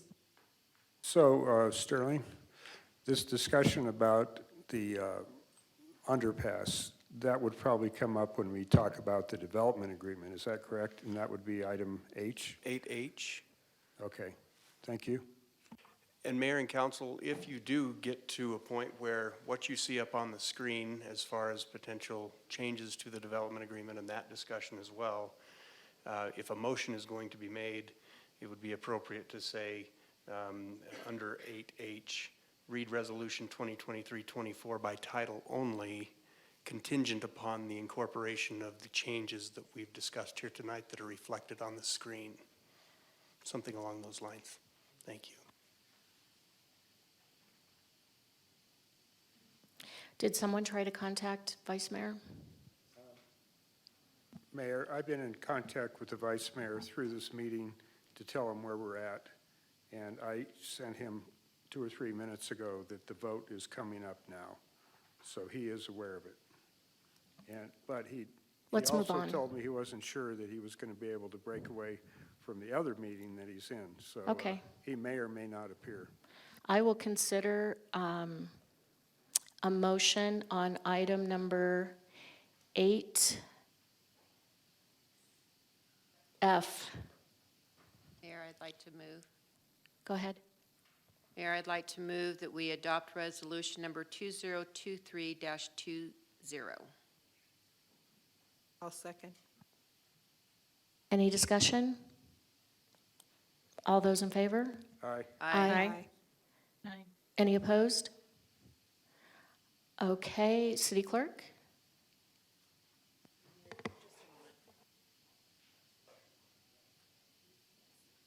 Mayor, the resolution was already read at the last meeting. That's why it directed the first step to be adoption of that resolution. Now it would be the potential reading of ordinance 2023-12, the reading of ordinance 2023-12 by title only for the final time. Thank you. So do I have to take away that other one? No, the first motion was fine. You just needed to vote on it. You're done. Now it's just opening the floor for the next motion under number 2 there. Mayor? Okay, yes. Mayor, I'd like to move to read ordinance number 2023-12 by title only for the final time. Do I have a second? Second. Thank you. Any discussion? All those in favor?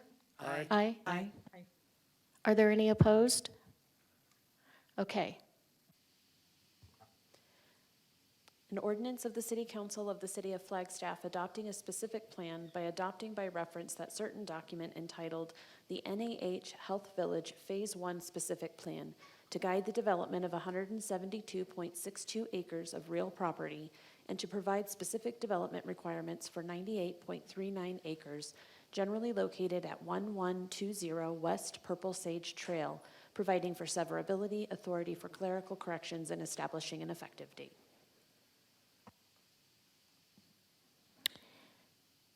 Okay, Mayor, now we need a motion to adopt. to adopt the ordinance. I am looking for a motion. Mayor, I'll move to adopt ordinance number 2023-12. I'll second. Thank you. Any discussion? All those in favor?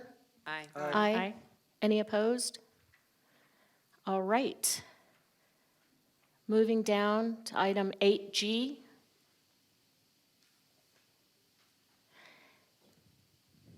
So we need a motion to read it?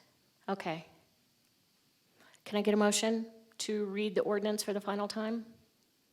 I'll move to read ordinance number 2023-11 for the final time. Thank you. Do I have a second? I'll second. Any discussion? Councilmember McCarthy. Just for the record, this is the zoning map amendment. All right. All those in favor? Aye. Aye. Any opposed? Okay. An ordinance of the City Council of the City of Flagstaff amending the Flagstaff zoning map to rezone approximately 98.39 acres of real property from rural residential, 40.47 acres, and estate residential, 57.92 acres, to highway commercial, 63.18 acres, and public facilities, 35.21 acres, and adding the resource protection overlay to APN 112-10-036, 112-10-037, and 112-05-125, generally located at 1120 West Purple Sage Trail, providing for severability, authority for clerical corrections, and establishing an effective date. Thank you. Can I have a motion to adopt? I move to adopt ordinance 2023-11. Thank you. Do I have a second? I'll second. Thank you. Any discussion? All those in favor? Aye. Any opposed? Okay. Madam Mayor, now we're at that point where, as Councilmember McCarthy indicated, if there is anything else that you want to discuss as a council as far as amendments to the DA, and now would be the time, if and when somebody wants to make a motion, as you read under number 1 there, under H, it says read Resolution 2023-24 by title only. I would just recommend you add the language contingent upon the incorporation of the additions, amendments, however you want to phrase it, on the screen, or whatever else is discussed. Thank you. Mayor, the ones that are on the screen, we've had discussion about, and that was good. I would suggest before we make any formal motions that we have a discussion about the underpass so that we could maybe get an informal consensus and then move on to a formal vote. That way, because, I mean, it might be a little awkward if, say, if, for instance, if I didn't support that part of it, and then I might have to vote against the whole thing. That would be awkward. So let's have a discussion. I think I kind of stated what my opinion was an hour ago, so I'll be quiet for the moment. Go ahead. Thank you, Mayor. So I just want to restate that I would like to amend I'm not making a motion, so I can just say it, that the Purple Sage intersection grading, I think that requiring the NAH to provide engineering plans now and after the Beulah Road is widened to see the difference, and to put up a 20% financial assurance for future build out and not require them to do it now with a 10-year sunset so that it's just not out there in perpetuity. Seems reasonable, especially with all the development going on there. It doesn't sound like we would make other developers perhaps pay part of that or the probability, and so I think that's a fair trade-off and a good happy medium.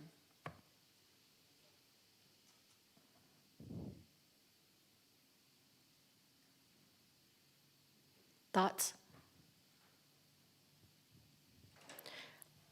I will say that I don't support that. I would like to stick with staff's recommendation. Anyone else? Councilmember? Well, I kind of stated this before, but the various entities that I talked about say this is an important road. We can't delete it. So we need to do it. So the issue is, when should we do it? Should we do it right now? It's way more efficient to do it now. I mean, basically, Lori, your suggestion might be appealing to NAH because they think, well, this may never happen. But from what I understand, it probably will happen. The other thing I'll notice is that the plan for Beulah was to move it to the west. But per a request of NAH, it was left right up next to the freeway. And of course, that makes construction of this underpass way more expensive. And of course, the reason for that is it gave them more access, more land to build their facilities on. So, I mean, I wouldn't go to the mat for this, but I lean towards making them do it now.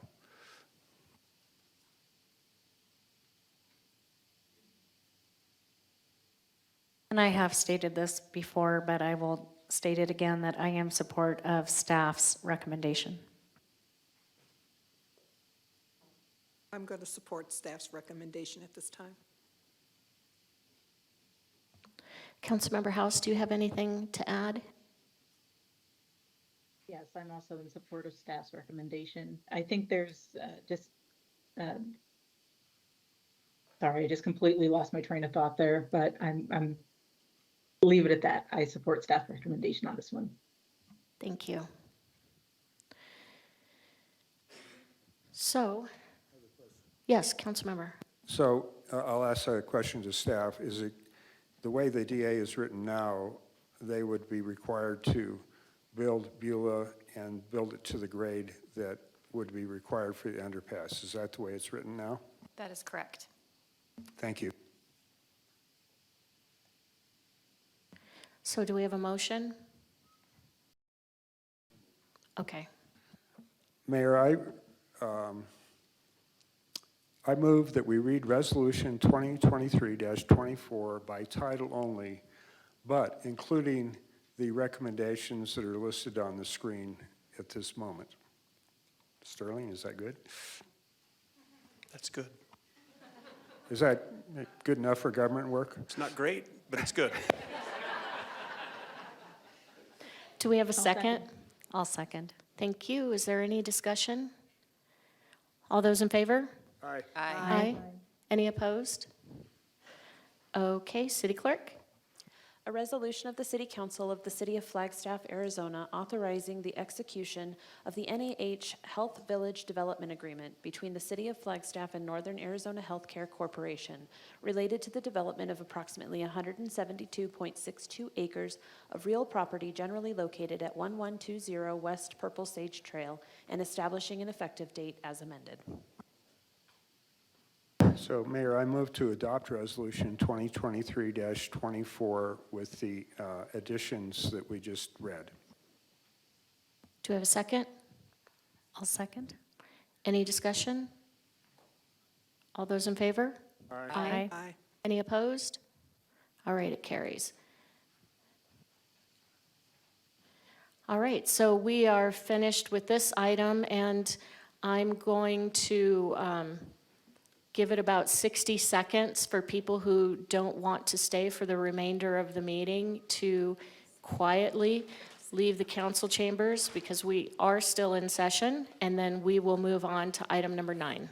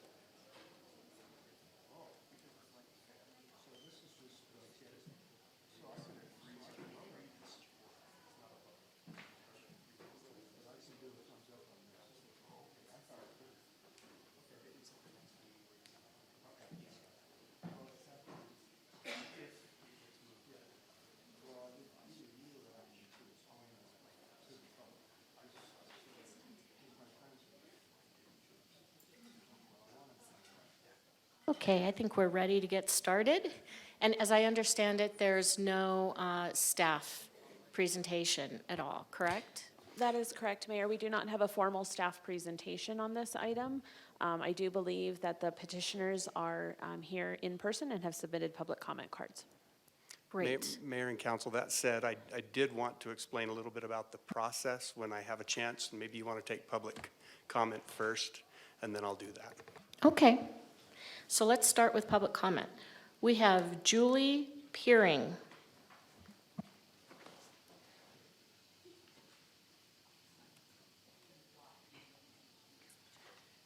Thank you so much, Mayor Daggett and council members.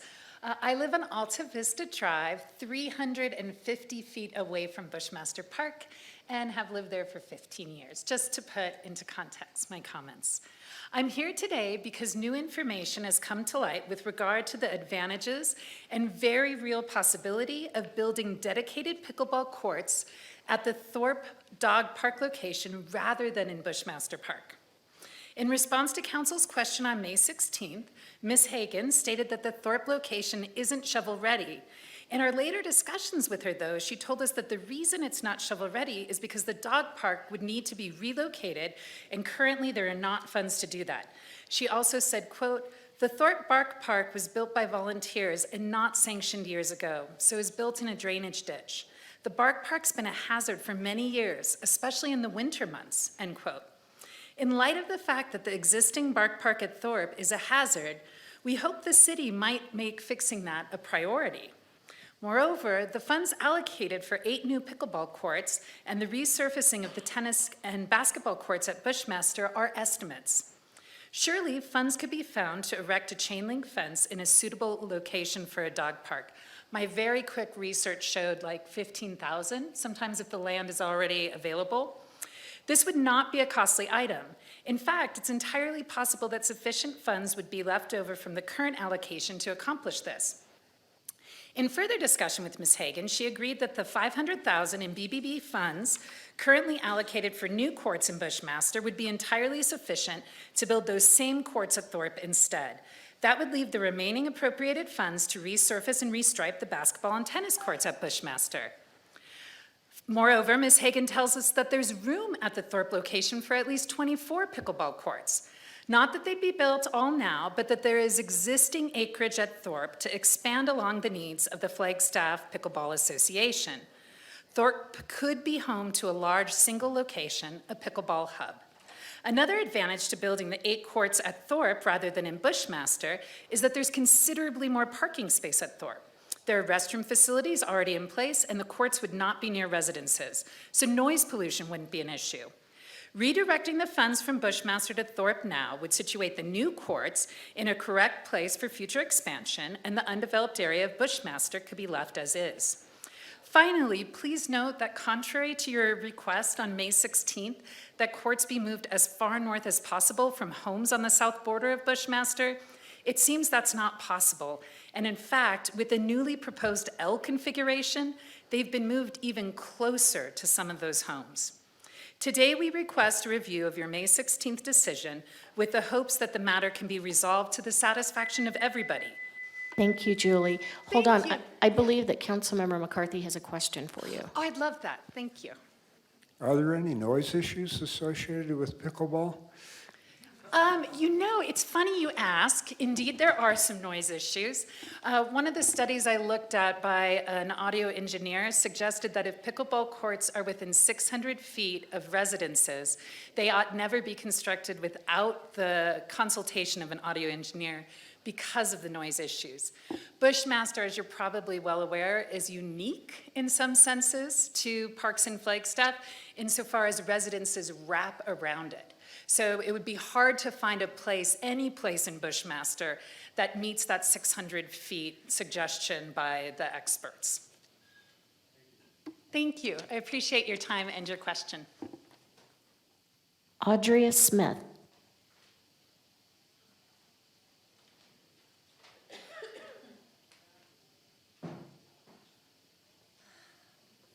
Hello, Council. My presentation today is on the more personal side, but with new information too. I strongly feel that the hearing on May 16th was very rushed, ramrodded, and not given adequate considerations, especially while the Flagstaff Pickleball Association has organized and pressured the city for 4 years, while a few residents were informed around the last week of March. We are all now aware of the anomaly that this game of pickleball is, and the myriad invasiveness, tensions, and mental health burdens it has put onto many communities and residents and HOA boards and staffs across the country, driving neighbors and friends against each other and driving residents out of their homes. But in Prescott, they did it right, put 12 dedicated courts way out on Commerce Drive in Pioneer Park, started up by one awesome woman named Peg Travers. No residents affected. At Forest Highlands, the final cost of building courts has risen to $4.2 million and will be built beside the highway after 3 lawsuit threats and multiple redesigns pushing out the building of them for years. It has also come to my attention recently that Jennifer Katra, original FPA president, was offered a partnership in free land at Fort Tuttle by the County Parks and Rec Director Cynthia Nemeth in 2019, and she declined this offer, saying it was too far away. I am currently looking into confirming this. I am so very offended that you diminished us as NIMBYs. Just between Gail and Connie and me, who are directly behind these courts. Collectively, we've resided in these homes for 105 years. We have been part of past developments in the park, assuring that it is a very desirable and welcoming place to play and picnic and pick up a game and to live next to. I even had my wedding reception at the main Ramada in 1987. Then my former husband and I purchased this house the following year. I have invested everything into my home, which includes moving my massage therapy practice here in 1995 and then building my art studio. I am so invested in the livability of being any resident beside this park. It is not always easy being the neighbor of a community park. We have embraced all the great amenities and gatherings of kids and families and events and all the park sounds that go with it. What's going on? And we are very aware of the ugly parts as well, and we get involved when we can. Yes, Bushmaster is our backyard, but don't you think we have some rights to peaceful enjoyment of property and take a stand for the integrity of this place we've looked after for all these decades? I feel so invaded upon, so disrespected, so irrelevant. My feelings are petty. On social media, we have been called old hags, and we should wear noise-canceling headphones or turn our homes into Airbnbs or just move. If you do not come up with an option, a correct and suitable location for these pickleball courts, and you build them on our backs, we will get an injunction and we will file a lawsuit. Thank you. Paula Miller?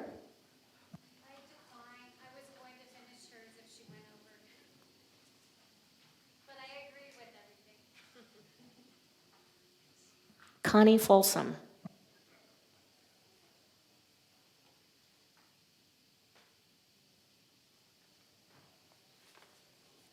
Thank you, Mayor, council members. I am of the understanding that Amy Hagan still contends that the Thorpe Dog Park is not shovel-ready. The only reason she gives for it not being shovel-ready is that the dog park would need to be moved and there are no funds for that. She stated in an email to Audria Smith and me the following with regard to the reason the Thorpe site is not shovel-ready. It takes the relocation of the current Bark Park to North Aztec Street, of which there is zero funding. What would the source of funding be? So it's not shovel-ready. Earliest could be summer 2024 if funded. This will be a contentious point as the pickleball group has been waiting 4 years for funding to build courts at a shovel-ready location. This is why on the 16th, I had to answer that Bushmaster Park is the only current shovel-ready location, unquote. In an earlier email to me, she stated, quote, the Thorpe Bark Park was built by volunteers and not sanctioned years ago, so is built in a drainage ditch. The Bark Park has been a hazard for many years, especially in the winter months. Thus, her intention is to leave the Bark Park as is, where it has not been sanctioned by the city and has been determined to be a hazard for many years, rather than correcting the matter.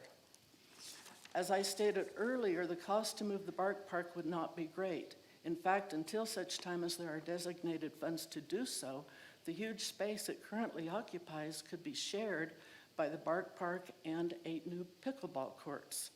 Ms. Hagan also is concerned that changing the location of the pickleball courts from Bushmaster to Thorpe would be a contentious point because the pickleball group has been waiting 4 years. She says the earliest it could be shovel-ready would be the summer of 2024. That is only a year from now. I am certain that if you decide to go ahead with the plan to build in Bushmaster, the wait will be even longer inasmuch as our neighborhood group is ready to file a lawsuit to prevent them from being built so close to homes. Finally, please consider the overall cost of going forward with such an ill-conceived plan. Attorney's fees and potential settlement of lawsuits will add significantly to the cost, whether you prevail or we do. Please give these matters your serious consideration when deciding whether to grant a review of your May 16th decision. Thank you. Thank you. Lynn Walsh?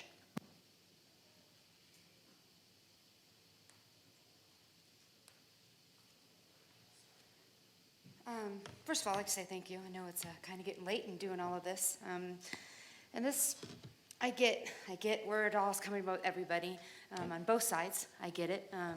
I of course am for pickleball and for your decision that you made. You know, money was approved in 2022 to be spent this year and this summer to be done. And I know that that's where it's gone. Ms. Hagan and the crew has spent many times trying to find a good location where we go, and that not only Bushmacker was the only place, but it was the ideal place. And that's what their job is, and that's what they've done, and that's what we want to support. And that's where I think where we need to be. I don't even want to compare us to the hospital because it's not even a close kind of thing. But some of the same comments that were getting made is that, you know, it's not just us right now. It's the generations and it's the growth of Flagstaff and it's the growth of what we want and who we are as a community. You know, I could just have an example. We had a little barbecue that we put together on Memorial Day. Last minute, we had enough people playing on all 8 courts on our double-striped, multi-striped courts in the tennis and down in basketball, and we had enough people for 8 more courts to play. And I didn't even know half the people. This sport just keeps growing and growing, and for what it needs in Flagstaff, and the fact that we're already there. That's where we are playing. That's where we have been playing, and there hasn't been any complaints until that we went, oh, we actually now maybe might get, you know, permanent ones a few feet away on the other side of the basketball court. So, and I know we're doing compromises to try to make sure it's less trees and it is away from the houses. We get it, you know, but I'm also there and I play and I hear that train go by. I hear the kids screaming. There's noise in the park. That is just what it is. And so we just want to know, it's a place that Flagstaff needs. Our community needs it. We are a huge growing sport and a huge growing community. We come together and that's what we do. We just had a tournament this last weekend which brought people from different states coming in and, you know, sharing what pickleball is and what we do. So we are hoping that you stand to your decision, stand with what the professionals have decided that they need to do, and keep with your decision of what you made on the 16th. I appreciate the time. Thank you. Thank you. Joanne Benninghoff.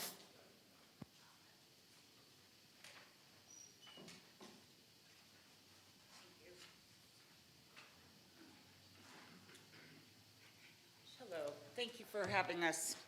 The only thing I wanted to say, and then I'm going to play something for you, is that in January I read that there are 360 million people in the United States that are playing pickleball. So this problem isn't just here in Flagstaff. It's all over the United States. And I think everybody needs to take the time and figure out what the best situation is for their communities.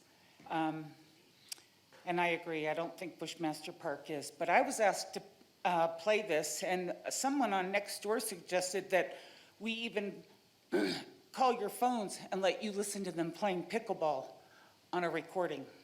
So let's see if I can do this.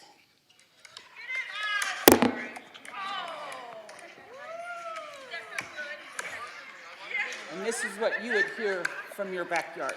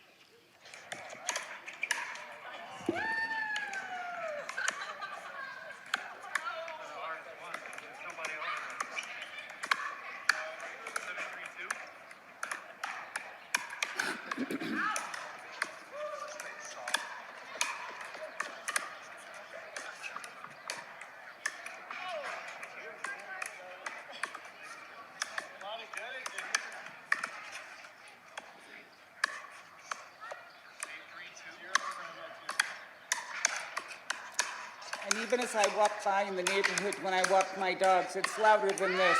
And I don't live up next to the park. That's just walking down the street at night on a quiet evening. I hope you'll reconsider. There's a big community that's involved in this, and that's the pickleballers, and that's the neighbors, and each one deserves the respect to have what they need. Thank you. Thank you. And can I ask, Joanne, Councilmember House says that she can't hear it online, and could you please email the recording, if possible, to the council? We will. Thanks. Thank you. Councilmember who? House? House. Thank She's you. online and she Yes. can't hear it. Right. Okay. Thank you. Thank you. Did you have a question, Councilmember McCarthy, or was I that? was going to say the exact same thing that you did. Okay. Steve Walter.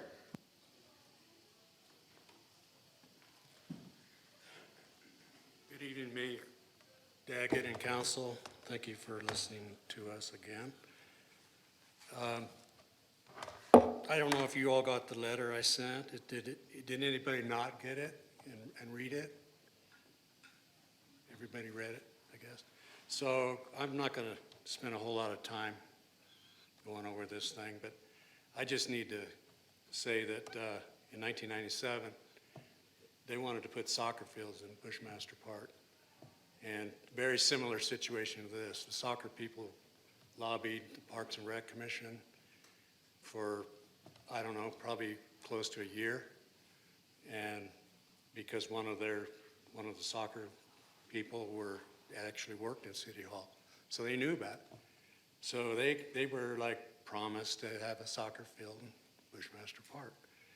And then when the neighbors found out about it, the neighbors around Bushmaster Park, there was an advertised meeting about it, and a lot of people showed up. And it didn't pass because we got to create our own plan without a soccer field. After a couple of months of very tumultuous back and forth, and we packed this city hall. It was standing room only, and we won.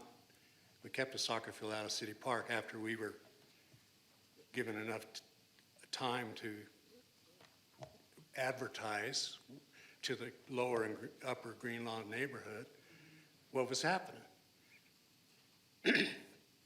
So fast forward to 2015, the new Parks and Rec director, Steve Zimmerman, he saw what had happened in 1997, and he did it a different way.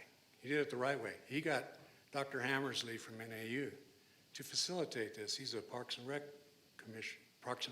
professor, and he brought a bunch of Parks and Rec NAU students and had another meeting out at the Aquaplex, and it was advertised. It was in the Daily Sun. A lot of people came, a lot of neighbors around Bushmaster Park. We were told what was going to go in there, and we got a hand in designing the park as it is today. And I think it's just right the way it is. I'm running out of time, but recently, the last 3.5 years or so, there's been pickleball in Bushmaster Park. And it's annoying now, but if you doubled it, it'll be twice as annoying. It needs to go into Thorpe Park immediately, and Continental, you can put one there too. Well, thank you for your consideration. Mary Walter.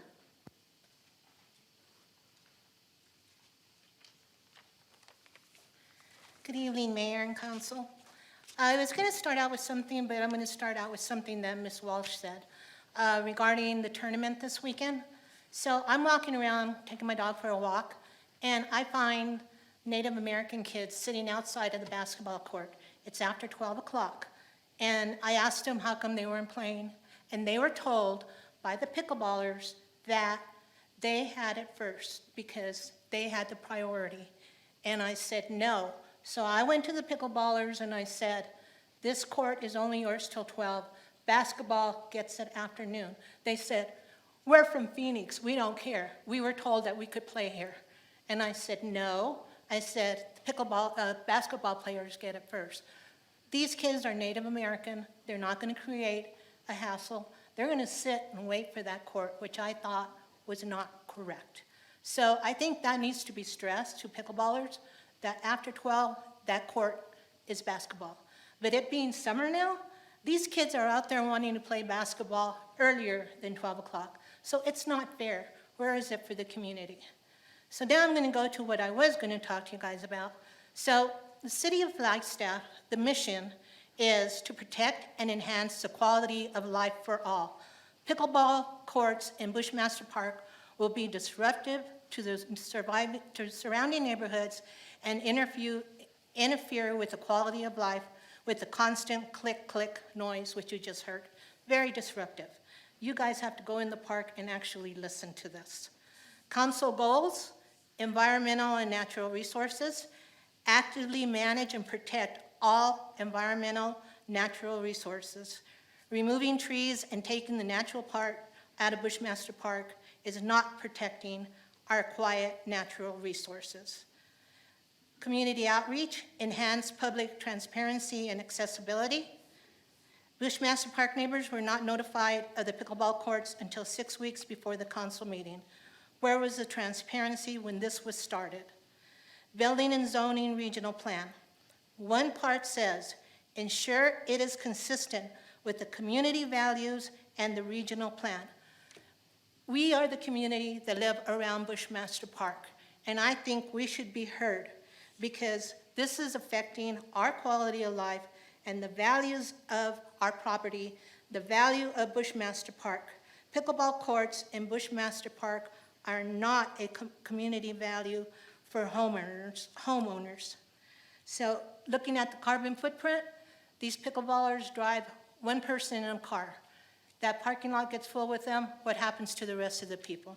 So I'm asking you guys to please reconsider this and find a more appropriate place for these pickleball courts. Thank you. Thank you. Kathleen Day.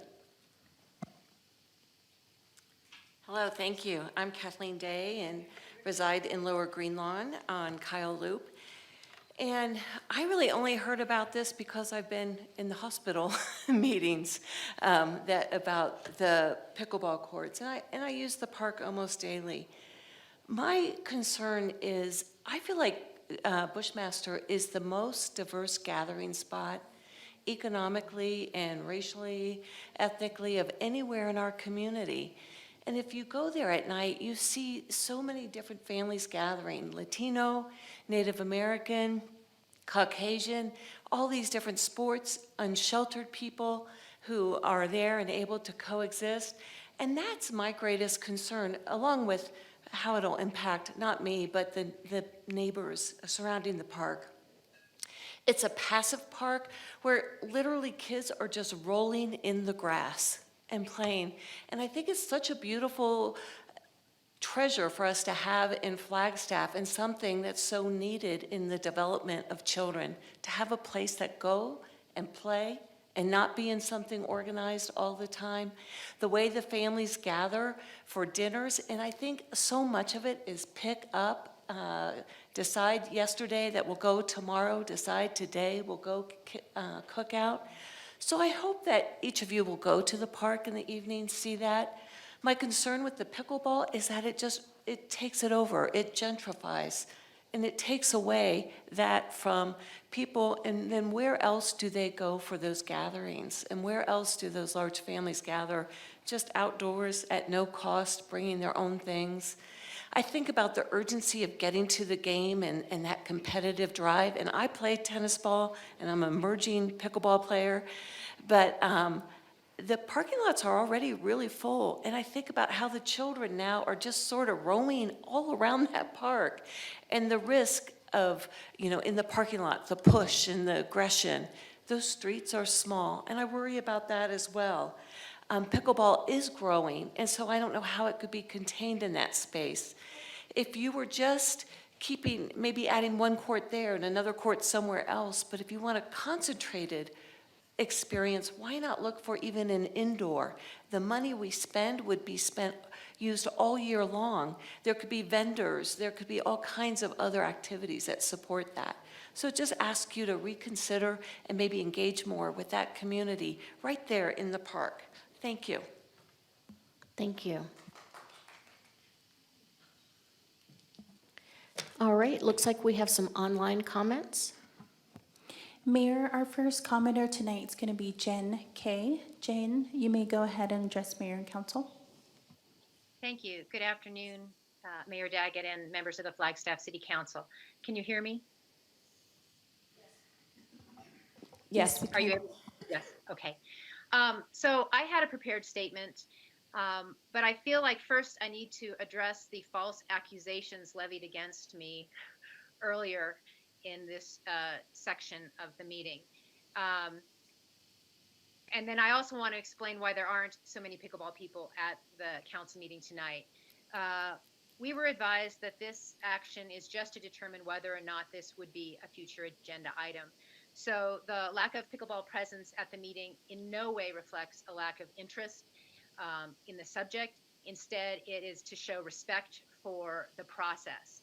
And we hope that if anything is going to be considered, we have the time to gather our people again. We will clearly be there to express to you the importance of building these courts at Bushmaster Park. But first, it was mentioned that in 2019, I had been offered land at Fort Tuthill to build pickleball courts and that I turned that down. That's 100% false. In 2019, I, as president of the Flagstaff Pickleball Association, went to both the city and the county, and I was willing to find any location in either the city or the county to build pickleball courts. Cynthia Nemeth of Parks and Rec of the county did not want to put anything at Fort Tuthill and also said there was no funding. So she basically had nothing to offer pickleball at that time. I have talked to her since. She still has nothing to offer pickleball. We came to the city in 2019. We have been working for over 4 years. Director Hagan and I have looked at every single parcel of county park and rec land in Flagstaff for a location for pickleball.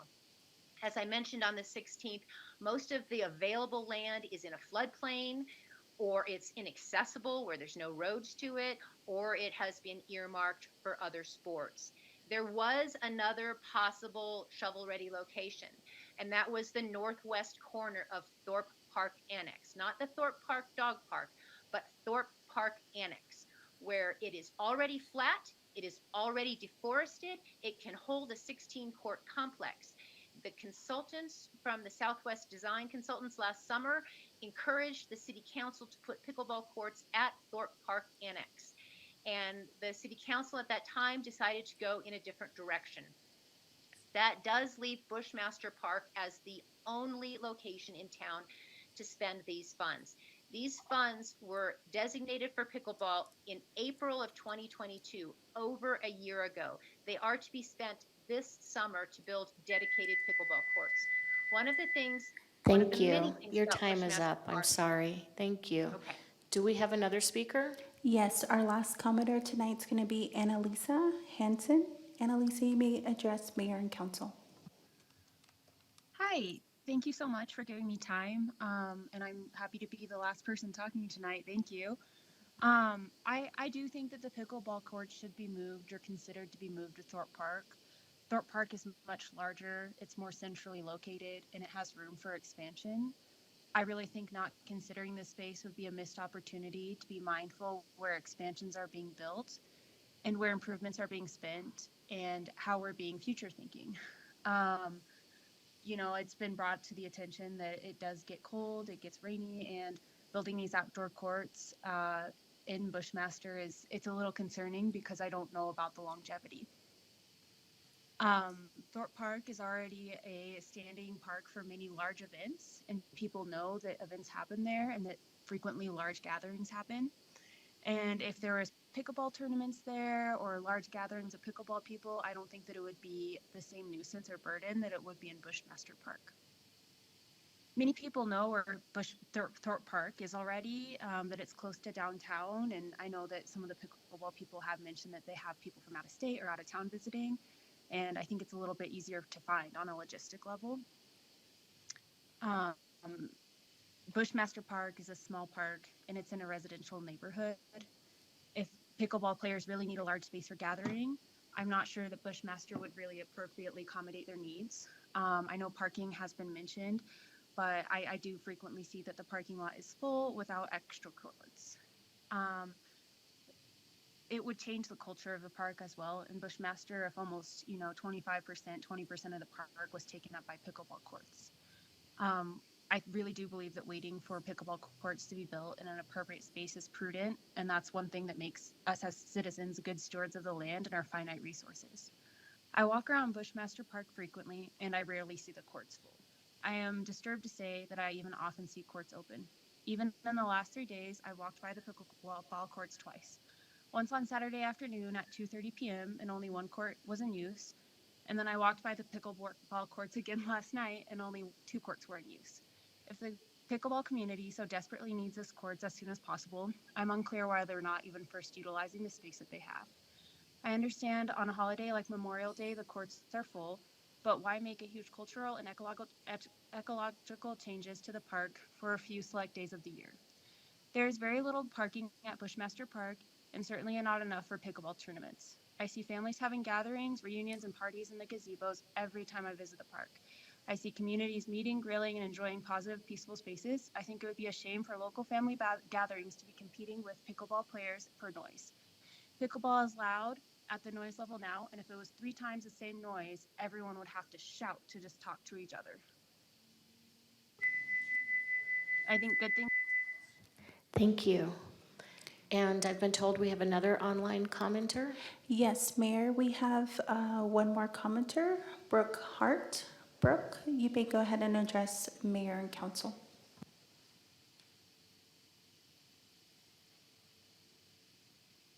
Yes, hello, good evening, Mayor. Good evening, Council. Thanks for taking the time to hear us this evening. We heard some of the people opposing pickleball courts at Bushmaster actually describing court conflicts. And that's a common thing that I've seen. I've been playing pickleball regularly at Bushmaster for about 2 years, and I can tell you that there's mornings where there's 60 to 70 people at Bushmaster, and it cannot support the number of players that turn out Monday through Friday, most weekdays from 8 to noon. That's the most popular time that people come out and play. And the courts are often overloaded, and we do spill onto the basketball courts down below, and that is why I believe that we need dedicated courts. Bushmaster already has basketball, tennis, there's a skate park.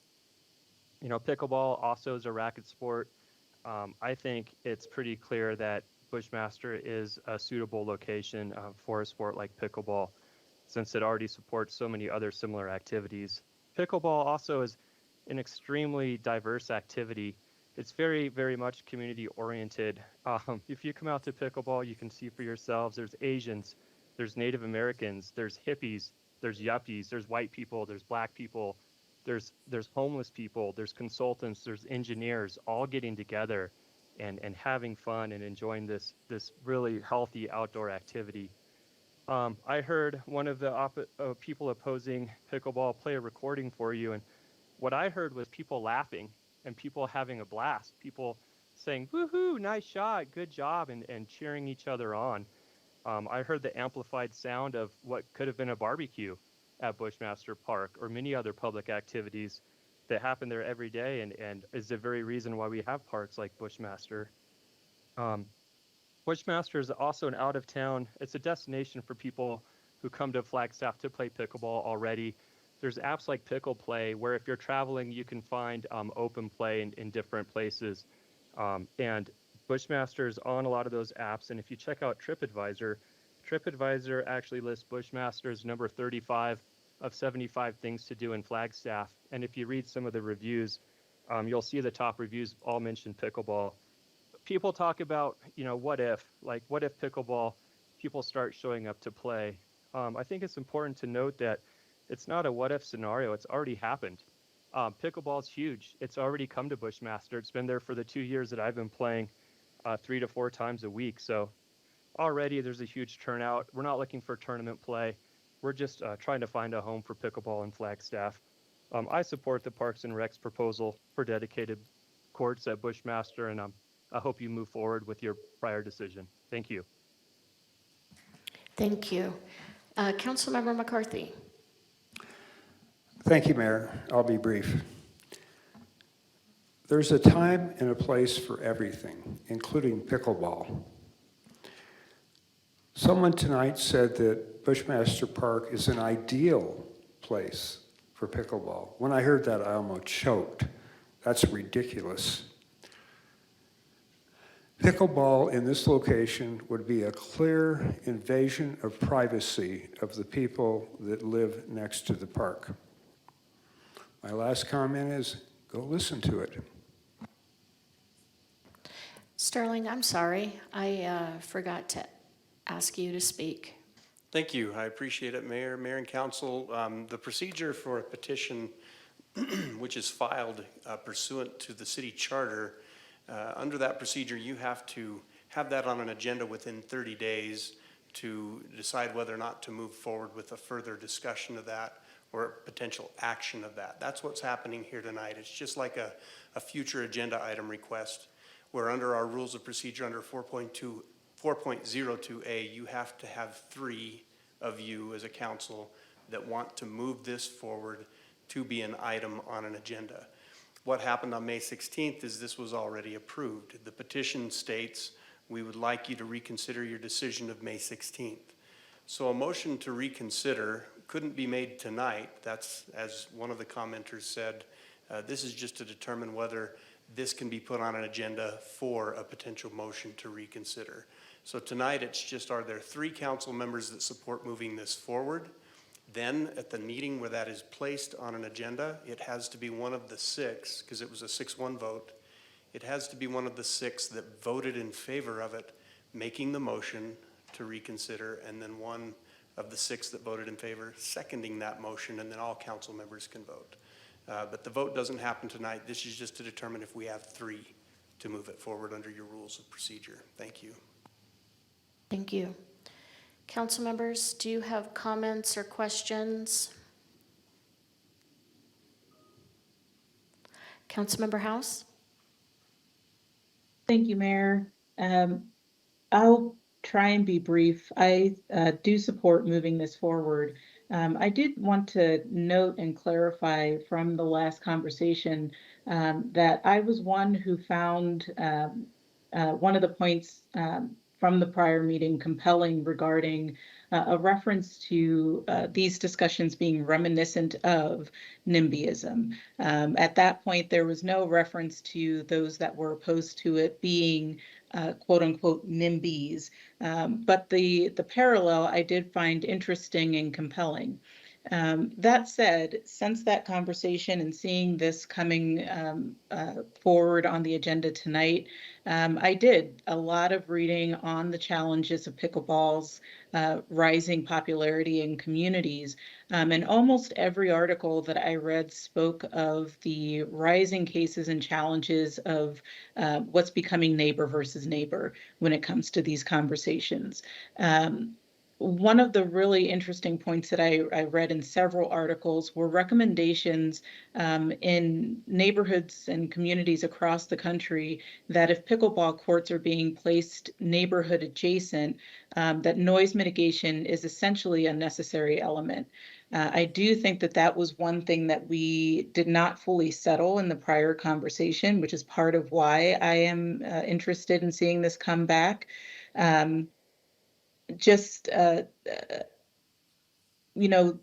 These courts were discussed being built without those sorts of measures in place, including things like fencing or sound barrier mitigations.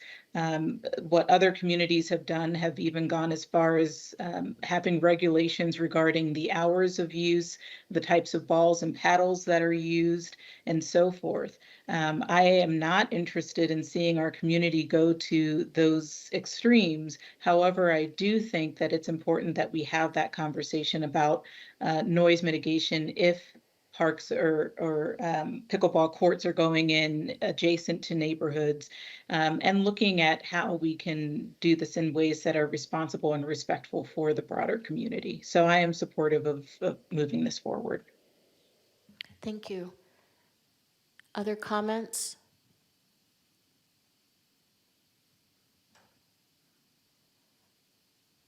Well, I think it's obvious that I want to move it forward. I got that. I just wanted to clarify that. Thank you. Other comments? Does anyone else want to move it forward? I will say, how should I just relate it to this topic? Amy, we did have a prior conversation about the noise reduction and also about reducing the hours. Can you remind me what hours we discussed reducing play to? Good evening, Mayor Daggett and council. So the direction I received on May 16th is to return to city council with suggested hours. So we did not identify that to its fullest extent, but will be coming back. Have you ever participated in a joint city-county parks project? I have not, no, not during my tenure in parks with the city.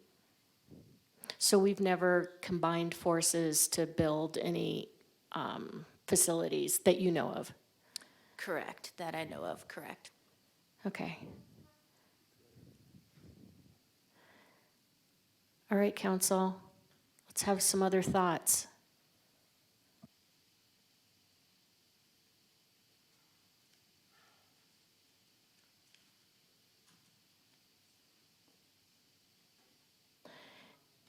Okay, go ahead. Thank you, Mayor. You know, the noise is an issue, for sure. And, you know, the park is designed to have a lot of different activities.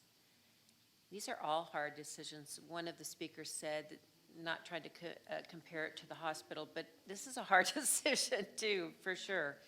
Because, you know, none of us want to take away, you know, your sanctuary, which is your home. Pickleball has been at Bushmaster for, 3 years? And so it's been coexisting. And I felt when we talked about this a couple of weeks ago, I felt good about limiting the hours because definitely if I was living there, I wouldn't want to go to bed hearing that click, click, click noise, right? It sounds like there needs to be some time enforcements if people, if it's not enforced and people just infringing on that time. But I don't know, we had a really in-depth conversation about it. We all did a lot of research on it. Is staff still holding firm on that there is no other location available? Like Thorpe Park is not an option? The Thorpe Park Bark Park is not shovel-ready, and, you know, we can go through some of those logistics if we'd like to this evening, if that's helpful discussion. It's currently a bark park, would need to be relocated to the space that was identified through the Thorpe Park Annex concept design. There are some drainage issues at this current Thorpe Park Bark Park. So I think that the building elevation would probably need to be brought up. There might be some underground stormwater considerations, so that way we're not just creating additional impacts downstream. So that's what makes it's not shovel-ready. So it's not as easy to take, say, the funds for these current 8 courts and just plop them there and expect the cost to be the same. Mayor and council, while we may have some general questions getting into the actual substantive discussion about, what other options are and things like that, is part of what would happen if this is moved forward. That motion for reconsideration would then open the door to an approval of that reconsideration if council does choose to go that route.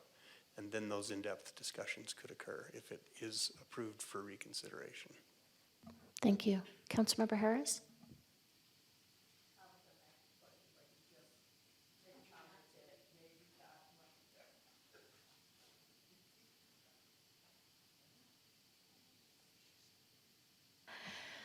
All right, I think that I have some additional questions, so I will join with Councilmember House and Councilmember McCarthy to ask for this to be placed back on the agenda. Mayor and council, that would just need to be calendared for an agenda as a possible reconsideration then. And that's it? That's it. All right. Moving down to item number 10, public participation. Seeing none. Moving on to item number 11, informational items to, from mayor, council, and staff, and future agenda item requests. Let's start with Councilmember House. I am going to pass this evening. Thank you, Mayor. Councilmember Sweet. Nothing tonight, thank you. Councilmember McCarthy. Nothing tonight. Thank you, Mayor. Councilmember Harris. Nothing. Councilmember Matthews. I have nothing tonight, thank you. Nothing from me. Anything from you, City Manager? No, thank you, Mayor. All right, we're adjourned.